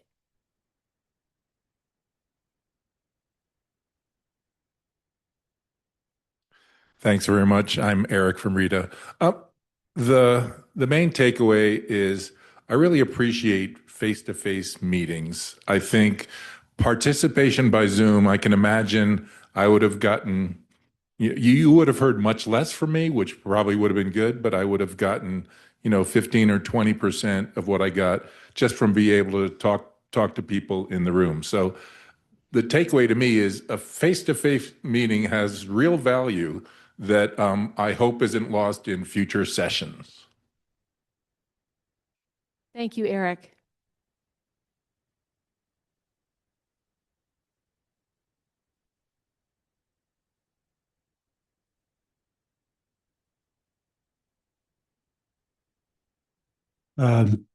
Steve Fishman. I really appreciated the interactive nature of this meeting, and I guess it's the face-to-face portion as well. It does add a lot of dimension to what I take away from this meeting. All right, one area that I was surprised, as I hadn't pre-read all of the materials, but I was surprised to see that 2030 was the date we were starting to look at supply side resources. I think there's a lot that can be done between 2026 and 2029 on the demand side, and that we can get ahead of the curve on that instead of waiting and being behind the curve. So I'd really like us to work on that going forward. Thank you, Steve. Appreciate that. Other takeaways or surprises?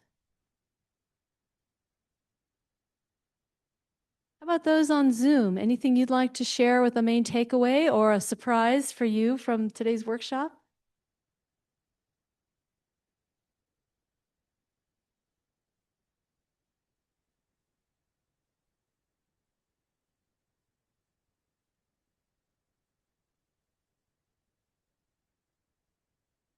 Go ahead, Randy. Yes. Hi, Randy Coleman from Clean Energy Coalition. I I appreciated all the information, and from my own perspective, I look forward to deeper dives in some of the areas. I now have a sense of maybe the 40,000 foot level of the IRP process, and I look forward to getting involved in more detail. Great. Thank you for being here and for tolerating the Zoom participation. I know it's a little frustrating, but thank you for. I was here for every minute. I know you were. Thank you so much. Any others? Tom? Tom Solomon, 350 New Mexico. My main takeaway, PNM has got a lot of people working on integrated resource planning. Big surprise was I knew that the data center forecast was going to be a big portion of the load growth going forward. 85% of all of the load growth was a surprise that it's that high. Great, thank you.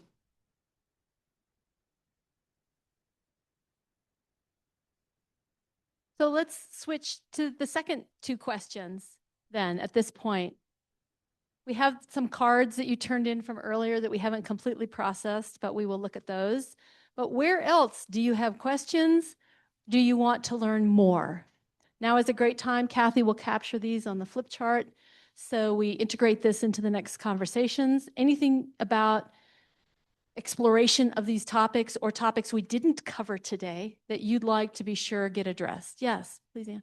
Yeah, I'd like to make sure that we get a good understanding. We started talking in our last session about the costs of increasing the proportion of renewable energy in the portfolios. And I haven't heard a deep assessment of what the ratepayers are going to be paying if we continue to try to meet the ultimate goals of the ETA and get to, that last 30%. Great, thank you. That's a very important conversation. So thanks for voicing that. Yes. Kelly, go ahead. Just, I guess, to reiterate where I started in the morning, I don't know, through email or in some way before the next meeting, getting those modeling inputs, getting, whatever we need before the February meeting, that is still an outstanding question or where I want to learn more. So thank you. Thank you, Kelly. That's high on our priority list to start addressing in a conversation that many of you want to be part of. So thank you. What else? Anybody on Zoom or in the room, please raise your hand if you have a question that you want to be sure gets followed up on or something you want to learn more about.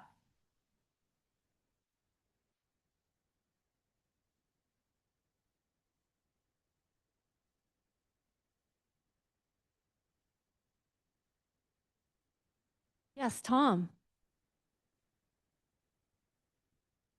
I want to follow up on the previous comment. Yes, I think we're all interested in the costs of pursuing the Energy Transition Act plan to get to 100% carbon free by 2045 and what those costs are. I'd also be interested in the costs if we don't. Great, thank you.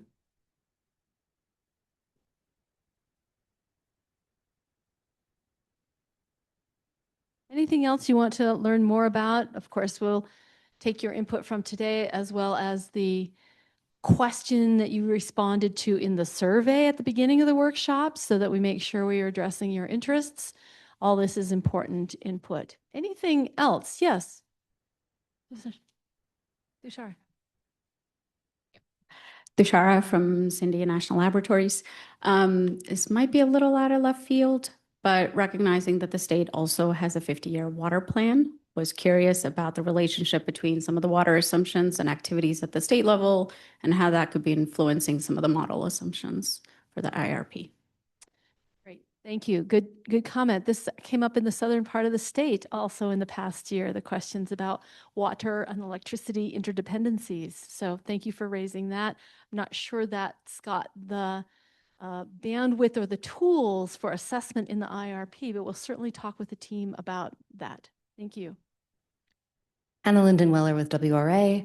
I think that in general, I again want to echo Kelly on the more we understand about what the assumptions are that are baked into the model and how those can be adjusted and changed, the better. And the sooner we have those, the sooner we can ask more specifically for what we want to see. And just in terms of like the large scale where I want to learn more, I am very curious about the, I guess like the overall use of like innovative tech versus like is there a emphasis in PNM's modeling on technology that is newer or technology that is not yet mature? Like, is PNM attempting to be a leader in that way, or is PNM focusing on what they absolutely know will make sure to meet reliability? Like, where's that balance being struck, and what levers are being used to show that balance? Okay. Thank you. Anything else on Zoom? Questions or where you want to learn more?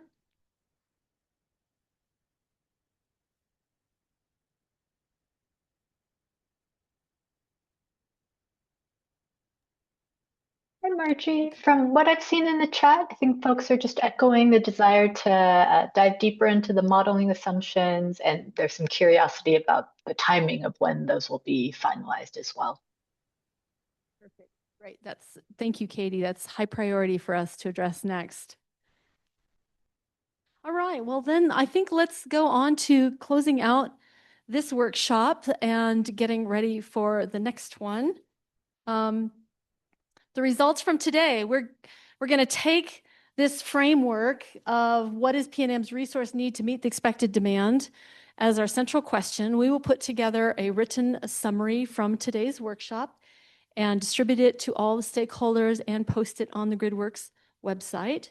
So you should see that certainly within a week, and we'll get that out to folks. We have a question for you all, and I'm going to ask Tom to come up if you have a moment to describe.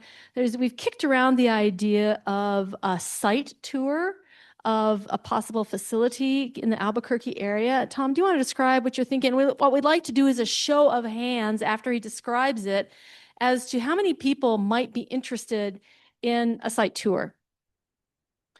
Yeah, and we haven't really explored too much there, but some of the things that we can do are have people visit some of the more recent solar facilities that were brought in. Laura's area in particular can help with visiting transmission facilities, some of the newer stations and things we've built. And then a lot of those solar facilities include battery installations, which you can see, or we do have a standalone battery that's been, will soon be up and running in Albuquerque. That might be a possibility as well.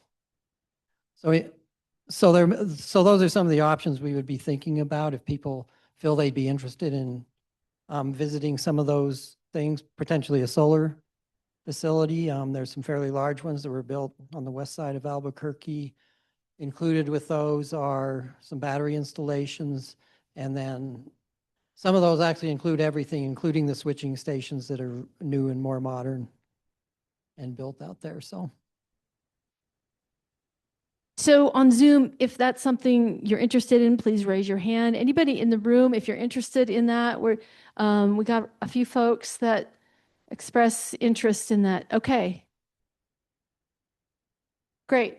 So Tom, I think that's something we should try to get on the calendar. And so great. Thank you for checking that. Again, if you have additional questions, put them on the 3x5 card. You're sick of me saying that today. Here's our plan for going forward. And I realize that there is information here that needs more detail to help you plan your and your team's time and involvement in this process. And we have heard from several stakeholders that more granularity, more information on the schedule and the topics is required and requested, and we will honor that request to make it available. But what you can see is here we are in December through February. Today's workshop, we'll have another workshop on February 11th.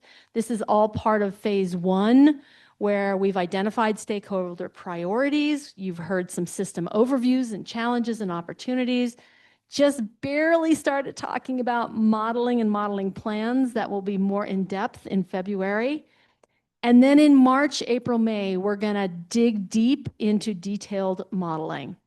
And at the next workshop or before then, we're going to ask you all whether you want to be engaged in that detailed modeling conversation or not, and we'll try to honor your time and your preference for receiving more or less information. In case you don't have the time or interest in participating in detailed modeling, we'll try to minimize the email and conversation on that, but we'll keep people informed if they want to know how the conversation's going.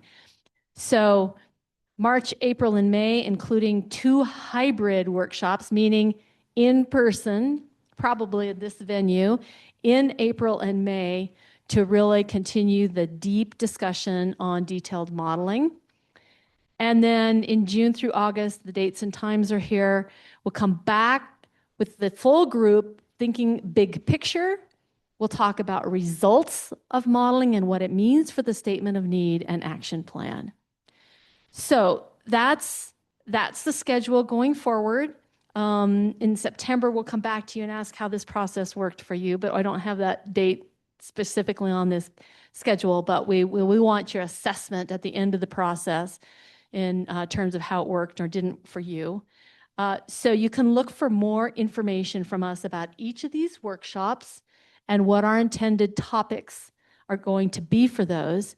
Please understand that this process is an organic, people-oriented process, and we might have to shift some topics here and there or adjust a bit or fit some interim office hour conversations in order for this to work within the schedule that's required. So with your forbearance on being a bit flexible, we'll give you as much information as we can about the topics. And of course, we know there's many that want some more specifics on timing for the modeling conversations. So we'll get that to you, but I wanted folks to see what the big picture is. We recognize that this is a huge commitment of time, and we're greatly appreciative of all of your involvement, both in Zoom and in person. We will again strongly encourage in-person participation in the hybrid meetings. As was reinforced by some commenters today, we think the value of hearing from each other in person is just incredible, and we'd encourage that. Are there any, Kathy, let me ask, is there anything you want to clarify here? Or are there any questions about what we have in mind from now through August? And of course, PNM will be turning in their IRP in September. Questions on Zoom? Any questions?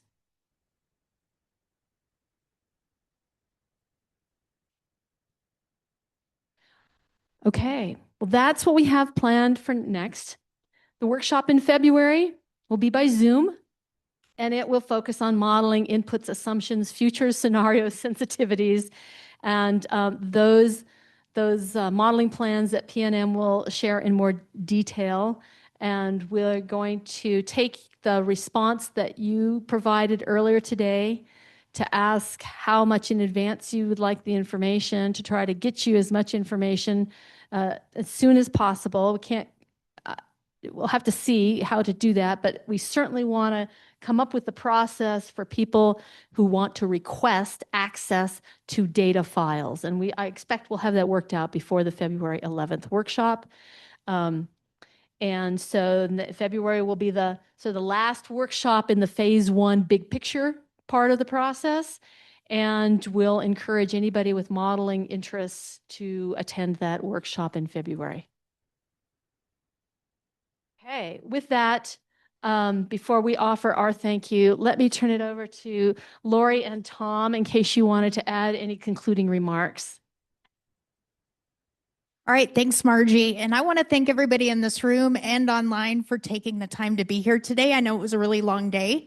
I know I feel really tired, and I didn't have all that coming at me. I already is mostly in my brain. So your patience, your good questions, your engagement with us, your openness, and your interest in learning and participating, engaging, and sharing your perspectives, I think I really want to express my appreciation.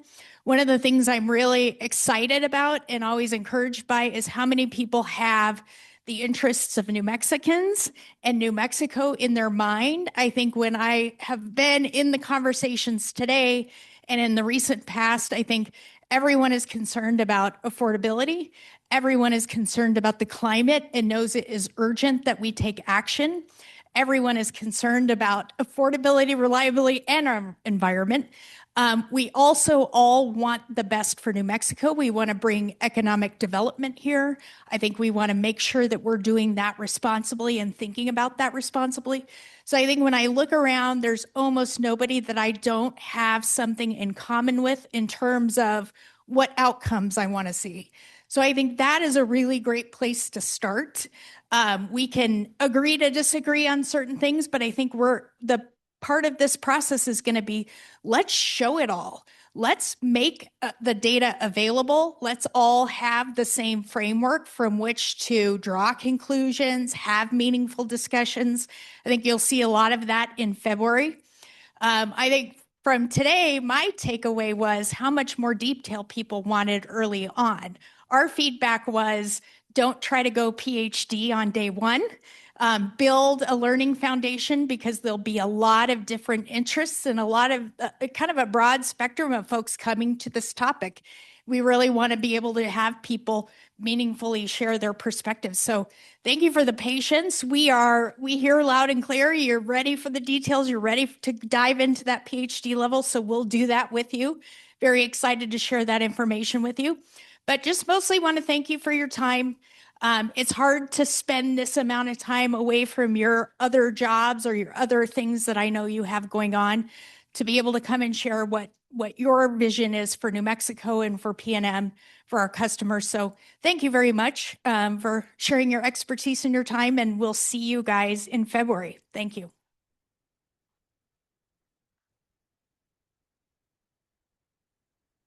Thank you to everybody who is here and for the